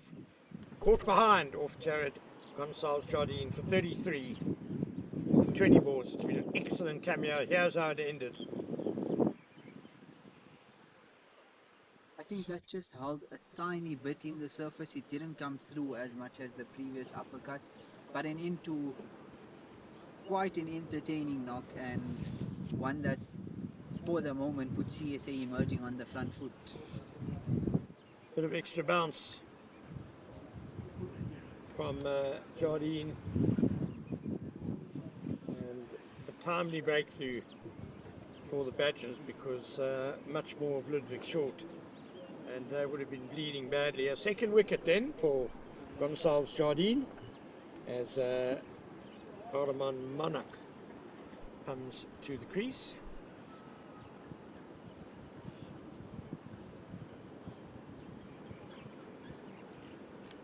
And at 64 for 2 after 8 overs, he won't feel under pressure to get going too quickly.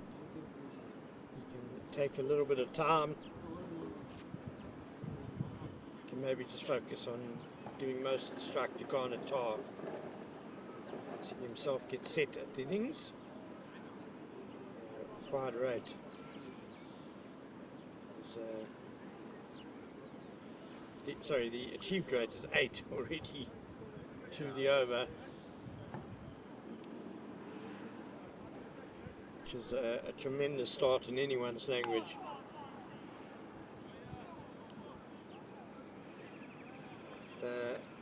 Has forced a bowling change here at the clubhouse end. Klompo Modimo Kwane,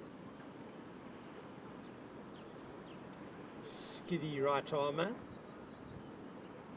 and we're bowling to Ghana Tar on 13.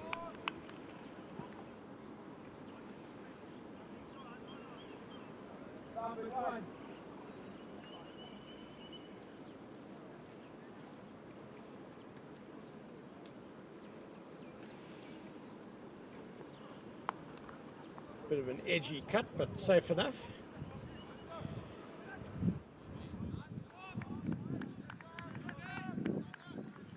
Like you said, Ken, just looks to skid on a bit, looking to cause the batsman a bit of trouble there going back.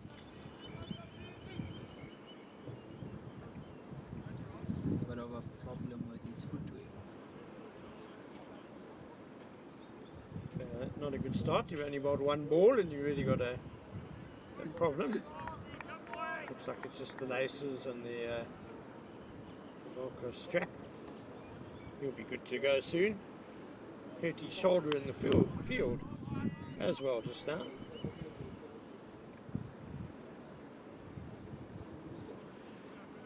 Anak on strike for his first ball.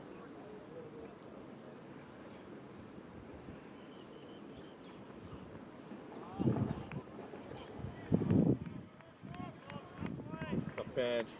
Get a wide first up. Just watch the ball without any worries about it. Check out the pace and bounce.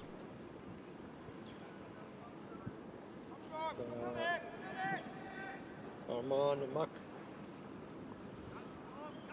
also making his senior list day debut today.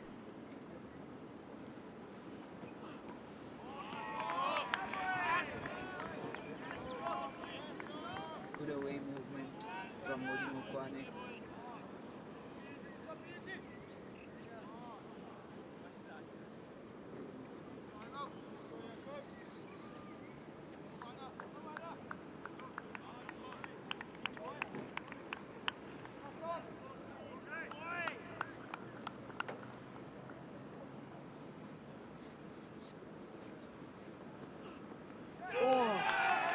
Flashing. Got him.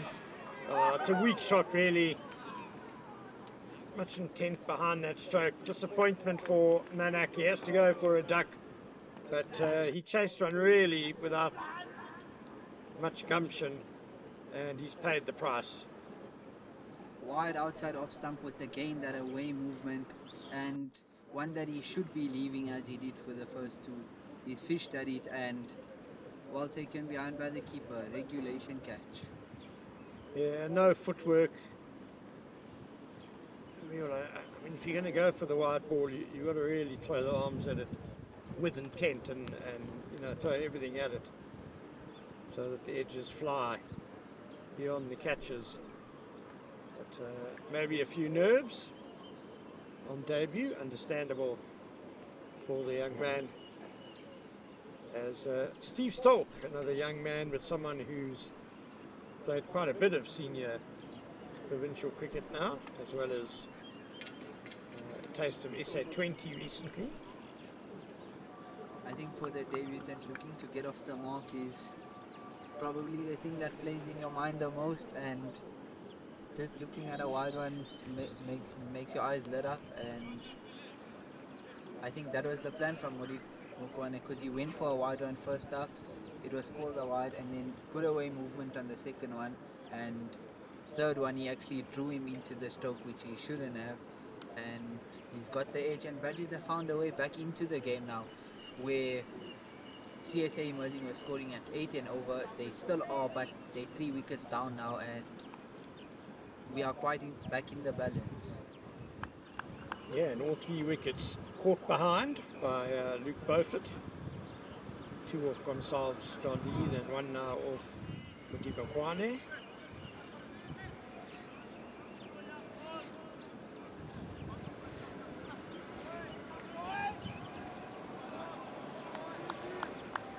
Steve Stolk had quite a good breakout in the under-19 scene along with the one-day Pretoria, but he struggled a bit since. Nicely off the mark, driven into the gap through extra cover. Misfield, I'll come back for 2. Yes, Stolk, when we first saw him, he first burst on the scene very much as an opening batsman. Yeah. As you say, along with Lando Pretorius. Interesting that he's now in the middle order, and it'll be interesting to see if this is where he sees his future. Yeah, and he has struggled quite a bit moving on to the List A and first class games, and a good addition to the CSA Emerging, looking for form for a future potential opening or middle order batsman. That's nicely driven, but straight to the wide man on. Yeah, Stoke is just 18 years old. No, he's just turned 19 earlier this month. So he's still a very young man. He's got a lot of time left to fulfill his promise, and you don't want to push guys too early, too soon.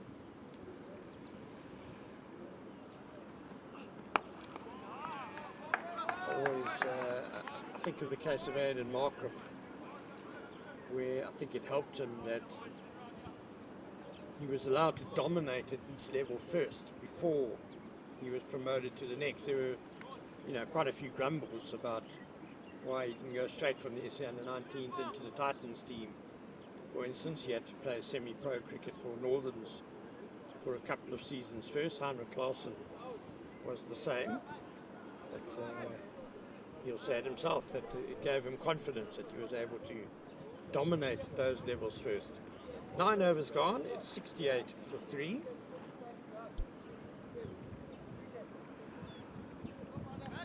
Jordan to continue from the HPC end.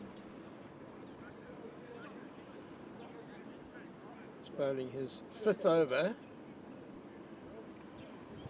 Wouldn't they love to just nip out the wicket of Garner Tar now as well, just to really set the cat amongst the pigeons in this CSA emerging innings.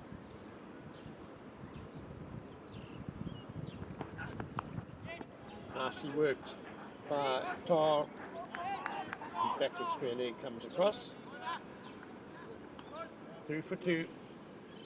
I think bowling to the left-hander now with the right-hander on strike, just staying a bit down leg. And I think Gonata will be a little bit upset not picking the gap for a boundary. Yeah, I guess the contact just wasn't quite sweet enough.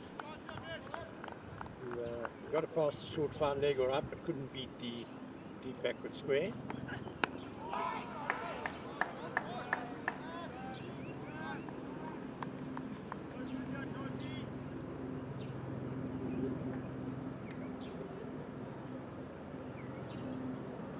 Still a few fluffy clouds above the LC de Villiers Oval.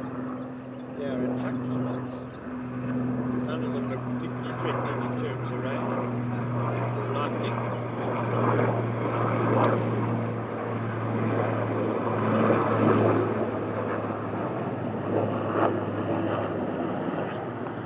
Yeah, he's pulled away again. Deep backward square's got work to do.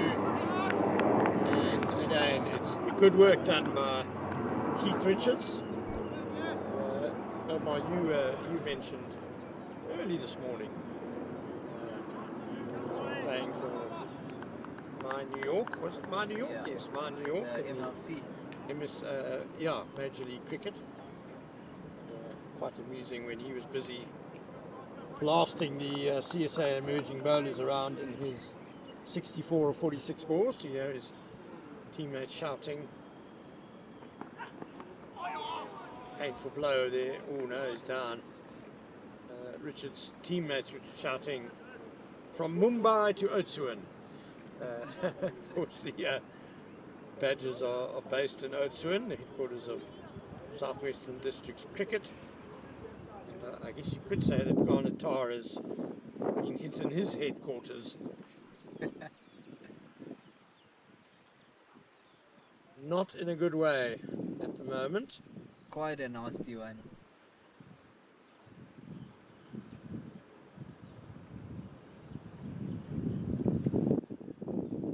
So 72 for 3. We're in the 10th over, the last over of the power play. And although they've lost 3 wickets, CSA Emerging will be delighted that they're going at 7.7 runs to the over. And as you see there, they need just 187 more runs to win. They've lost the wickets of Ben Hockley for 8 off 12. Ludwig Short, he played that little cameo of 33 off 20 balls before he was dismissed. And Arman Manak a few moments ago out for a duck. You don't see him there. Garner Tar and Steve Stoke, the batsman at the crease. Omar, what have you made of the bowling so far?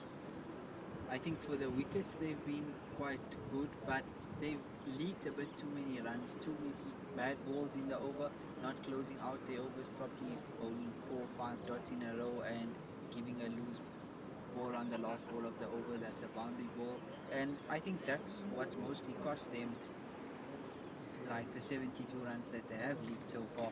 Besides School's cameo, which he was good, but he was really good, but he was offered the chance to go at them.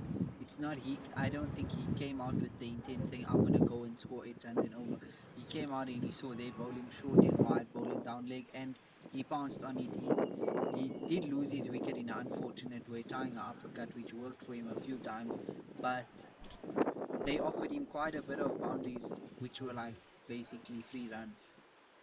Yeah, so 2 wickets for Jared Gonsalves Jardine, but it's come at a cost of 43 runs already, and he's 2 balls away from bowling 5 overs. And for those of you who weren't with us in the morning, the details of the Garden Route Badgers innings after they were sent into bat, 258 all out, is at 64 or 48 balls from my New York man, Heath Richards. He carries on like that, and you never know, he might get called up for our SA20 champions, my Cape Town.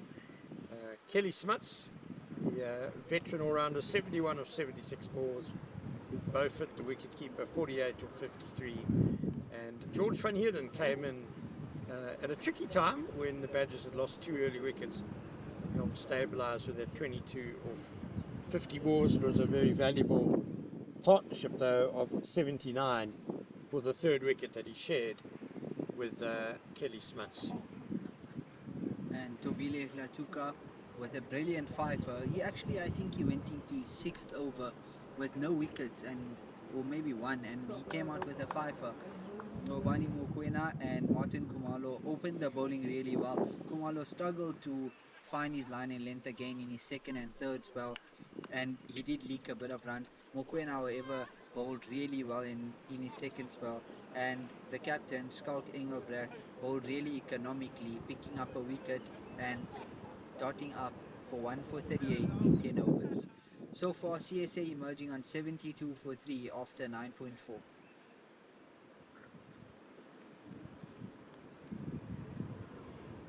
So the umpires took the opportunity of having a bit of a drinks, of having the first drinks break of the innings during that injury to Garner Tar. That was the fairly lengthy delay, and he's busy getting re-kitted. As you see, pitch vision cameras sparing no one's modesty. They are everywhere, cameras. But Jared Gonsalves Jardine still has 2 balls to bowl in the power play, and he'll be hoping they were more like the previous delivery. Not only a dot ball, but really rattled the batsman as well.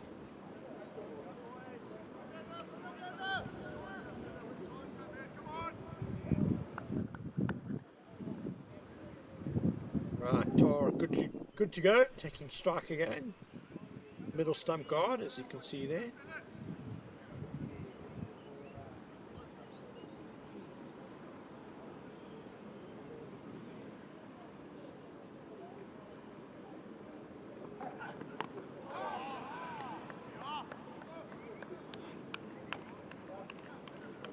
Bit of bounce there by Jardine. When he gets it right, he does look a handful. He just hasn't got it right consistently enough. Yeah. For both his wickets and about 4 or 5 other deliveries, he's looked quite unplayable, like not even Ludwig Schultz, the on-form player, could play some of those. But he's been a bit of a loose cannon at times.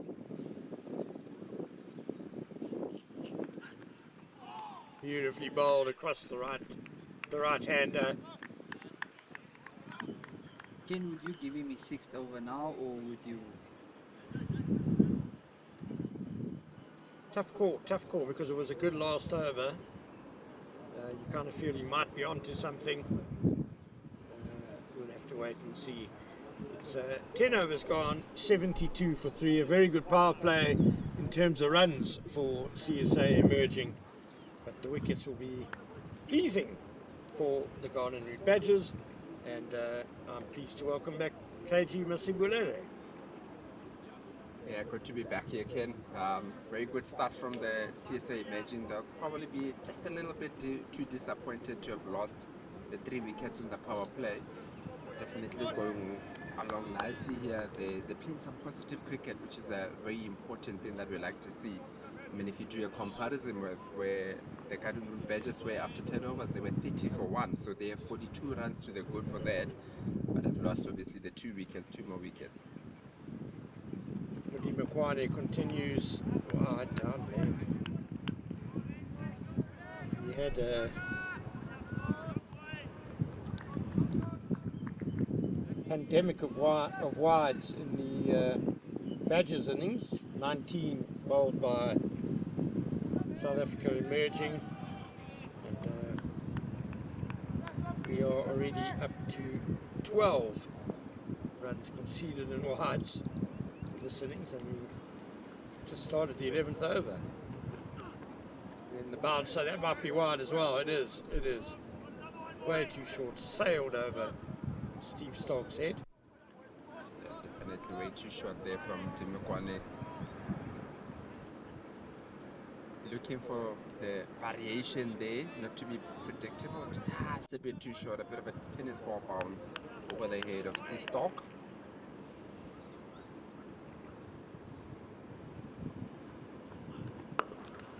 Okay, this time around, a very good shot from the bat of Steve Stock, just leaning back on that one, hitting it between that cover and point, down to the boundary for 4. Very good shot from Steve Stock.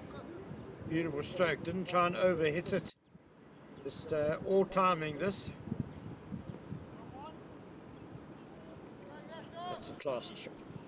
It's got a bit of an Aiden Makram in it, just allowing it to come to hitting it under the eye. Dare say he's watched a bit of Aiden Markram at Supersport Park. Once again, this time straight to that cover. Very good fielding to stop that from Heath Richards, and allowing that to go through. You and Omar speaking a little bit earlier about the amount of potential that a Steve Stock has carried, and you know, sometimes that we forget that he's 19 years old and he's still got so much to do, got so much time to go. He's got a lot of learnings to do.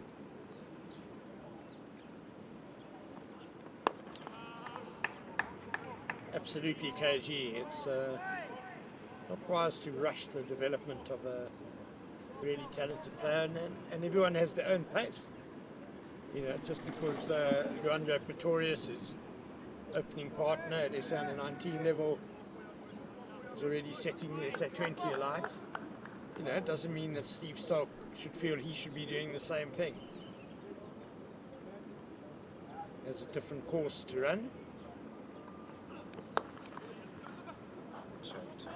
Yeah, just behind square there, down to that third man, looking to go for 2. Wonderful running from the 2 batters. Good communication to come back for 2.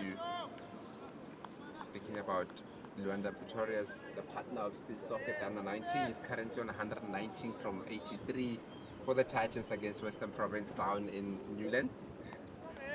I think, like I guess it's very important that each one looks after their own career.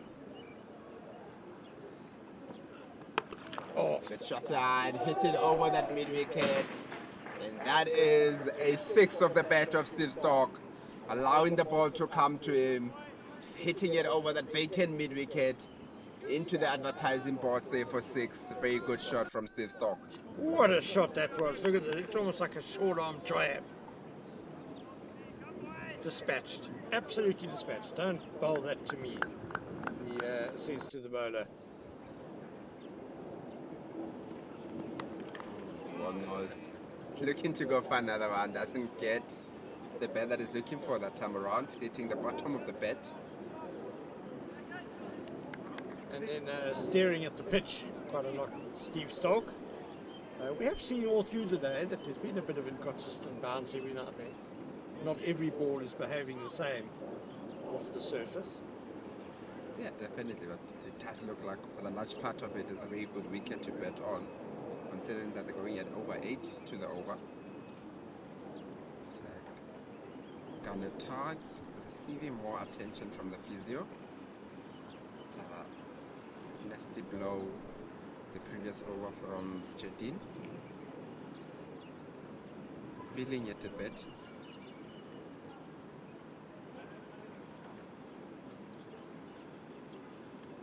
Taking a bit of time off the game. Steve Stock, you just look at him, he's such an imposing figure, isn't he? When he walks in at the age of 19, he's such a big boy that you feel like he's just gonna hit you all over the show. So I think it's just one of those, like you said, he was an opening batter. Maybe now he's found that batting in the middle order might be where he might be better off at. The Titans last year in the T20 tournament, they opened with him and Luandre Pretorius. Got some stats here and there, but never really gone up. So maybe it is a good thing for him to come now. Yes, he's still under the Titans, but for him to come now, play in the Division 2, and see if he can get a bit more confidence to play at the next level. And batting in the middle order requires a different skill set. You'll need to develop good strike rotation skills. There'll be more fielders in the ring.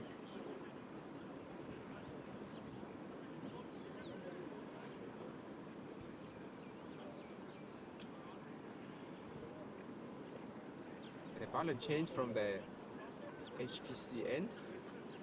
Spin will be introduced for the first time in this innings. Yeah, it's Reagon Roder. Bowls with a leg spin. Be changing the pace a bit here. We saw how well Skalking and bat bowled a little bit earlier for the CSA imaging.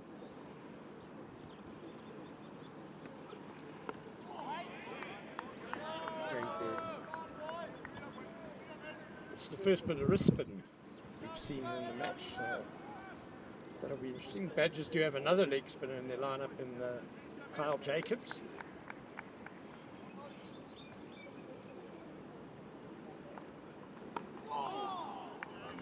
Just keeping a touch low there. Was it a Google? Was there a hint of the ball coming back into the right-hander there? Looks like it might be a toppy or a Google. Definitely not one that turned away.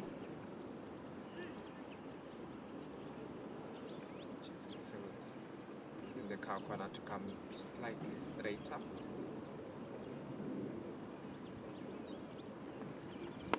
Coming down the Galatar, just hitting it up, making it into a half volley, hitting it down to that deep cover for one. Steve Stock seems to be wanting to take the attack to the Garden Brook Badgers.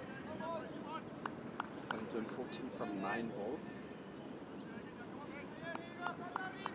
Way above the asking rate, the CSA Imagine team.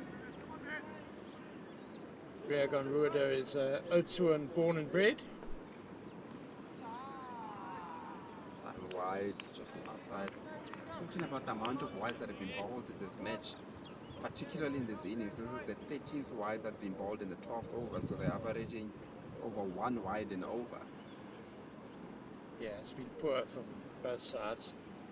Rueda, this is his third List A game for the Badgers. He's played one first-class game as well. Just digging it out to that deep cover for another single. It's point picking that one up, Karalsa.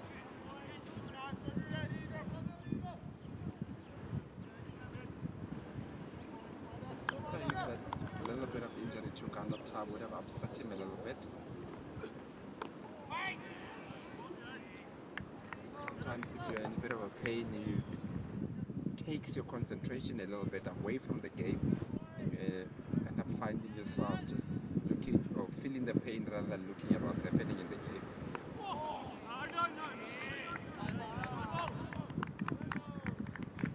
Oh, it's probably in the situation where he can set out his stall to really play, maybe not an anchor role, but be the guy who tries to bat through as much of the innings as he possibly can.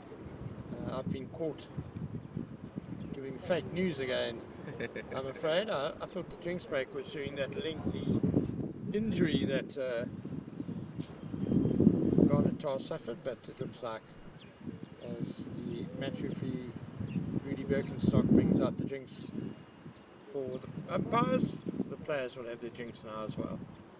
Yeah, just a bit of a recap a bit earlier on. The Garden Brook Badgers batted first, scoring 258 all out, with the top scorers in Paley Smart 71 of 76, Heath Richards getting 64-48. The pick of the bowlers definitely from the CSA emerging Tobile Tlatuka. Amazing. Tlatuka 6.4 overs was not for 65, ended up 7.4 overs, 5 for 67. So he picked up 5 wickets for 2 runs. And that's how well he ended up bowling. And obviously we had the Ngobani Mokoena starting very well. He had a very good innings, 2 for 36 in 9. And Martin Kumalo, his partner, started very well. Went a little bit wayward towards the end of the innings. He ended up on 2 for 62 in 10. And Skarkange bowled very well. It was tightly throughout 148 for 1 for 38 in 10. And in the second innings, we have the CSA emerging on 89 for 3 from 12 overs, going very quickly. Ludwig Schalt got 33 of 20. Kanata currently batting on 19 from 28, and Steve Stock 15 not out of 18 of 10 balls rather. Jared Jardine has been the pick of the bowler so far, 2 for 43 from 5, and Klompo Modimukwane 1 for 18 from 2. Say Jared Jardine, we spoke about him a little bit earlier, that he's one of those that if he can consistently do that, I think he'll be very dangerous. He had so much energy in his really bowling. You could see that his intention was to really pin the batsman back, and it worked, and that's how he got his wickets. But just needs to do a little bit more there for a longer period of time. And that is the drinks break. We'll see you after 2 minutes.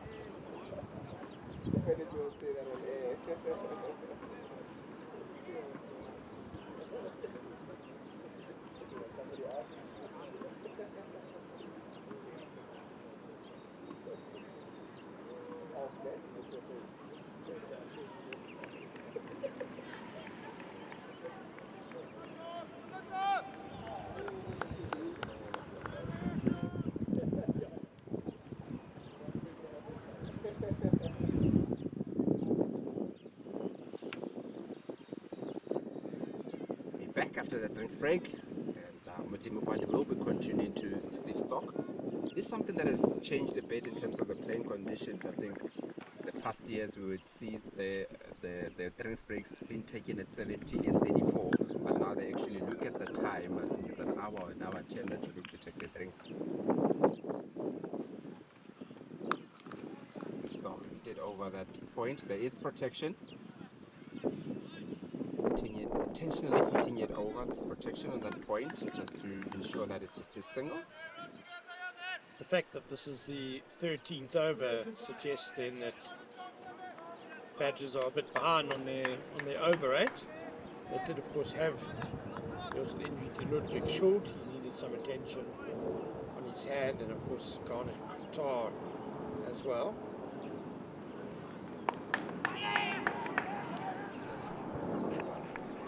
Yeah, definitely. I think you can understand why they're behind. It's about 4 overs or so that behind.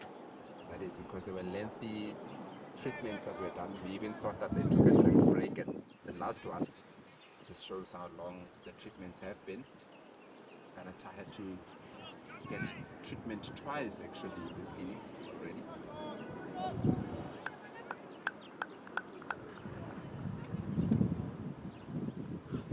Shot, and that's a very good ball from Modimukwane. Going up there, but the umpire says it's not out. Well, the wicketkeeper didn't really support his bowler that much. Didn't really go up very vociferously. Modimukwane, that was certainly an effort ball and a rush the batter. close, just close. It definitely looked like it was more of a reaction from the wicketkeeper rather than being sure that it's out. But very good ball from Mutimikwan. Shot again. This time, like he might have come off the shoulder there. Steve Stark is doing his best to show it hit his arm without showing that it hit his arm. He's Yeah, you gotta be careful how you show the He is umpires. You might standing there find with yourself. with a limp arm. I'm looking at it, but I'm not looking at it. Definitely on the arm there. It was the slower bouncer that time. The previous bouncer rushed him for pace. That one, he was too early on the shot.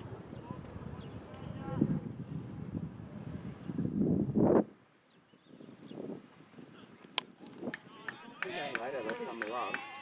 It does look like those two balls have gotten Steve Stock to doubt himself a little bit. That one was full, but there's no full commitment towards it. It was hanging a bit on the back foot.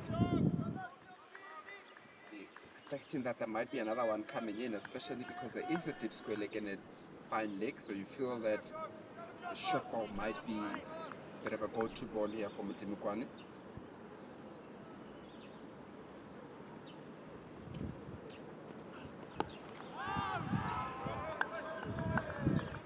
Into that gap, but no run taken, and that's the end of the 13th over with the CSA emerging on 91 for 3. So just 4.5 runs and over required from here for the CSA emerging. So they have things well in hand. No need for any risks. Tar or Stoke. They'll just be saying to themselves, let's put on a big partnership now. 3 wickets down inside the first dozen overs, but the run rate's very good. We can actually just consolidate here a bit. Even if they go and run a ball, it's perfectly good.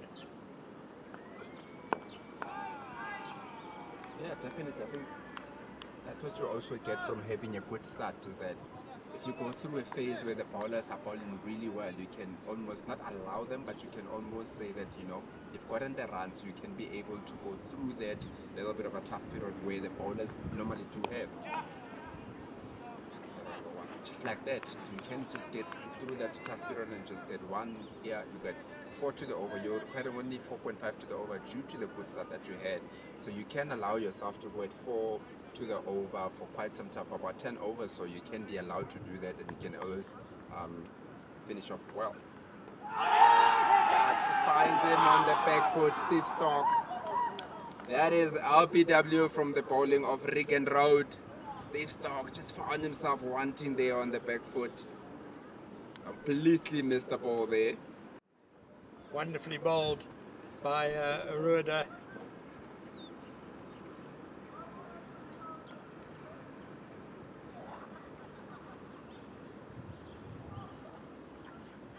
Well, if it's not a googly, it's definitely a top spinner that just mystified Steve Stock a bit, chapped very much on the back foot right in front there. Wonderful piece of bowling by Rueda, and it's going to bring the CSA emerging wicketkeeper batsman, Letabo Paklabohlaka, to the crease. Another local Pretoria lad. Paklabohlaka, a bit of a good touch. Last game against Mpumalanga, he got 57 in that match. So it's definitely a good touch. He's also played for the SA in the 19. 40 odd in one of the 4-day games that they played. Again, it's going very well here, CSA emerging in terms of the runs, but just losing too many wickets, let's say. 92 for 4. Yeah, Badgers just keep chipping away, and Omar Karim might have called it earlier. He said he doesn't think it's going to go 50 overs. Either CSA emerging will reach their target, or Badgers are going to bowl them out. Yeah, it definitely looks like a game that's going that way, because it looks like there's a lot of runs but also a lot of wickets. So somebody is going to take a lead in that, in terms of either the runs or the wickets at some point.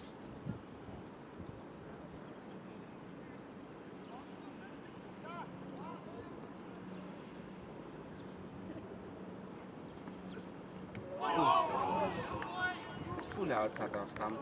Tabo Patlamatlaka, seeing that, and his eyes would have lit up there, but doesn't get the connection or the bat to it. Bit of a nervous shot, I think.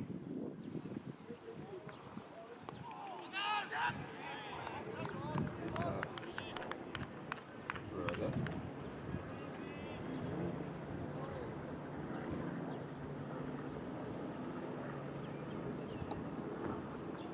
Oh, this time, oof, once again. Big heave at it, just outside that off stump, doesn't get any connection to it. Just need to stretch a little bit more to get to the ball. Take a look at that again.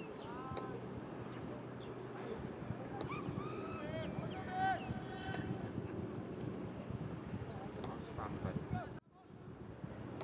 close enough to it, you'd say, Patlamatlaka, to get the contact that he would have been looking for. Wanted to continue after a very good last over. Then to Tar. And on the legs, but there's protection on that deep square leg. Just goes for a single. All through this innings, Tar has been there, just watching from the other end mostly as wickets have fallen, 4 of them. He's only faced 32 deliveries now, so he's faced considerably less than half of the bowling. He really can't get out now. He's got to try and take this as deep as he can. Yeah, definitely, as you said, he's seen everybody come in and out. Doesn't look like a bad wicket to be batting on. There's definitely a lot of runs on it. I think credit to the groundsman. It's been a very good wicket. Both bowlers and batters are very much in the game. Very good fielding. He's good there at backward point, isn't he? Very live wire fielder.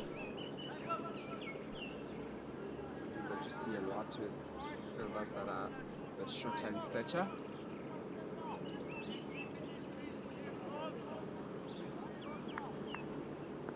No time, they are very quickly to the ball. That's when you create the pressure.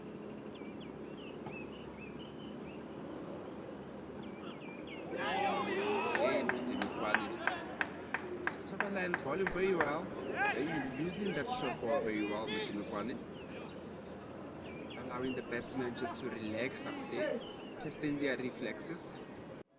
I'm not sure if Patlamatlaka expected this to bounce a bit more, but Mutimukwani is a shortish man, so it's going to be a skiddy bouncer, and those are always the most difficult to deal with.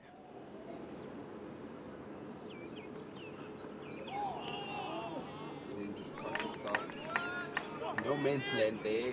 Patlamatlaka not moving his feet the way that he would like to. Very good attacking fielding here from Mutimukwani. Still having the 2 slips outside the power play. How often do you see captains, as soon as you're out of the power play, they go fielders out and a bit more defensive? Still looking to get the wickets.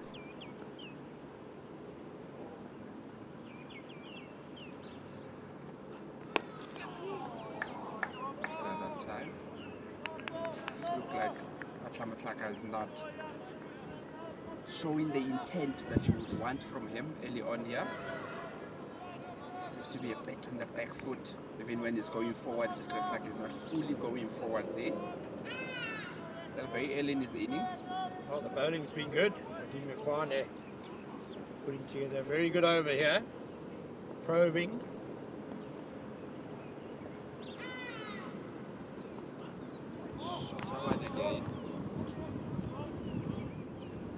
To go through here, very good bowling from Mutimukwani, just a 1 run coming off that over. It's 15 overs done. The CSA emerging at 93 for 4. Still requiring a further 166 rather. 210 balls. There's still a lot of time in this game. Time outside the off stumps didn't threaten the head of Patlamatlaka. See from that replay that Patla Maslaka does take his eye off the ball a bit when he ducks, sort of lowers the head. Could get himself into trouble. And it's down there, long on for a single. Being that the Badgers are minding a lot to get the single, especially to a Kakata that's been there for a while. They want to get a new batter to face as many balls as possible early on. Yeah, good to see that long on coming in from the boundary and the cover sweeper coming in as well. From edge there.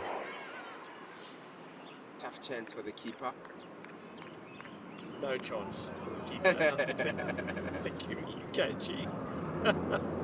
Would have been the catch of the century if you'd have believed that. Kick that up and catch the rebound.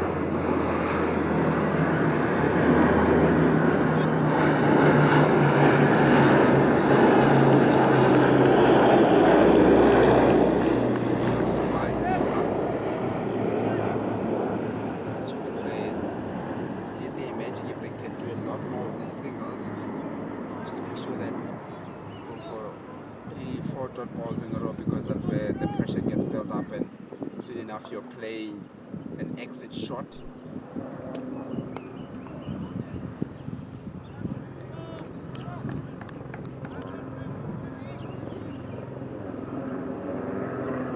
It also looks like he likes to go quickly through his over. This time, bit of work given. Patla Matlaka leads back and hits it down to that point for a 4. Very good shot from Patla Matlaka. Much needed boundary for CSA Imaging. That also brings 100 up for CSA Imaging. 100 for 4 after 15.5 overs. Yeah, they brought the sweeper up into the ring for Patla Maslaka. No problem with that, but then unfortunately Ruan is dropping a little bit short, and Patla Maslaka will be feeling a lot better now. Pulla this time. I think outside edge to drop his shot on point. That's the end of the 16th over.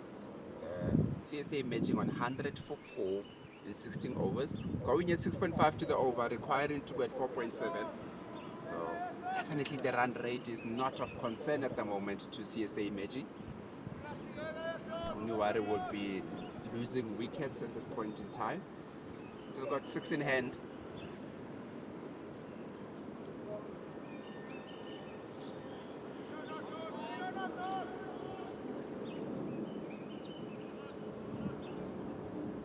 Also, partnership is as important as Richards and Beaufort was a bit earlier.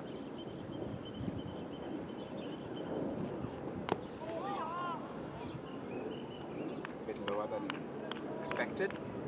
Say this is a very important partnership, because from here you really get into an all-rounder. It's Kaka about you can bet, got a 30 odd in the last game. You get into your bowlers. And this 5th wicket partnership is going to be very important. Yes, it's a good analogy, KG, with the Beaufort Richards one, because they also came together when 2 wickets had fallen quite quickly, both Smuts and Van Heerden getting out. And, so they came together in the 28th over, a bit later than this partnership, but similar sort of strategy I think needs to be employed, that they need to get themselves in properly. The run rate really doesn't matter that much. Get themselves well set. Try and make it a big partnership that leaves not much more to get at the back end. Shot and straight down to that 5 leg. A bit of a misfield there. That 5 leg, allowing the ball to just bounce in front of him into the boundary. The leg spinner Roder just allowing that ball to go over the boundary. I think he might even have been in business with the catch here. Definitely. Initially looked like it was hit straight down there, but definitely in a An opportunity there, you would say, for the fielder. I think he must have just totally lost sight of the ball. Outside the off stump. Dot ball. Sun might have been in Ruder's eyes a bit. It's obscured from our viewpoint by the rugby clubhouse here at the Tuks Oval.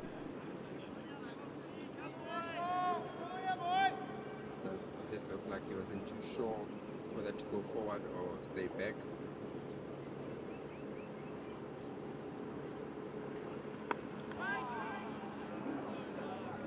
Very well here, Mid-innings.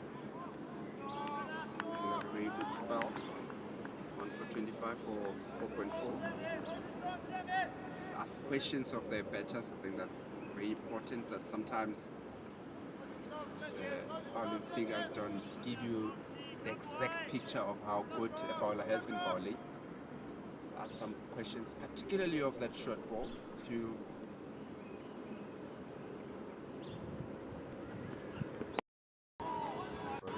away for a single, for 2, filled in to keep that down to a 1. Yes, he's been quite slippery, Mid-innings. Certainly giving the batsman something to think about, or a lot of things to think about.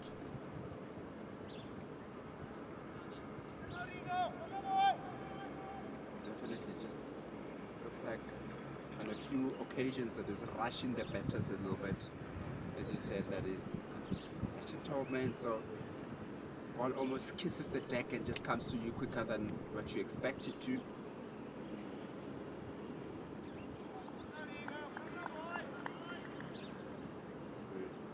Rolled it to continue from the HPC end.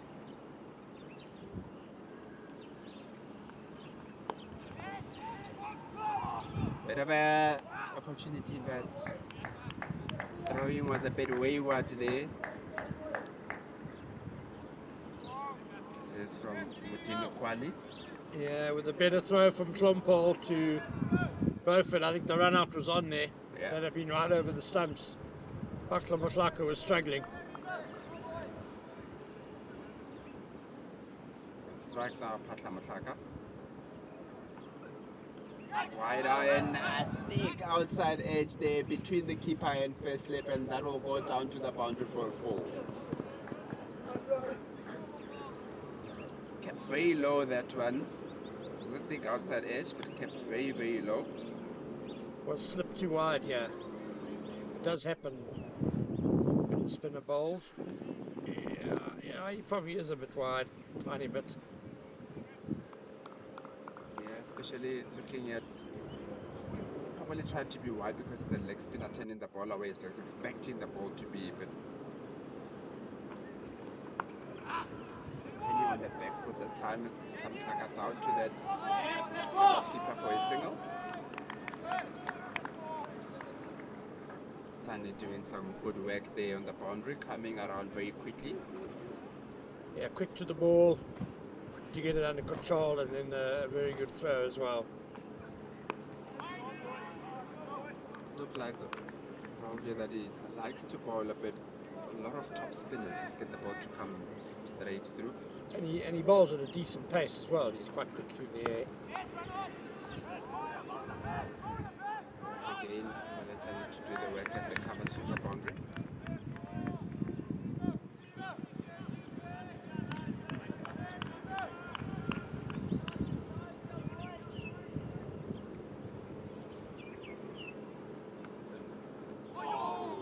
Again,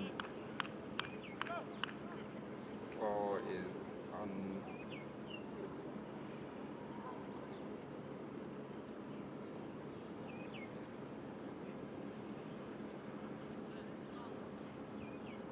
Wonderful last delivery of the over that by Rueda. Was the perfect ball for a leg spinner.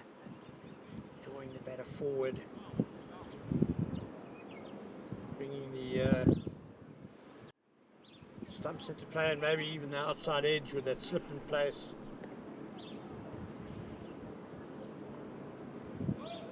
Stayed a bit earlier, Ken, that there is another leg spinner in for the Garden Route Badgers, and Carl Jacobs will be taking over from. He will be taking over the bowling from Mudimi Kwani, who was bowling his pitches on the side, slowing it down. See that Rauda has asked a few questions from the HPC end. Skakangabert obviously operated from this end a little bit earlier on when he was bowling. Obviously, he was bowling the off spin. It looked like the spinner was operating well from this end. Well, we've seen Ruda have success and bowl well, so why not? Leg spin from both ends.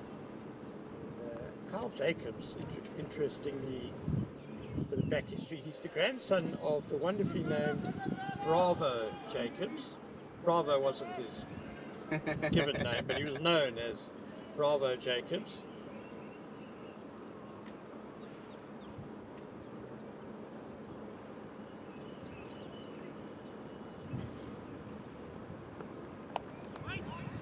Turn that off stop. He's got a bit of a different run up, you would say.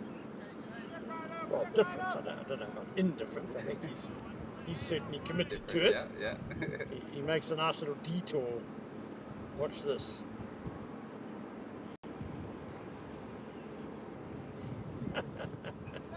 Definitely creating a new route on that way there to the bowling crease. Something we've seen lesser and lesser of the spinners over the years. Sometimes where they used to come wide and go in, but now a lot more spinners just prefer to go straight on. That must have started as a kid when he was trying to confuse his opponents, and then he must have got a wicket with it and thought, Just right, grow into it. I'm doing it from now on forever.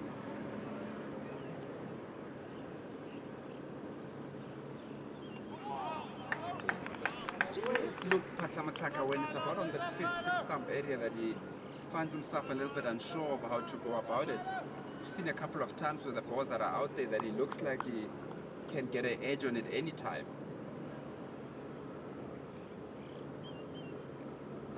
Great other time from Jacobs.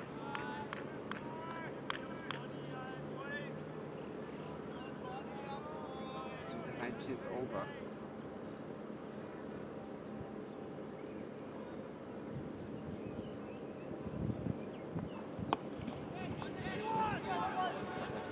Down to that square leg area for a single. It's only 2 runs so far with 1 ball to go in this over.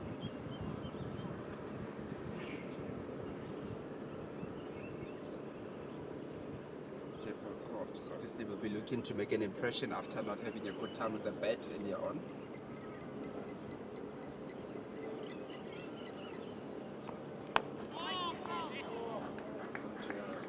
For a single to end the 19th over. This is the CSA Imaging moving on to 115 for 4. Good first over from Carl Jacobs, the grandson of Bravo Jacobs, who was a bit of a sackbok legend down in the Eastern Cape. Played 35 times for Eastern Province. Took 51 wickets, an average of just 50.66, but was considered more of a batter actually, and was chosen for the SA Invitation 11 in 1976 that played against International Wanderers team. So that SA Invitation 11 was almost like the best team South Africa could pick at the time.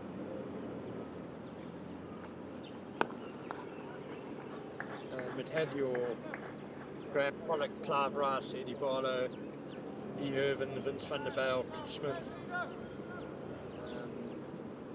and then from the Sackbok teams, Bravo Jacobs and Devdas Govinji, well known as a match referee these days. He played in that game. Did I mention Barry Richards? He also played. So, nice to see the Jacobs family tradition, cricketing tradition continue. Cricket heritage. Those teams that were being managed by Joe Pemelsky, he He might have been, but the International Wanderers, I mean, it had Greg and Ian Chappell,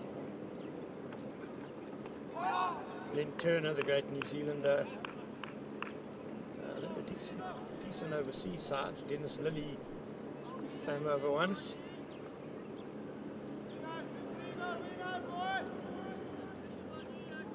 So been in the middle of the Fire and Babylon era.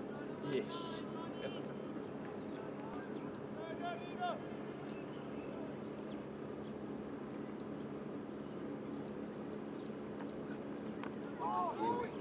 Big inside edge. Fortunately, that doesn't go into the stumps. We saw that a little bit earlier with the Cardinal Badgers with the ball going. I think it was Carl Jacobs that was batting. Yeah. He actually, I think he hit it on his own stumps and trying to scramble it away.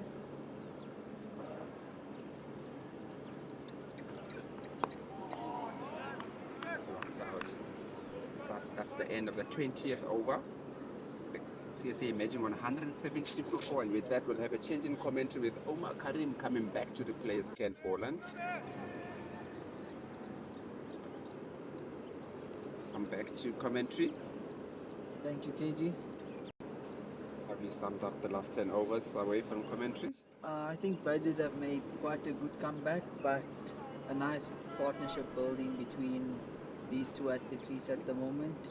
So I would say quite in the balance at the moment, with CSA emerging needing these two to bat through and Badgers needing to get one of these two out to go ahead in the game.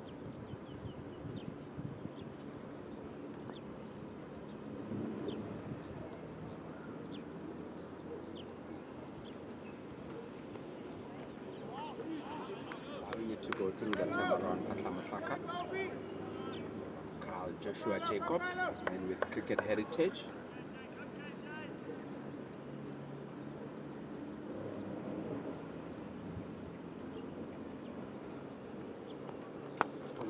Much fuller there from Jacobs, and Patlamasaka gets good bat to it, down to that boundary for a 4. Very good shot from Patlamasaka.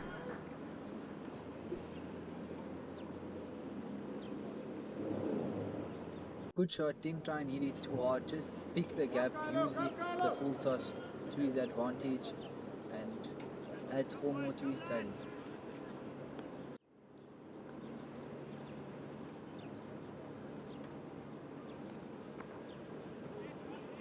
Wow, a really short ball down leg, racing to the boundary, but he cuts it off and that'll be 3 wides. KG, I'm noticing with both the leg spinners on at the moment, they are tending to drop a few short balls in each over, and CSA emerging aren't really pouncing on it, but it's like releasing the pressure that they're creating from the good balls.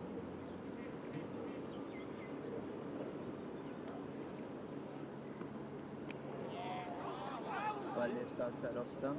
I think that's something that you get used to, especially with the leg spinners, that they always tend to give you a few boundary balls in the over. Yeah, dropping it short as well.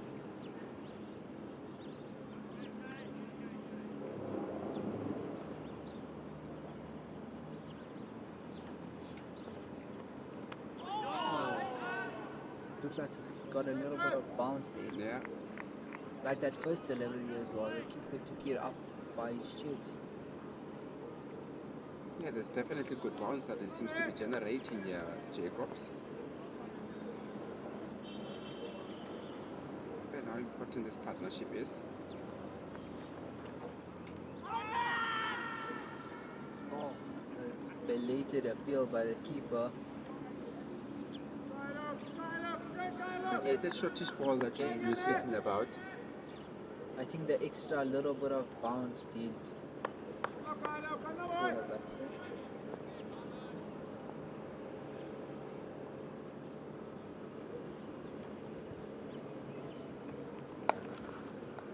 Good shot by Fashla Muklaka. Yeah, very good shot here by Patlamasaka to finish off that over. Does move around a little bit in the crease. Patlamtlaka, particularly when the ball is short. Almost looks like he wants to open up the offside, stay leg side of the ball and hit it to the covers. From what you noticed since the two leggies are on, is there a lot of turn or more bounce, more skiddy? I wouldn't say too much turn. I think Jacobs has definitely looked like he gets a bit more bounce rather than too much turn. And with Rode from the side, he looks like a lot more times than not is looking to actually just get the ball to go with the arm straight. He's thrown the occasional one wider.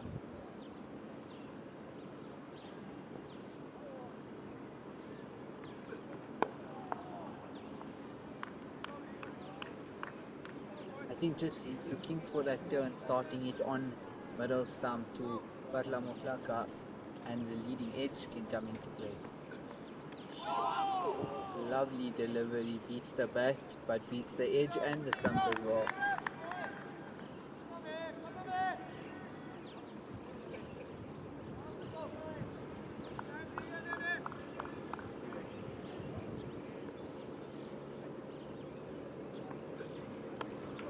Short, cut away down to deep cover and just a single, and Garnetar back on strike. Anata is still all has been here right from the beginning, so it'll be very important for him to bat throughout. It's one of those that he needs to carry the team right till the end. Low full toss, good rotation of strike here from CSA emerging. But Lamuklaka also getting into it now. Had a bit of a difficult start against the spinners and now getting into it. Big single, good running there.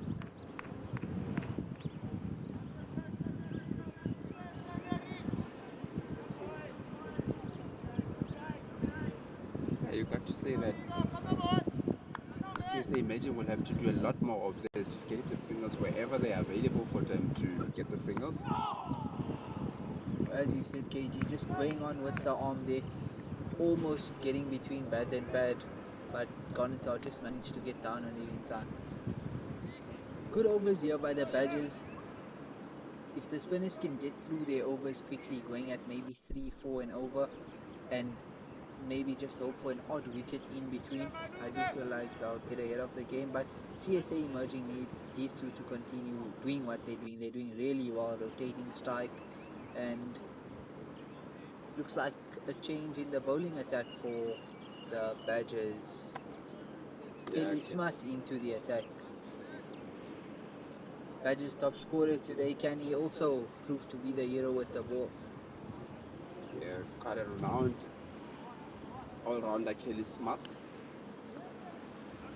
Been in the circuit for well over 10 years playing at a higher level of cricket.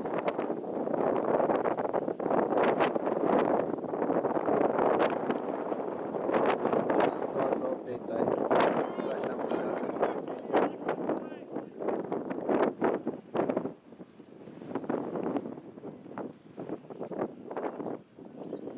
What do you make of the change of bowling attack from the clubhouse end?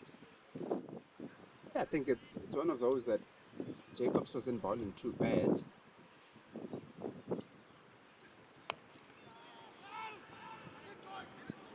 However, you feel that, as you said a bit earlier on, that they don't want to let this partnership to go on for too long. So if you can bring somebody like a Kelly Smart that can come in, who normally has got a niggle of just taking that wicket, he's having a good game after scoring that 7-1, obviously with the batting. So you always feel that, you know, you need to try and get a wicket of one of these two very quickly. That's why you bring in the change of bowling in Kelly Smarts. Oh, that's well bowled. Little bit of a way movement. Batla Muklaka did well not to get anything on that. And yes, like you're saying, KG, a wicket is quite vital. If this partnership goes on, it really takes the game away from the Badgers. And Rajputs emerging closer to a victory, to their first victory actually of this campaign. Yeah. I think importantly, I was saying that with the CSA emerging, I don't think um, the winning is the ultimate goal for them. Not that they don't want to win the matches, but I think most importantly is to take the stock of looking at the players that are coming through the system and what the players can give you. So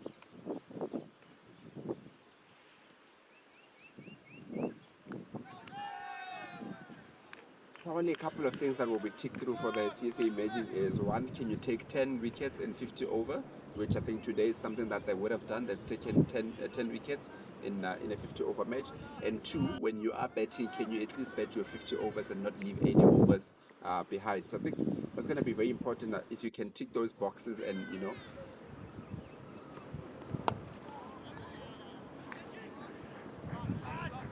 Yeah, and that's also true. And I do feel like, to be honest, they will feel like they are in a good position to go ahead and bat through, whether it be just a 50 or today chasing down the runs. But that was a good over to start by Kelly Smuts, just a single off it. Roder to continue from the HPC end. I do feel if Roder, like he is bowling quite quick through the air, if he can, especially to Patla Moklaka, if he can slow it down just a tiny bit outside the off stump, cause a little bit of doubt in his mind about the pace that he's bowling at. Taw is in, he should see it perfectly fine, but Patla Moklaka was struggling early on, but it's actually a change in the bowling, and it's into Majiza, the opening bowler, back into the attack.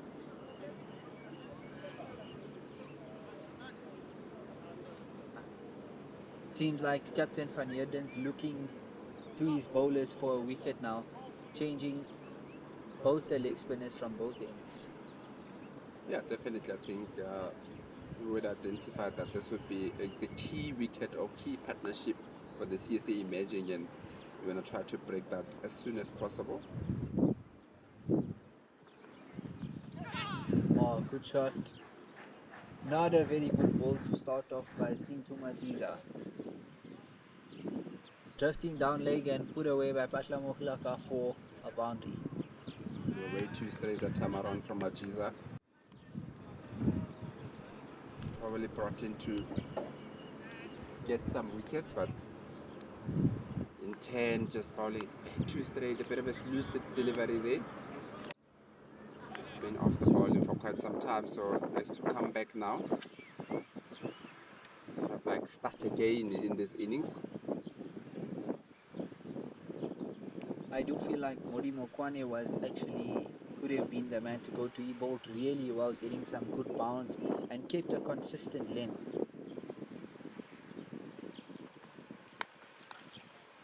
Good shot by Patla Moklaka through the covers, pushing for two. Good fielding down on the boundary, restricting them to only a single. I think with Mutimikwane, he's only rested for the last 5 overs or so, so I think you want to give him a bit more time to come back a bit fresher. Yeah, the only thing I would maybe say with that is by the time he comes back, if these two are set, and just seeing him out for 6 runs and over or run a ball, it doesn't really help Captain Van Heerden.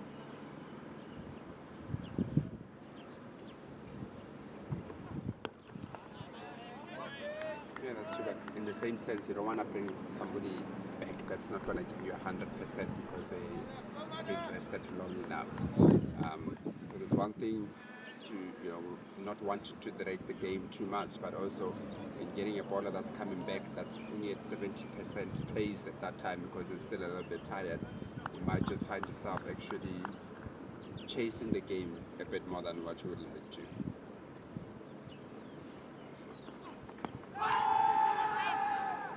Looks like it's going down leg.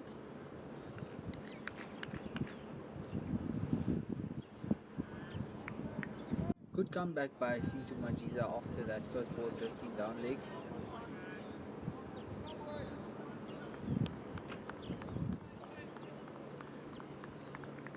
Did move across a bit. Maybe umpire's call on leg stuff.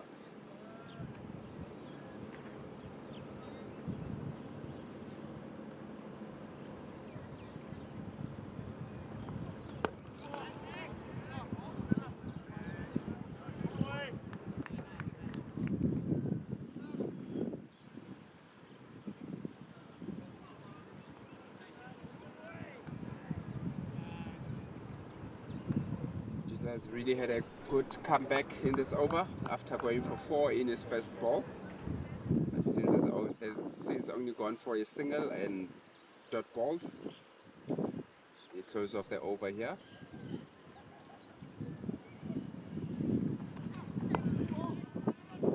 And a quick single. Ball and good running. They've run really well, these two, especially since Patla Moklaka got off the mark and has found it easier against the balls outside off that he was initially struggling with. Yeah, I think definitely these two have done well. They got together when it looked like there was a few wickets that had been lost. Going very nicely here, building up a very good partnership. Currently at 43. Very important. This partnership is going to be very important as to how close to the score they can get to. And it's not also about how fast they need a bat. They actually have enough time with required less than 5 in a clock. Yeah, they're definitely in a very good position here, the CSA Imagine team, in terms of the run rate that they're going at and what is needed. They are constantly above where they need to. They haven't faced half of the overs, but they've got more than half of the runs that they need in this game. And it does seem like the fielders are a bit under pressure now because of the quick singles. Shot over the top, and the captain does well to cut it off. Saves 2 runs for his team. Good shot by Patla Moklaka over the top, on the up, beats the man at mid-off but doesn't get to the boundary. A very good shot from Patla Matlaka. Just did look like he didn't go fully through the shot there, hence he didn't go over the boundary. A very good shot to get it over that mid-off for 2.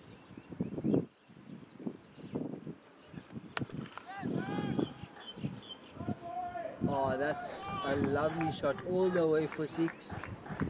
Dropped a bit short by Kelly Smuts, and he pays the price all the way for 6. A very good shot from Patla Matlaka. That's time around, getting the full swing of that ball, hitting it over that deep square leg. There is a deep square leg, but he hit it well enough to go over the man. Just looked at it as it bounced into that netball courts there. Really, Patla Matlaka, at the beginning of the innings, he looked to be struggling a little bit. Now he's really found his radar here, going very nicely, 33 of 39. And the 50 partnership's up as well for these two. Really crucial partnership.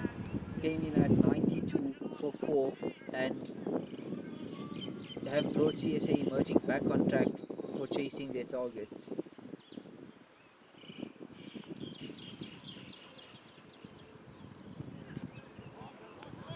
Good follow-up bouncer by Kelly Smuts.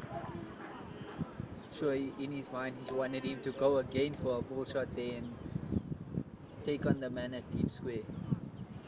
It's a very good cricket from Patla Matlaka, identifying that he doesn't want to fall into the trap that Kelly Smart seems to be set for him. He's already went for 9 runs, only 2 balls left in the over.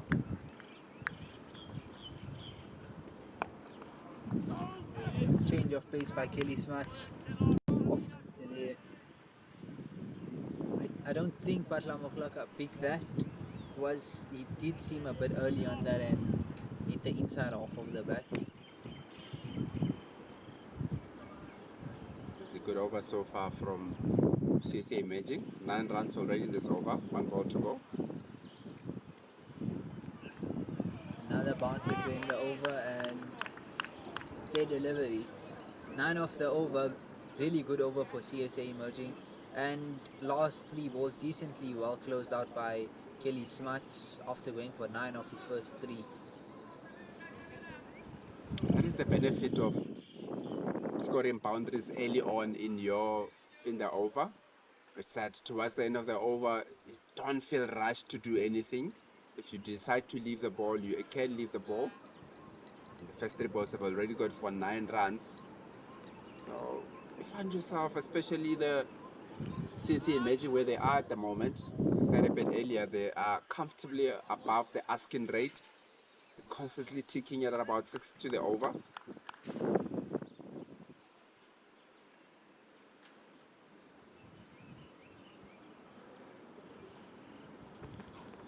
Oh, kicked a bit low.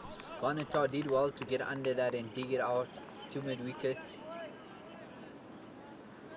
Definitely a bit of a variable bounce that we spoke about a little bit earlier. Turn the Kanata, but he's a man that's been there for like 60 balls facing, but he's been there for 150 balls in the innings, so no better man at this point in time for CSA Imagine to be facing those difficult deliveries.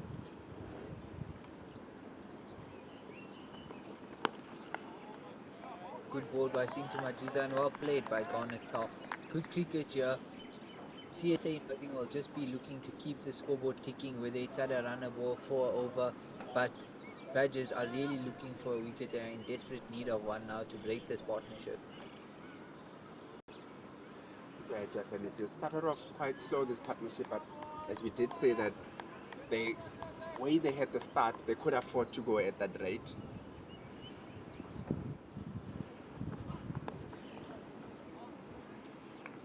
It's down to fine leg for a single. And yeah, the way they started, they were scoring at 7 to 8 and over in the power play, and that really set the platform for them and allowed them to get to where they are at this point, and given people like Garnetar and Patla Muklaka a chance to get their eye in and take their time. And that's exactly what they've done, and now they're starting to score a bit faster. Yeah, because they had the time to settle in, go through a difficult period of batting. Anik, and he's gone. That's the wicket they were looking for, and a rush of blood from Patla Muklaka, playing at a ball outside off stump, just swinging at it, and a little bit of away movement, and the nick has come. That's exactly what the Badgers needed right now, breaking this partnership, and Newman at the crease. Yeah, definitely against the run of play. Then a bit of a commentator's case. We were talking about how good this partnership is going, but Kamatlaka, stay outside, just looked to have a wee bit. It didn't get as close enough to the ball as he would have liked to. That induces an edge. Then he really was playing so well. He was kicking on so nicely after a difficult start, and just a rush of blood, playing at a decently wide one outside off, and that's the wicket that the Badgers need, and the game's back in the balance with the captain at the crease now, Schalk Engelbrecht, along with opener Garnet Tar.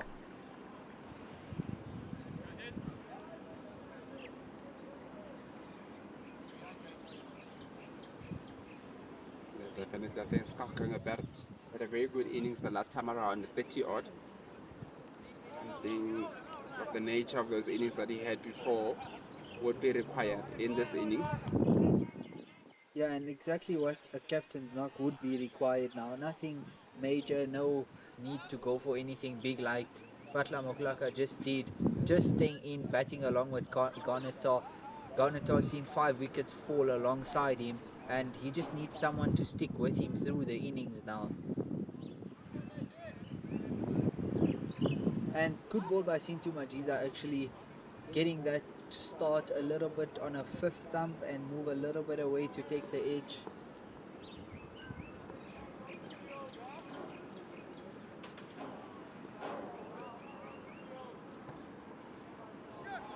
Yeah, definitely. And as we see a change in field, extra cover comes out to come to the first slip, smelling a bit of blood here.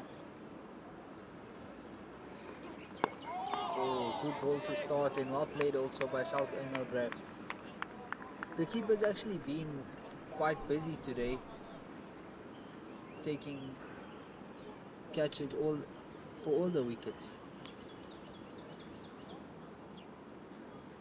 For 4 out of the 5 wickets.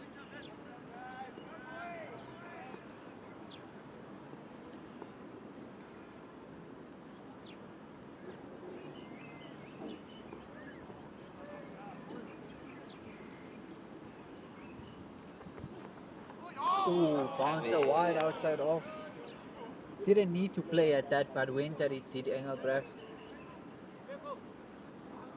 Good over for the Badgers there. A run and a wicket. A very good pace there from Majiza. Skulking about, feeling that he can get back to it but doesn't. Very good over there, turning the tide a little bit. It's just the 1 wicket of Patla Matlaka, but he spoke about how important that is in the context of the match. Rode back into the attack. Spin from the end and Kelly Smuts out of the attack. I think this is quite a good move now with the skiddy nature that Rode has been bowling with.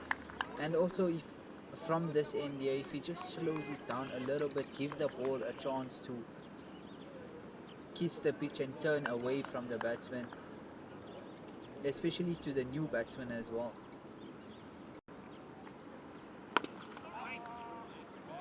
Good fielding at extra cover by the captain.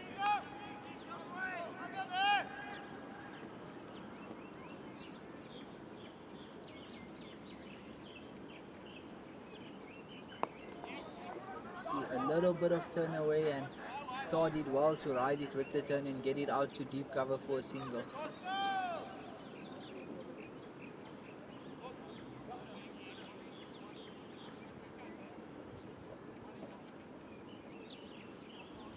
Then that brings the captain Skulking Albert on strike here. CSA emerging. A slip in place for the new batsman.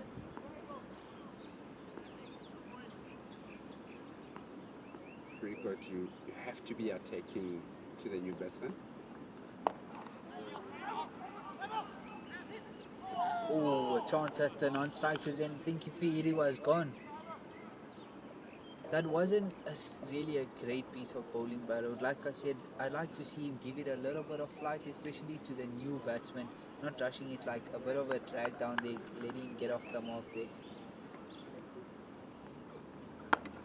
Yeah, well bowled. Oh.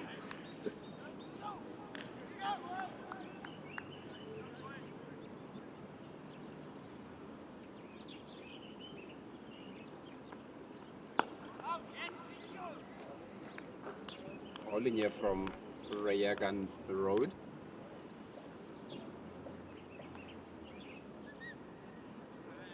Very quickly through the over. Similar to what we saw from Skulking Albert in his bowling innings a bit earlier. Yeah. Give you too much time in between the balls to think. Oh, that's well bowled. Little bit of flight given. Almost drew Engelbrecht into the shot. Good over, 3 of it, quick through the over. And their run rate dropped a little bit under 6 now. And I don't think they'll be too worried about that. They just...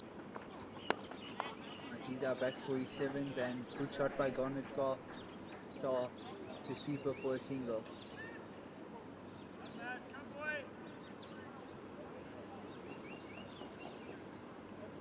Looks like they're putting a slip in place for Engelbrecht. Majiza's hit a good line in length outside the off stump, forcing the batsman to have that cover drive or play at it outside the off stump.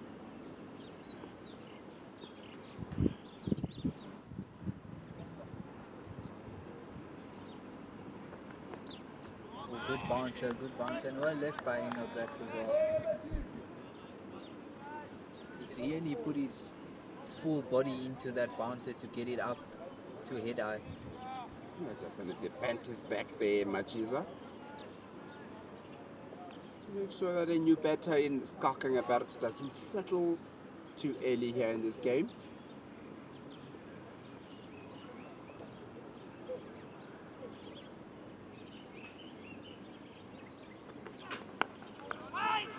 Good bit of bounce on back of a length, and good fielding also in the covers. A while ago between Patla Moklaka and Tor, they were taking a quick single in between there. There seems to be a bit more energy coming from the Garden Route Badgers, which is very important, especially when you pick up the wicket that you've been looking for.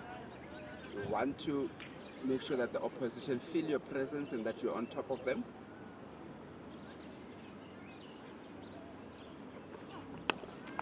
Shot.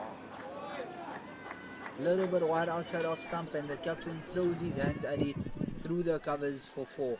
And it's really important for the Badgers to actually put on the squeeze now and limit the runs if they want to go close to defending this total, because if they really let someone like Garnet Tar bat through the overs, he'll go ahead even whether it's less than a runner ball and continue ticking the scorecard over.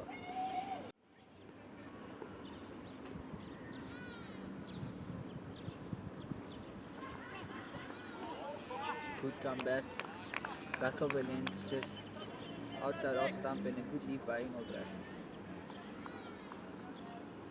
And with these overs going for like a single and a boundary, 4, 5 and over, I do feel like CSA emerging are happy with these overs as long as they keep their wickets, especially Garnetar's wicket, for as long as they can. Yeah, definitely. I don't think they'll be worried. The key now is the wickets rather than the runs because they are well ahead of where they need to be. I think the worrying factor, as you rightfully said, is the constant loss of wickets. They went through a very good partnership between Patlamatlaka and Ganata. No doubt that they will be looking for another good partnership between these two. But the nature of the partnership and the way that they'll be going about it is probably to say that they would want these two to be together at least until the 40th over. And then when you get to the 40th over, you take stock of where you are and how you need to approach the game going forward. And take that game as deep as possible and give yourself a chance of going over the line. Yeah. Yeah, and if they do bat through to about the 45, 50th over, they will probably give themselves the best chance they can of winning rather than just trying to reach the target anything before then. Road to continue and Torn strike. Who uses his feet and a single down to long on. Garnetar does seem to be playing the spinner a bit better now.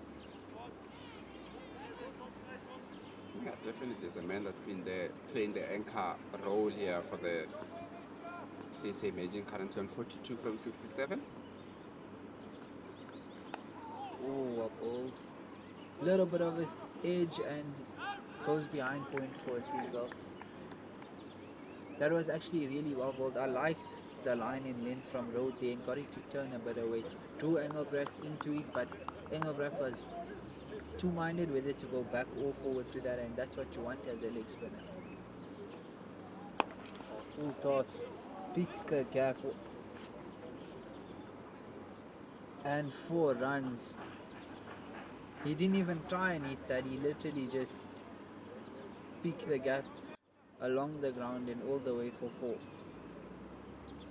Yeah, very good shot here from Kanata. He's been there for a very long time, so any loose delivery he feels that he needs to pounce on it, and that's exactly what he did that time around. Hitting it in between the men at long off and cover sweeper for very good shot from Kanata.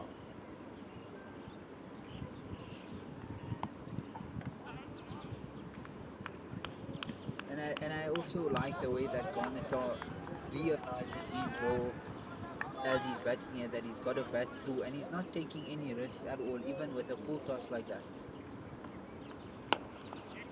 Not trying to power it over anything, rotating the strike like now a single down to long off.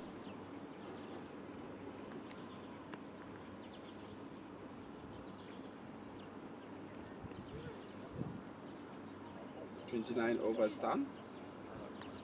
Brings the CSA, or one more ball, sorry.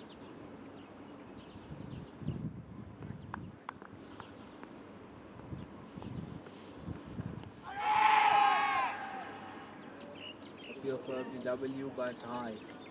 29 overs done, 160 for 5, and now CSA emerging need 99 more, down to double figures now. I think when Rhodes taking his time in between and letting the ball do the talking instead of trying to rush it through, he bowled it better, like that full toss, really just rushing it, trying to push it through onto the batsman, and that's how the bat ball comes about.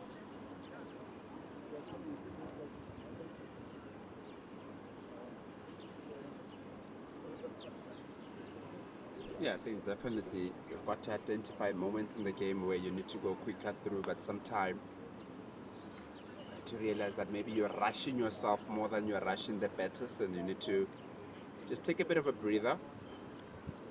Modi Mokwane back into the attack. And you've been calling for to come back into the attack, is ready to resume his duties. Let's see if the bouncers are ready to resume.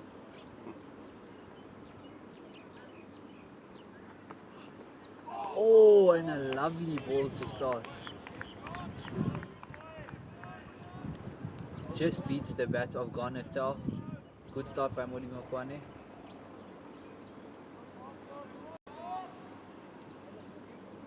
He looked to just keep that fourth stump line outside off and keep drawing Garnetau in.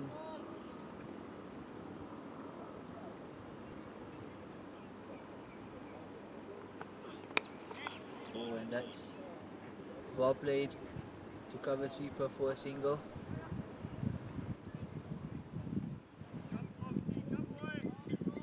He is still getting, like, I would think, a tiny little bit of movement off the surface, and that should be encouraging for him to keep consistent with that fourth stump line, and a slip in place too in saying that.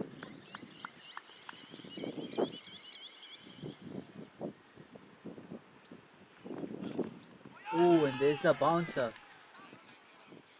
Engelbrecht did well to get his gloves down in time. Oh, and a late fall for a wide by the umpire. Badge is not impressed with that decision. Yeah, definitely the badges there to impress. It did look like it was very leg side. I think Engelbrecht did really well to get his gloves down in time because he was halfway into the shot, but I think he realized that climbed a bit too much on him and got his gloves down in time.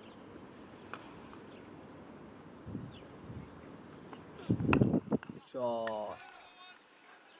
Given with outside off, throws his hands and coming back for two.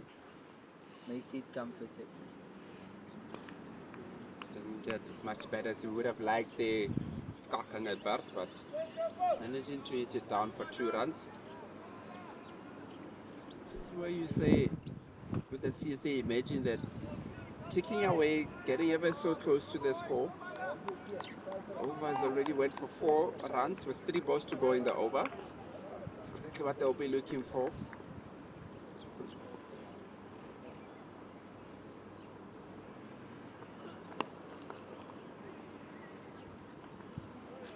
Good running between the wickets there.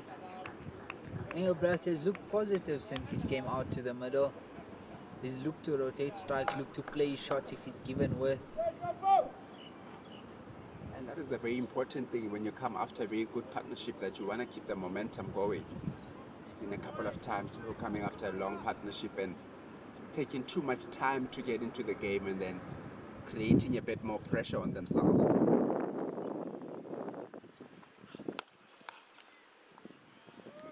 Good hand by the bowler. And Garnetau continues to look solid, positive, taking his time.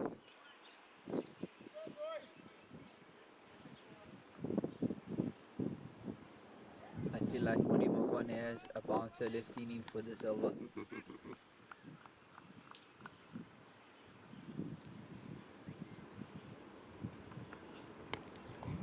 None of that. Slower ball to end the over. Well played by Garnetau. 5 off the over. And with that sees the man Ken return.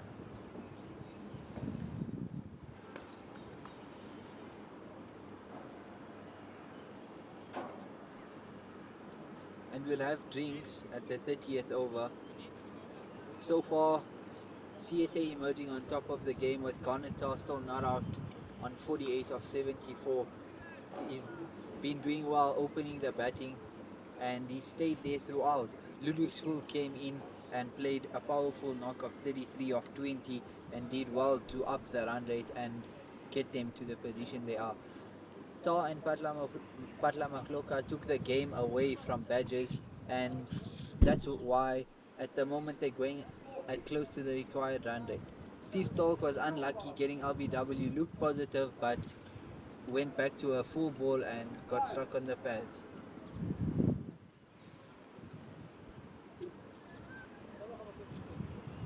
And so far, looking at the Badgers bowling, Jared Gonsalves-Jardine with those 2 early strikes, but also leaked more than 8 runs to the over.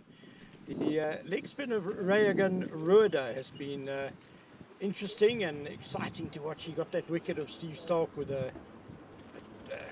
top spinner probably rather than a googly, but it certainly flummoxed Steve Stark. He's bowled well, 8 overs, 1 for 33. Lompo Modimokwane has probably bowled a bit better than those figures suggest. And Sintu Majiza also very tidy. So with 20 overs remaining in this match, CSA Emerging need another 94 runs to win off the last 20 overs. Do join us in the next couple of minutes for the conclusion of this exciting game.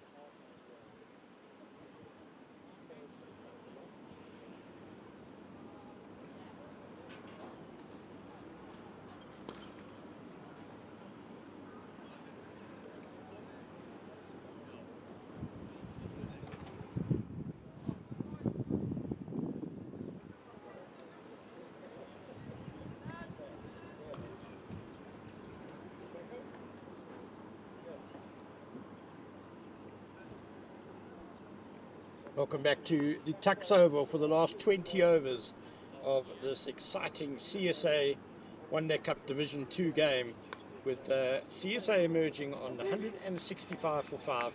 They need 94 runs in the last 20 overs to beat the Garden Route Badgers from Southwestern Districts, and it'll be their first win in 4 attempts in this competition, as we see Rayagan Roda changing ends, bowling from the clubhouse end, his 9th over, and a good start to this spell.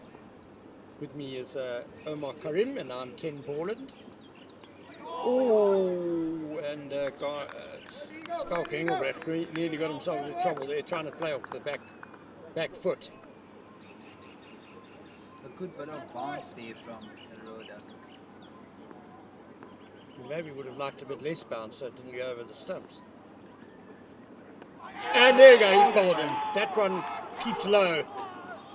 And I fancy Engelbrecht was also beaten a bit in the flight. He was on the back foot trying to pull. It was probably a bit fuller than that. And he is comprehensively bowled by Rayagan Rudy for 9. And this game could have just taken another turn. It's 165 for 6. I think Rueda did drop this a little bit short, and he kept lower than Engelbrecht expected it.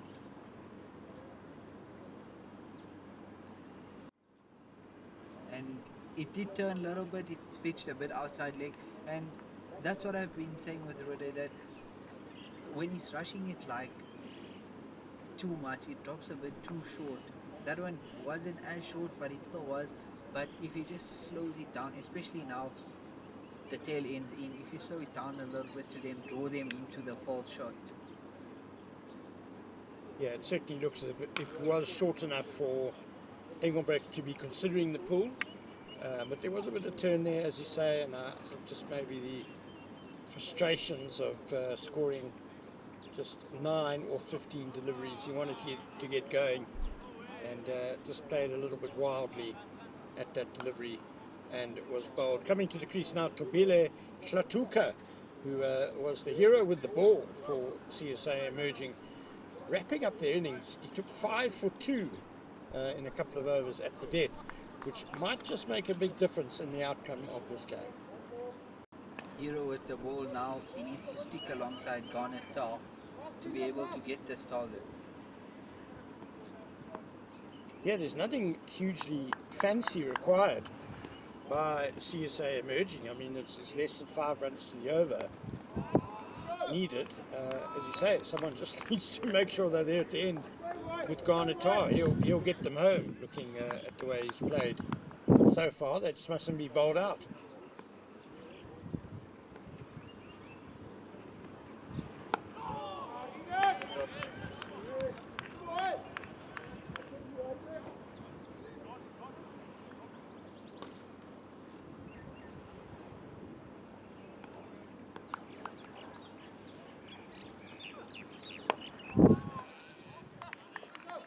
Another impressive over from Ragan Ruda. He's only got one left. Would dearly love to pick up another wicket. He's got 2 already in this innings, keeping the Garden Route Badgers in the contest. 165 for 6, 31 overs gone. So the 94 runs needed off 19 overs now for the CSA Emerging team. Omar, Garnet Tar 48 not out of 74 balls. What do you feel about the pacing of his innings? Are you happy for him to just keep going the way he's going, or does he need to maybe just accelerate a little bit? I think he's actually done really well.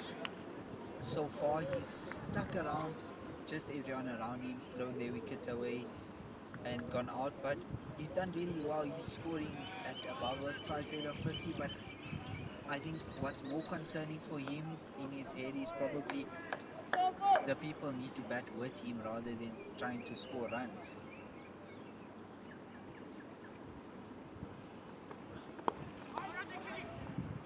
No run there off Madiba Kwane. And the way he is batting, he is capable of scoring runs, putting the bat ball away for the boundary. And 94 off 118 ball is less than a runner ball, and if Latuka can stick with him and bat through even the next 100 balls, Paul can be the man to get them home. Yeah, I certainly think he has another gear in him, but he hasn't needed it yet. He's got the target well in hand, less than 5 to the over needed.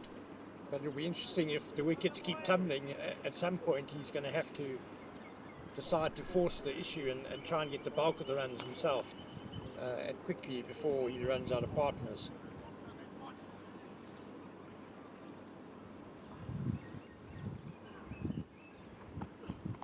Short ball pulled away fine by Garnet Tar. Very good fielding by Sinku Majiza. Not just a bowler, he's a really good fielder as well, as you've seen today. But 2 more for Garnet Tar. That'll be his 50, up off 78 deliveries. And what a great job he's doing for the CSA Emerging team, holding this chase together.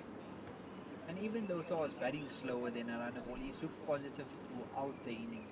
There's not a point where he's looked to just like stay in. He's respected the good balls and put away the bad balls.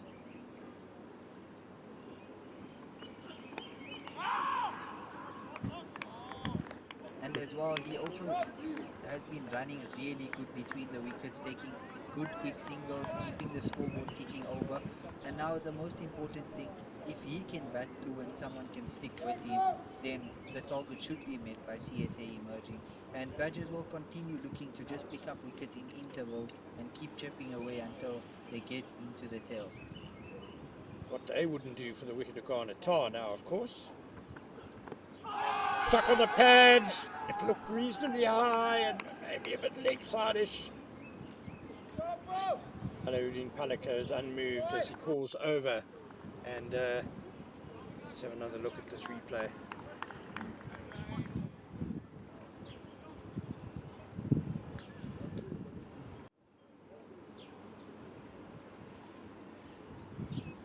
Yeah, it didn't really look out, did it? 167 for 6, 32 overs gone, 18 left. Woodard for his last over. He'll be looking to pick up one more wicket in his last over here and get the Badgers ahead of the game.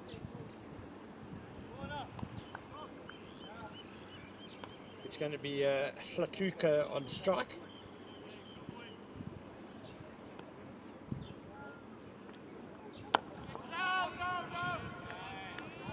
I would almost think about giving Slatuka the one, get Tar on strike. Get a couple of catches in maybe, just Schroeder's last over, just see what he does. I think what they do plan on doing is maybe if you can dot up Slatuka and get the run rate down to even a runnable, the pressure will start building on Tar. That's also a way to go, no doubt, no question. Well, Tar is going to be on strike now to Rhoda. There aren't going to be any catches. In fact, the slip has been taken away. Straight down the ground. Has he got enough of it? He hasn't. Maji's under it. Oh, he's got it! That's the big Rhoda. wicket. Rhoda's got the vital wicket in his last over. Massive blow for the Badgers. Seems like Ken was right about getting Tar on strike. He will go for the big shot, and so he does. He gets nothing like he intended, and it's straight up. And Majiza does really well coming in at at long off, and taking a good catch for the big wicket of Garnetar. Well, he's a good fielder, Sintu Majizi. And the right man in the right place, in quickly. It went pretty high, but that is a massive blow now. 91 more runs needed by the CSA emerging team, but only 3 wickets left. And their key batter is walking back to the change room now, having just got his 50, as Kobani Mokoena comes to the wicket. So we have a batsman on 1 and a batsman on 0. And now all those dot balls you wanted could come into play, Omar. They could dot them up in the succession a bit, get that required run rate up a bit. And what KG was mentioning earlier about CSA emerging, whether they're victorious or not, the aim would be for them to be able to bowl their 50 and restrict them to a good score, and that they did. And they actually got them all out. And now to bat their 50, that is where the problem's coming for them. Whether it's a win or lose, they are struggling to bat their 50 and looking even struggling to bat through to 45. And with the aim of the CSA emerging team, like KG mentioned, to be able to bat through your 50 and everyone be able to hold their innings together. That seems like a struggle in this innings. Garnetar seemed to be the glue of the team, but he just fell, and with still 17 and a half overs to go, we into the tail of CSA emerging. And still quite a few runs to get. Alright, Rhoda, he's got 3 balls left. He's already made a massive impact in this game with 3 wickets.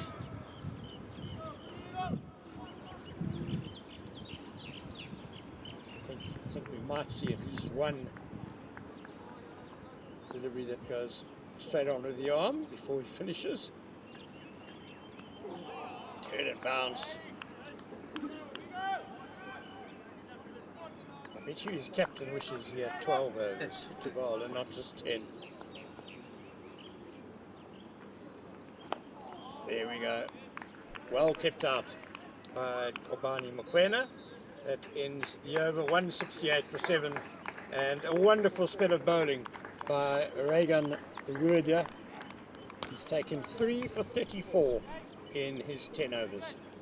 Really could be a match-winning spell there, and he's really varied it up nicely. Some turning away, like you say, some going on with the arm, top spin, googlies, and also towards the end, after his 7th or so over, he started varying his pace as well.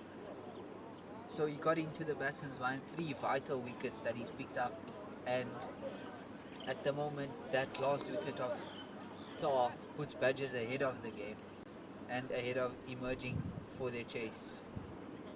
And I wouldn't be surprised if, with the tail enders starting to come to the crease, if we don't see Jared Gonsalves Jardine come back just to terrify them a bit. Left arm pace with awkward bounce. No tail ender enjoys that. Modimo Kwane continuing, and 1 turns into 2 for Tuks, and his total goes from 1 to 3. Nicely tucked that.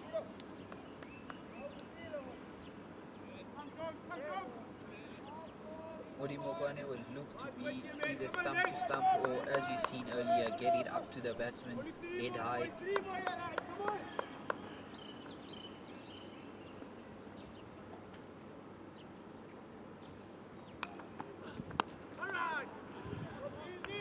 The deck well, and it's a good line just outside off stump. Difficult to do much with that. And CSA emerging now, I guess, the only way that they will be able to make this target is not just like now, it's a case of surviving, but it's also a case of scoring runs now.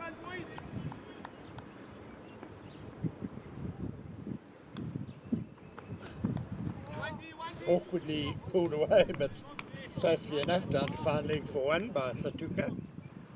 When Tar was at the crease, it was a case of surviving with Tar batting through and letting him play his game, and he'll get the runs. But now both batsmen have to look to keep the scorecard ticking. With 88 more needed of 16 and a half overs, it's creeping up to a runnable required run rate. Yeah, it could get there quite quickly as you get to the closing stages, so it's a tough situation for these two batters to be in. Do they have the skills to rotate and get the ones? Beautifully bowled by Modimo Kwane, the Yorker straight through Kobani Mokoena. He bowls him and it's 8 down. Great delivery, and Mokoena can't even believe how that's castled his stumps. Great Yorker by Modimo Kwane. Yeah, we said earlier he's a slippery character. Just watch this one.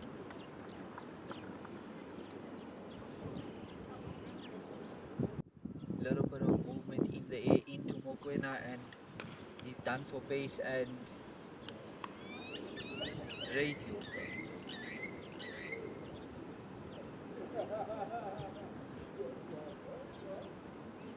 So 2 wickets left, 88 more runs to win.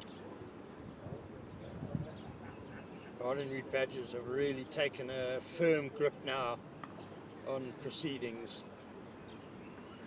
And this is where we bring it back to Van Heerden's knock. Slow 20 off 50 odd, but what he did was stick there around for those who were scoring runs around him. And that's what no one in the CSA emerging team could do with Garnet Tar. Yeah, they've had a couple of partnerships that were useful, as it's Ntando Sony taking guard. We saw 42 for the second wicket between Tar and Schult, and then 53 for the fifth wicket between Tar and Pakto Matlaka.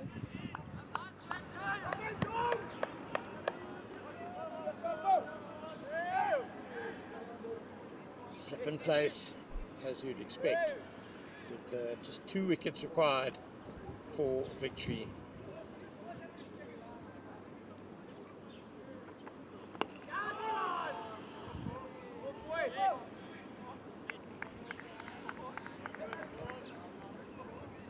CSA emerging have done really well to get to 171 at this stage, but with no wickets in hand, you do think that that's where they went wrong, is going too hard in those middle overs instead of looking to rotate, strike and stay in and keep batsmen for the back end.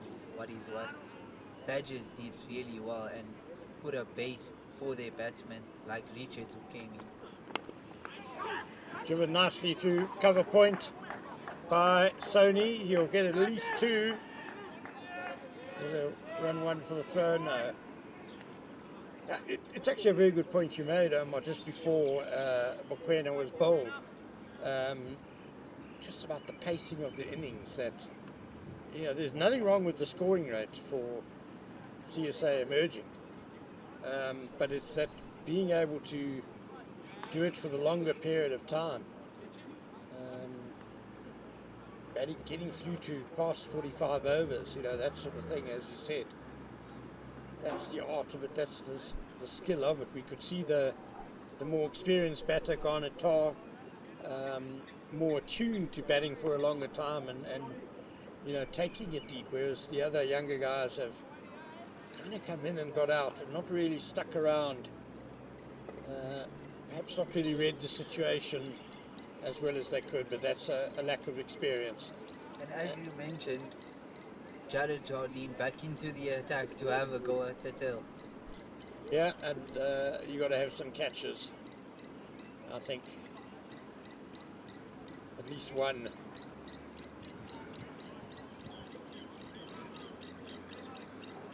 Fine leg going back to the boundary, which is a good idea. Third man as well. There's a man at deep cover. And a deep backward square leg as well. Point coming into place. There aren't going to be any catches, which I'm a little bit surprised about. Short ball, wrapping the gloves, that sort of thing. Yeah, I think he'd rather just go full at the stumps.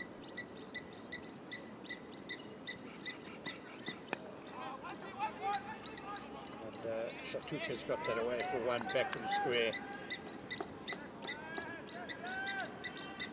Maybe Jardine will surprise them with an odd short ball, but right now to the tail, as we saw the last over, how Mokoena went out, going full and straight at the stumps to the tail. Yeah, I just think that Gonzalez Jardine has looked more comfortable bowling back of the length. When he has bowled full, he's maybe been a little bit floaty and got punished a bit. Of course, it might be asking a lot of these two batters to punish fuller length deliveries from him. Short again. Sony defending, but not very convincingly. Natuka went halfway down the pitch looking for a single, and I think that's wrapped him on the glove and requires a bit of attention.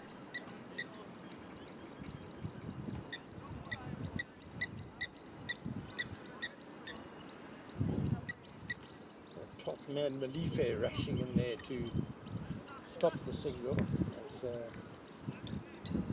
see Reagan Wooders away to our left, close by, getting some treatment on his side.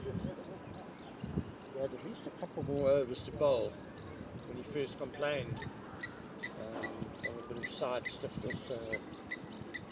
Good job by him, gutsing it through. And turning out, well, potentially to be a match-winning spell. Absolutely, Rispin doing the job again in the middle overs. So Reagan Wood, the wickets he got, he first of all trapped the dangerous Steve Stolk for 16, one that went the other way, trapped him on the back foot in front of the stumps. Then bowled Stolk Engelbrecht for 9, and in his final over, the vital wicket of Garnet Tar, caught by long off for 50. Reagan Wood at 10 overs, 1 maiden, 3 for 34. Really outstanding stuff by him. And the most economical bowler of the match as well so far.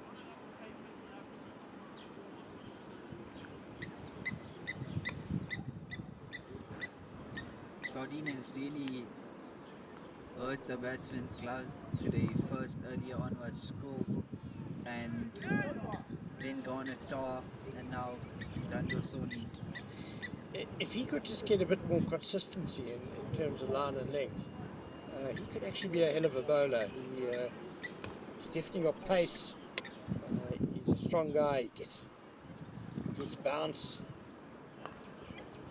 He can bat a bit as well, which makes him a very good package. Johannesburg born. Played a bit of T20 up here in Pretoria for Northerns in 2019-20. And he's still young, just 24 years old.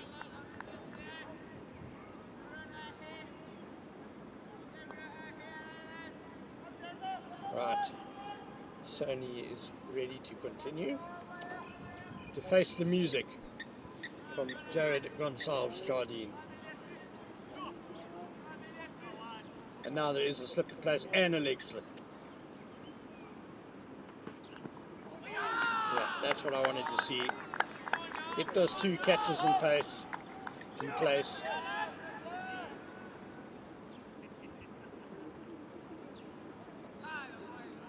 And he really bent his back to get that up. He bowled his first spell all from the HPC end.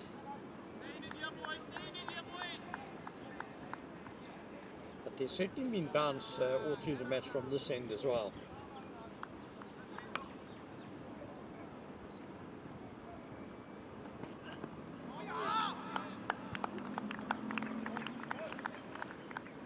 So far Sony has managed to avoid getting hit again. And I think that wasn't the second for the over, so he still has another bounce in him.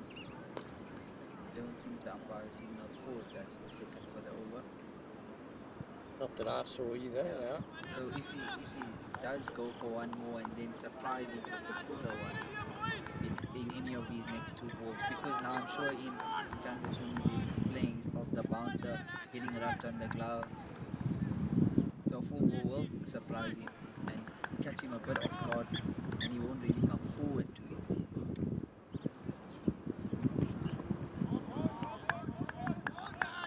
That is the second for the over. Yeah.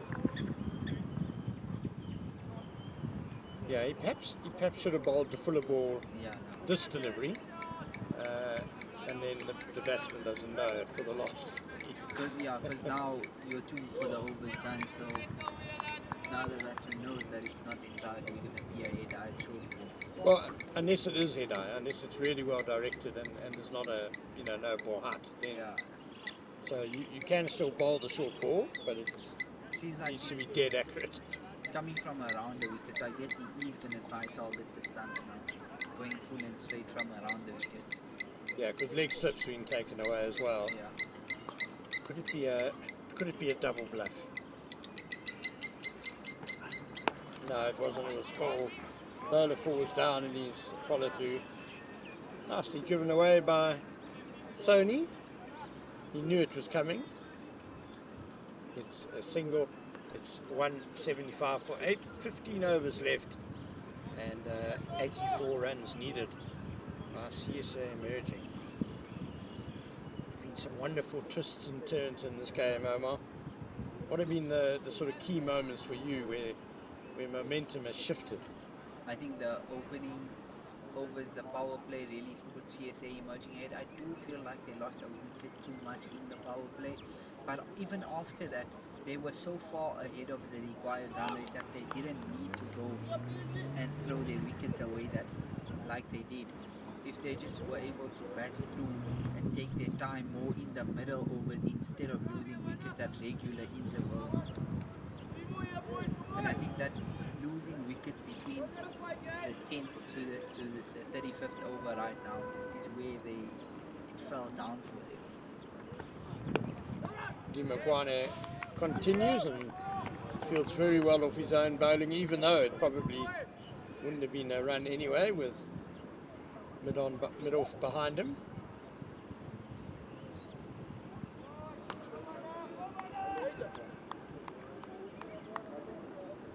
However, let's not take anything away from the potential of these two also going on to get their runs. But I do think that where they like sort of started having a bit of a downfall was the amount of wickets that they lost in the middle overs in regular intervals.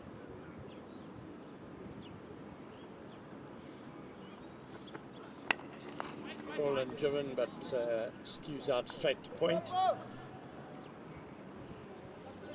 So Kabele Shatuka has a highest score of 27 in this day cricket. This is his 7th innings. So he's probably going to have to score a bit more than that if he's going to get CSA emerging over the line.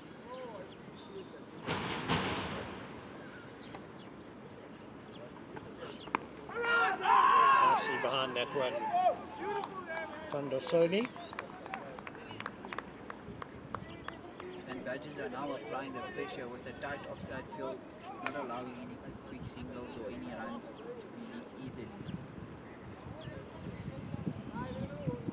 Yeah, you want them to feel the noose ever tightening, no easy runs. In the unlikely event that they get a couple of boundaries, you can always put more men back. It will take some doing. Short ball, flapped away over the slips by Sony, just one. I think that was actually a well-directed short ball, but decently well played, just over the slip it down to third man for a single.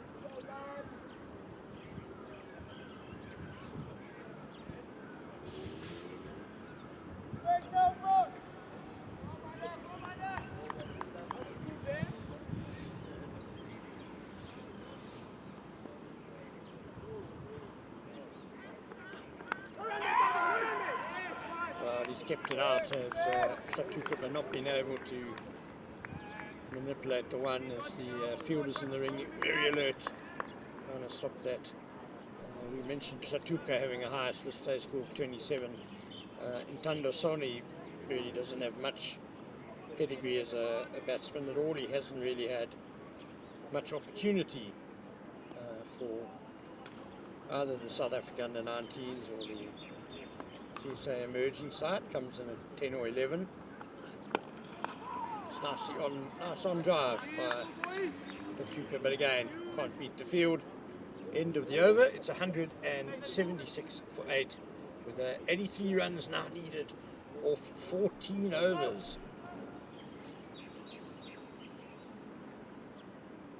So it's now just a touch below 6 runs and over required.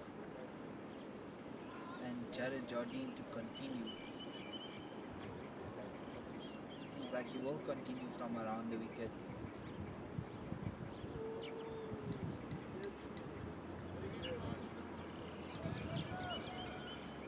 Has Tandosoni in his sights once again, and once again the leg slip in place and a slip.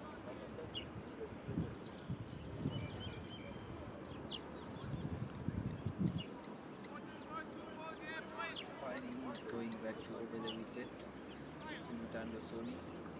And leg slip being removed, sent down to what to look like, I was about to say a backstop, but Yes. he's moved around to third man. I think the fielder was hoping he was going to be backstop. Yeah. He thought that would be fun. He stopped there and then he was sent wider. He's 3/4 of the way in from the boundary, so I think he's there for the for the little flap to the short ball outside off stump. Jardine over the wicket. Oh, it's a good hook shot. He didn't get all of it though, did Sony, but he will get 2.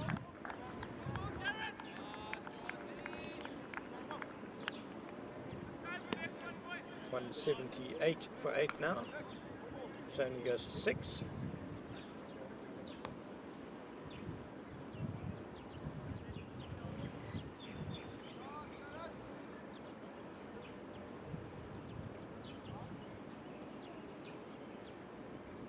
Looks like Jardine wants a little bit of a change of field, but Van Heerden's not having it.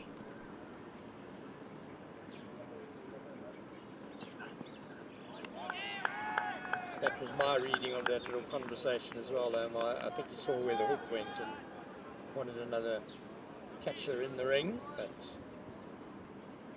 he's gone fuller, and as you can see there, Sony didn't even use his feet for that ball because I guess he's expecting the short ball or playing for it.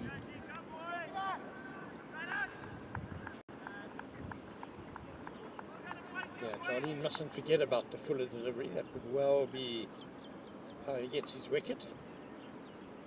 Once he takes the feet away with the short pitch stuff. Oh, it's a bit of a flap hook.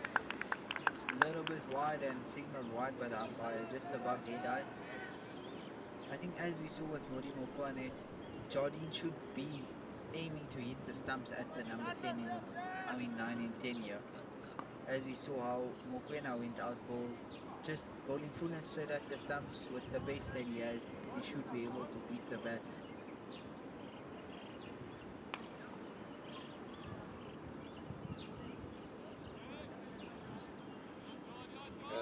The fine leg is, or the short turn man rather, is moving into that square leg position.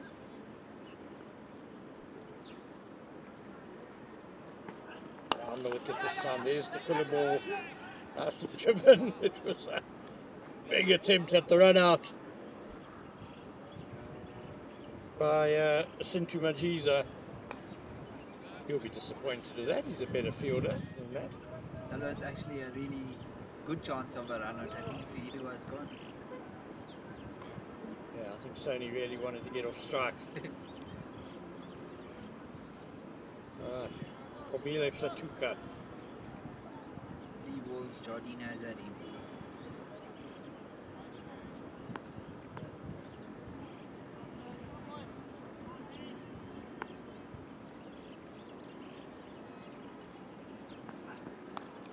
Nicely played. Very good shot. Great control there by Slatuka, down to third man for 1.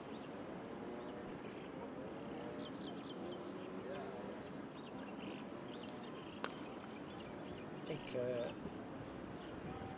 would be better for CSA emerging if Slatuka was on strike against Jardine, but he's cleverly got off strikes straight away. He goes to 6.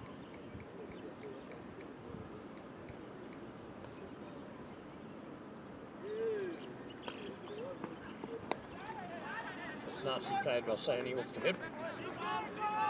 Both of them actually played Jardine quite nicely this over, and they've actually rotated striker quite a bit. 6 off the over so far, quite a decent over for them.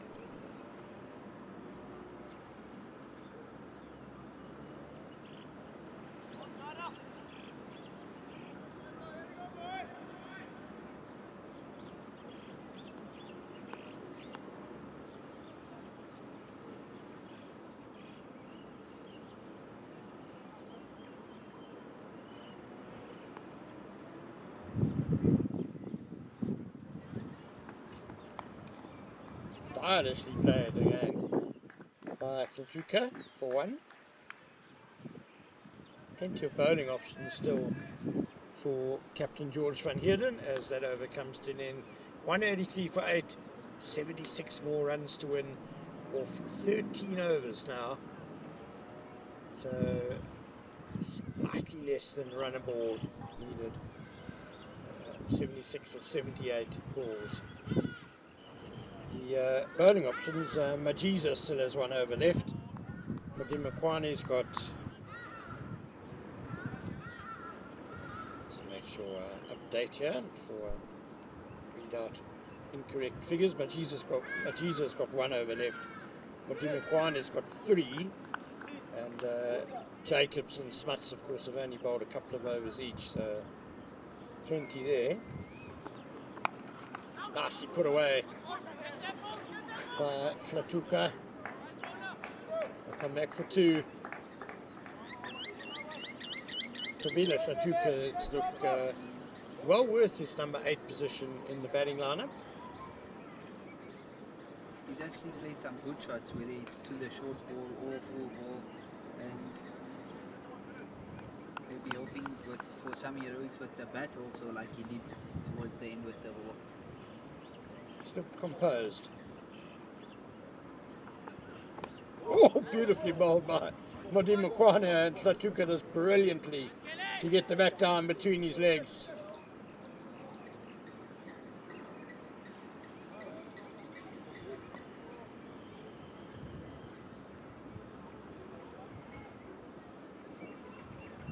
Partnership on to 15 now. I wonder if the medium pace of Kelly Smuts might do the trick here, or maybe even leg spin. Carl Jacobs. Leg spin against the tail. I mean, you might concede a couple of boundaries, but the leg spinner normally wins in the end.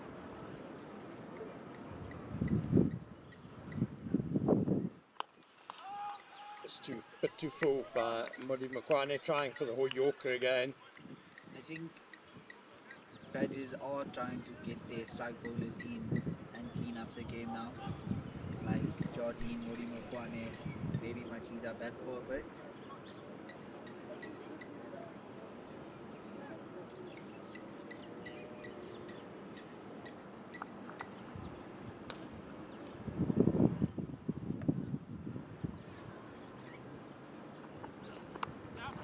And away with some great power by Kandosoni, and that's a very well collected boundary for him. Takes him to 12, and the deficit now to 69 more runs to win. If they get it to below 50, then belief might start springing. It does seem like we're in for quite a close game with them.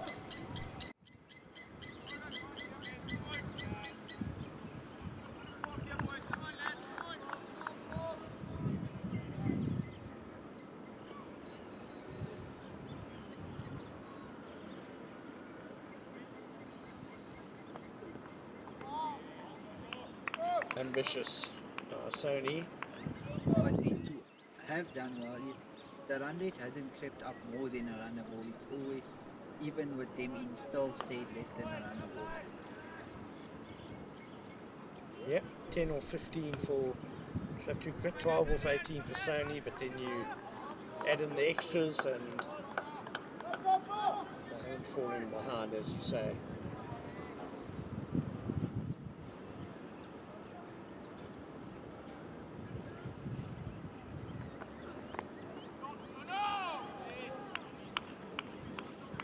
And that will end the over. 190 for 8, 38 gone, 69 runs needed off 12 overs. So that's 69 or 72 balls. And that also brings the end to Modi Mokwane's spell.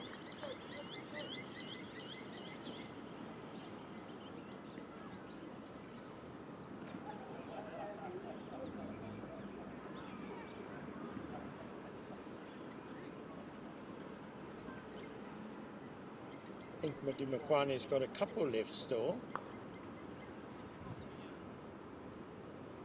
He had gone. Gonsalves Jardine is going to continue.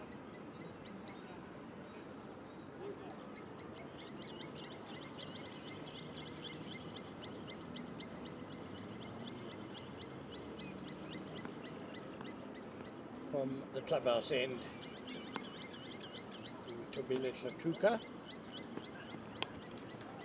Again, very just nicely tickled away into the leg side by Tlatuka. Badgers will want to break this partnership before it gets going to a 30 odd, because the batsman will gain confidence as the required runs get less and less and less, and it's down to 68 now. A while ago we were down on 90 odd, and it's down about 30 runs in no time.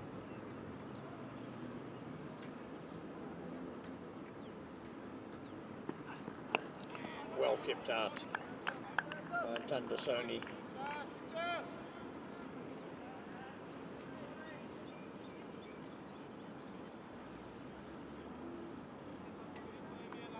That last ball from Jardine was a really good line in length, coming from around the wicket, targeting the stumps, and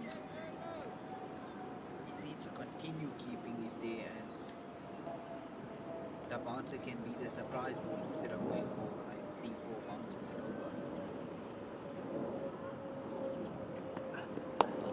over. Nice and given by Sony. Good pick up throw. Direct hit. He just managed to dive in. He's quick, Sony, and he got a good dive in there. I think the dive saved him. I think George van Heerden did everything right. Clean pick up, directed throw, but Sony is just too good here. But of his sideways dive. Yes. It wasn't elegant, but it was effective. And George van Heerden just couldn't quite be quick enough to get his man there. No fault on the fielder.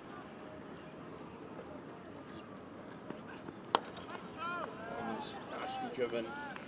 Not taking his arm on this time.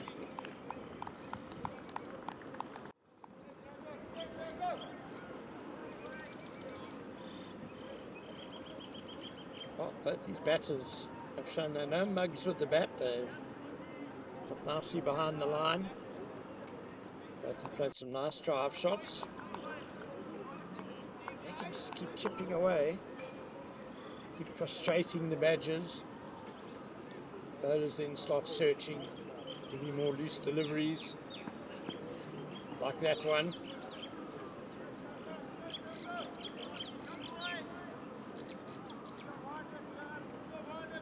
And they have looked quite positive. They haven't looked like a proper tail enders. They've looked good in their forward defenses, driving, rotating strike. Yeah, as I said, they look fairly well organised. Shatuka especially. I think maybe Badgers might have got a little bit too straight to him. He scored a lot on the leg side. Maybe just get it outside off stump, see how he handles it there. Leg side again. Just a little paddle pull.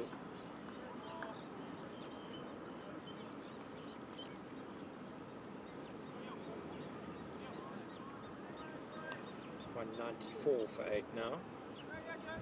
65 more to win.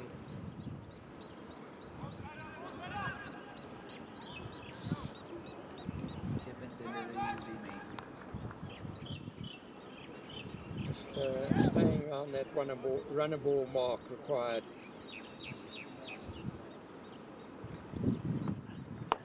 Lofted drive, just beats middle, and that'll be a delicious boundary to end the over for CSA emerging. Tando Sony starting to blossom. He's gone to 17, not out. Felix the Tuk on 12. Watch this shot.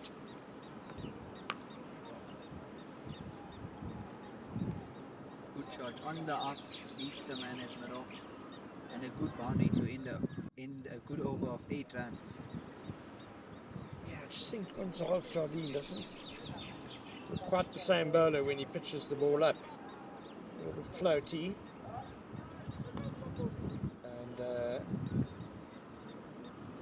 And the bowling is coming up. The helmet is being brought on to field by the fielding side.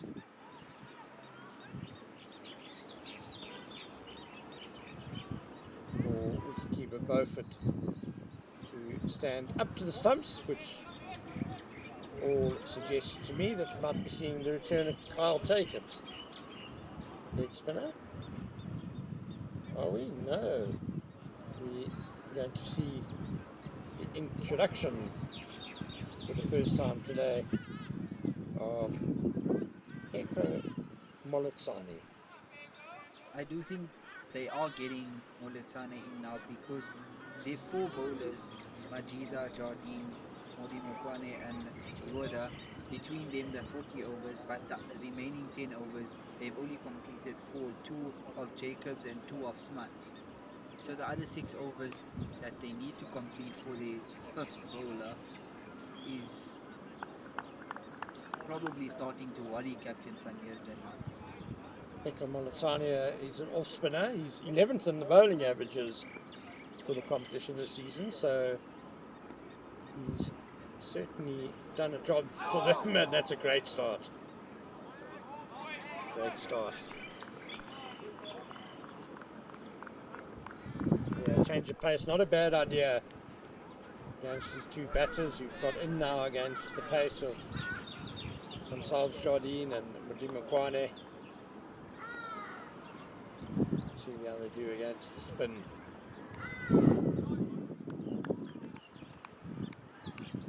Not so good that time by Molatani.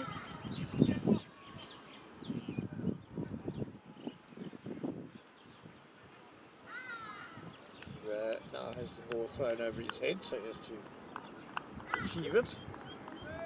No bowler likes that. They do need to pick up the wicket. The 45th over needs to take it that deep. I do feel like they will take it right down to the wire. Nicely driven, but cover in the way. And that is good fielding, but how they like good at rotating the strike, like they not just there to stay in. And Molatani can't stop that of his own bowling, so concedes the single. CSA emerging, ever closer to 200. They can get the runs required down to below 50. Quite a milestone and start some jitters in the Badgers camp.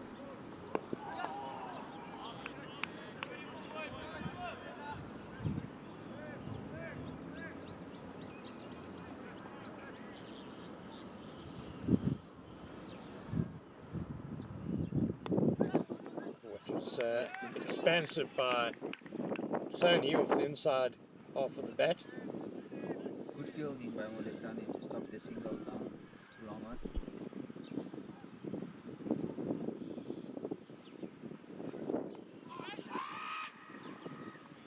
That's the turn, and they will get the one eventually. There was a loud shot of no from Tabile Satuka, or wait. But two fielders misfielded, and that single brings up the 200 for the CSA emerging side. After 40 overs, it's 201 for 8. What a good partnership. This has been 30 runs as KG Masubulele joins me again. Again, last 10 overs to go here. Still needing to go at under a runner ball, which is something that we've spoken about. They've done so well, CSA Imagine, and that's also benefit of the good start that they had. They really came out like a house on fire here. They've always given them themselves a chance with the way that they started in this game. Now they find themselves needing to go at under 60 over. Only worry thing, and we've spoken about this quite a number of times, is the number of wickets that they would have lost. But anything can happen. Get yourself under that 50 and let's take it from there. Just guarded one. Sony just guiding it down to that fat man for a single.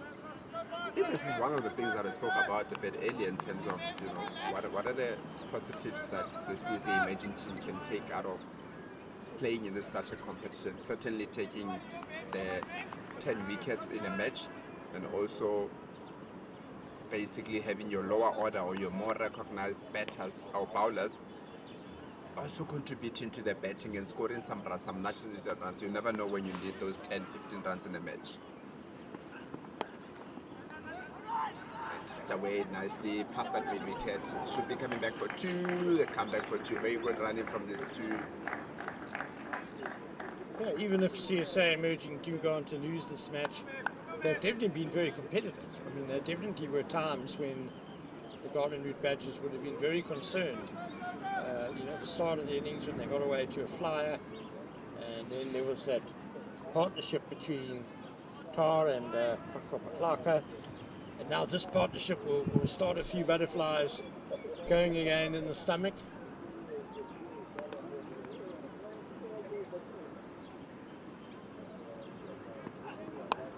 Straight once again. See it down to that deep square leg for a single. That's the thing about Jared Jardine, is that in this match he looks to be a little bit one-dimensional, that he only looks threatening when the ball is back of a length or maybe when he's bowling it shorter. But every time he's gone fuller, I think the batters have found it very easy to play him around. It's something that he's going to need to add into his bowling, that get a bit of movement, threaten the batters a bit, get them to come forward, because you're not going to always get a wicket that's going to assist you to bowl that shorter ball.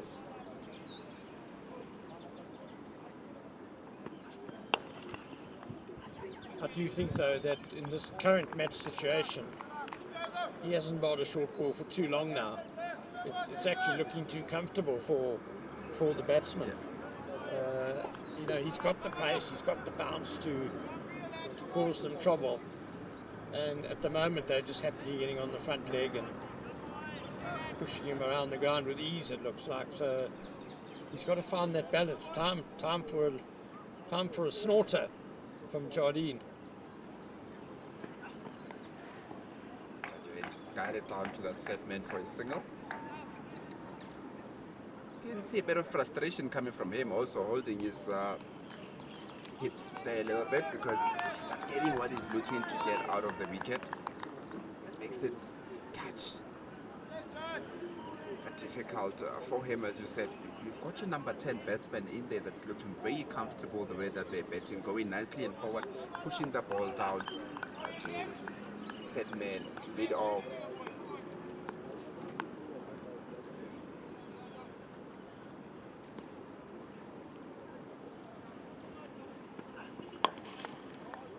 Again, just another example of bowling with foot, because even with the short ball, you know, the short ball is normally what we call an effort ball. So you can only also bowl so much. Your body will start to give in if you keep on bowling too many effort balls. Your body just won't respond, and you might just find yourself just pitching it short but not really threatening the batters. So hence now he's bowling a lot more fuller and making it a bit more comfortable for the batters to face him. Unless you're Neil Wagner, of course. I mean, he could just bowl Yeah. short balls all day. Neil Wagner came from this institution. Yeah. Played here for the Tuks. Maletsani's getting a second over.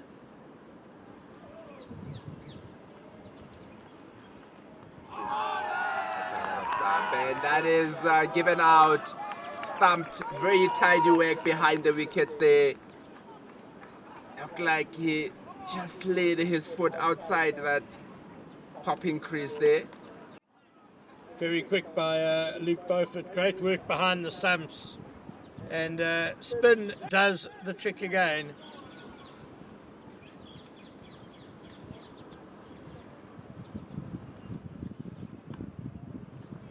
Yeah, spin did the trick there from Peko Maletsani. Coming around the wickets of spinner, just getting the ball going across the right hander. Very good glove work there from Beaufort there. And that's his fifth dismissal of the innings. So he's having a wonderful day behind the stumps. 4 catches and a stumping now. Definitely a very good day behind there. Having a decent time also with the bat a bit earlier on, continuing with that momentum into the fielding innings. Yeah, 47 or 52 balls with the bat. For Luke Beaufort, I guess he would be a contender for player of the match, depending on who gets across the line here. But you'd have to say now the Badgers have edged in front again with still 53 more runs required to win. And last man, Martin Kumalo, comes to the crease. I think what's got to be very interesting, obviously Martin Kumalo will still need to get through this first 5 balls. But it's going to be very interesting also to see how Tuks goes about this innings. Does he still have the trust in his partner to say that we can get those 1s and 2s? Or does he feel that now he need to try and finish this off as quickly as possible? Well, Tuks certainly seems to have some ability with the bat. He's shown that. Yeah. He's a big guy as well. If he decides to swing the bat a bit, it could be very interesting. Let's hand it to Kumalo. Back there, Kumalo. must say, we don't really see those traditional tail enders anymore, do we? We get your number 10, number 11 being able to get behind the ball nicely.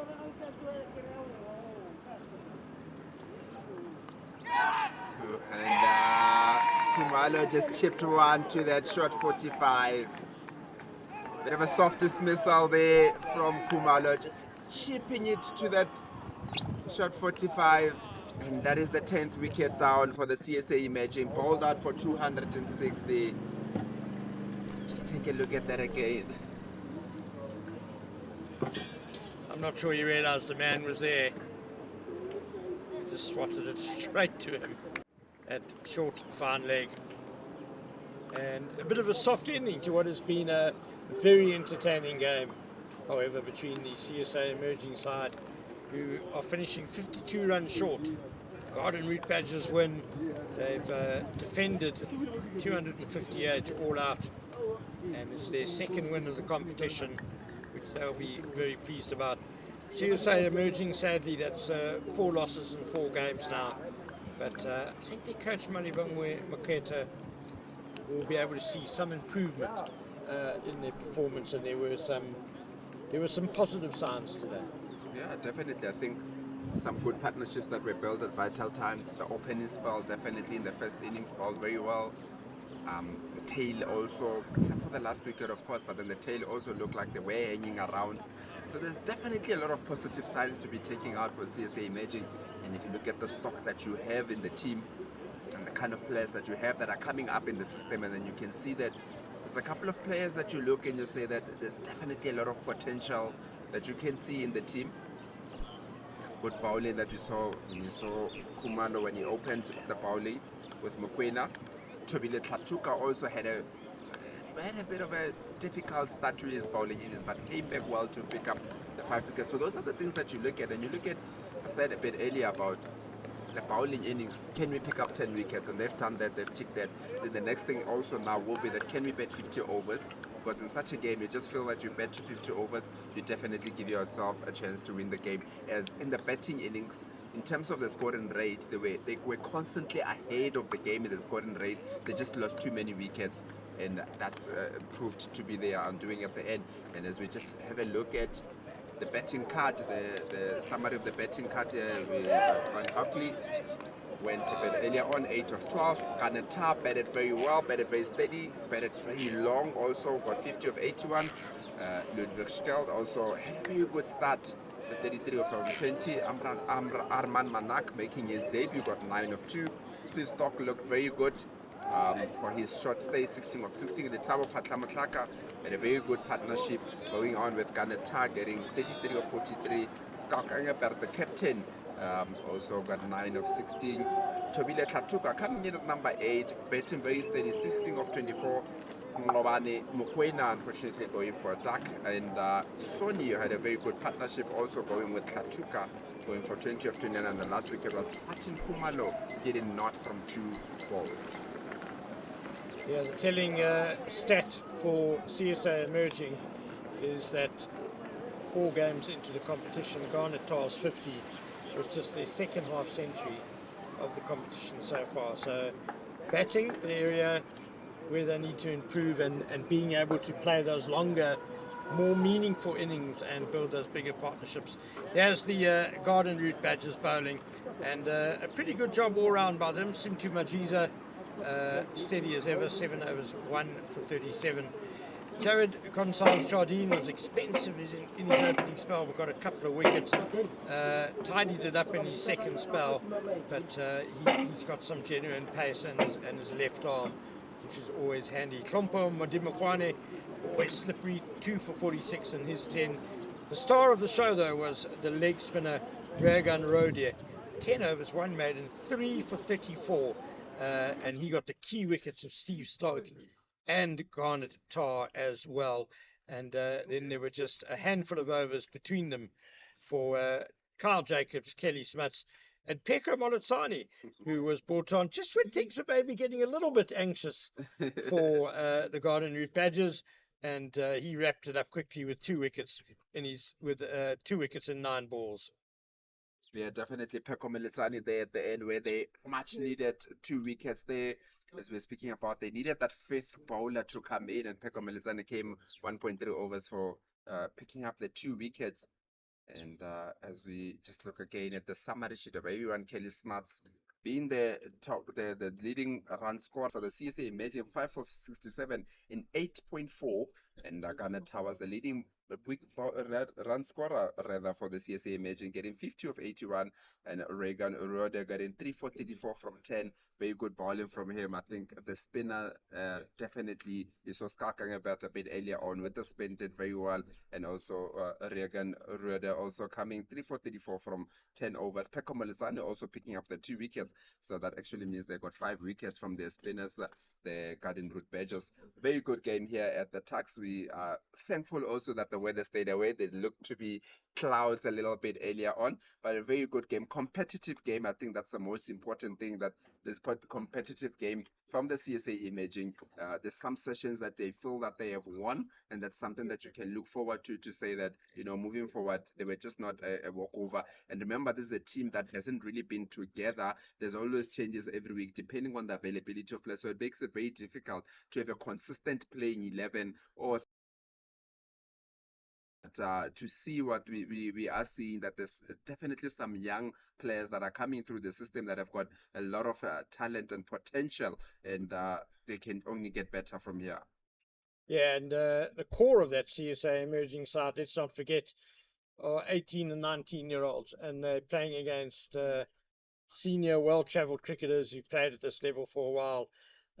Guys like Kelly Smuts, who've been on the circuit for more than a decade and have scored thousands of runs and taken hundreds of wickets. So, yeah, not all doom and gloom for the CSA emerging side.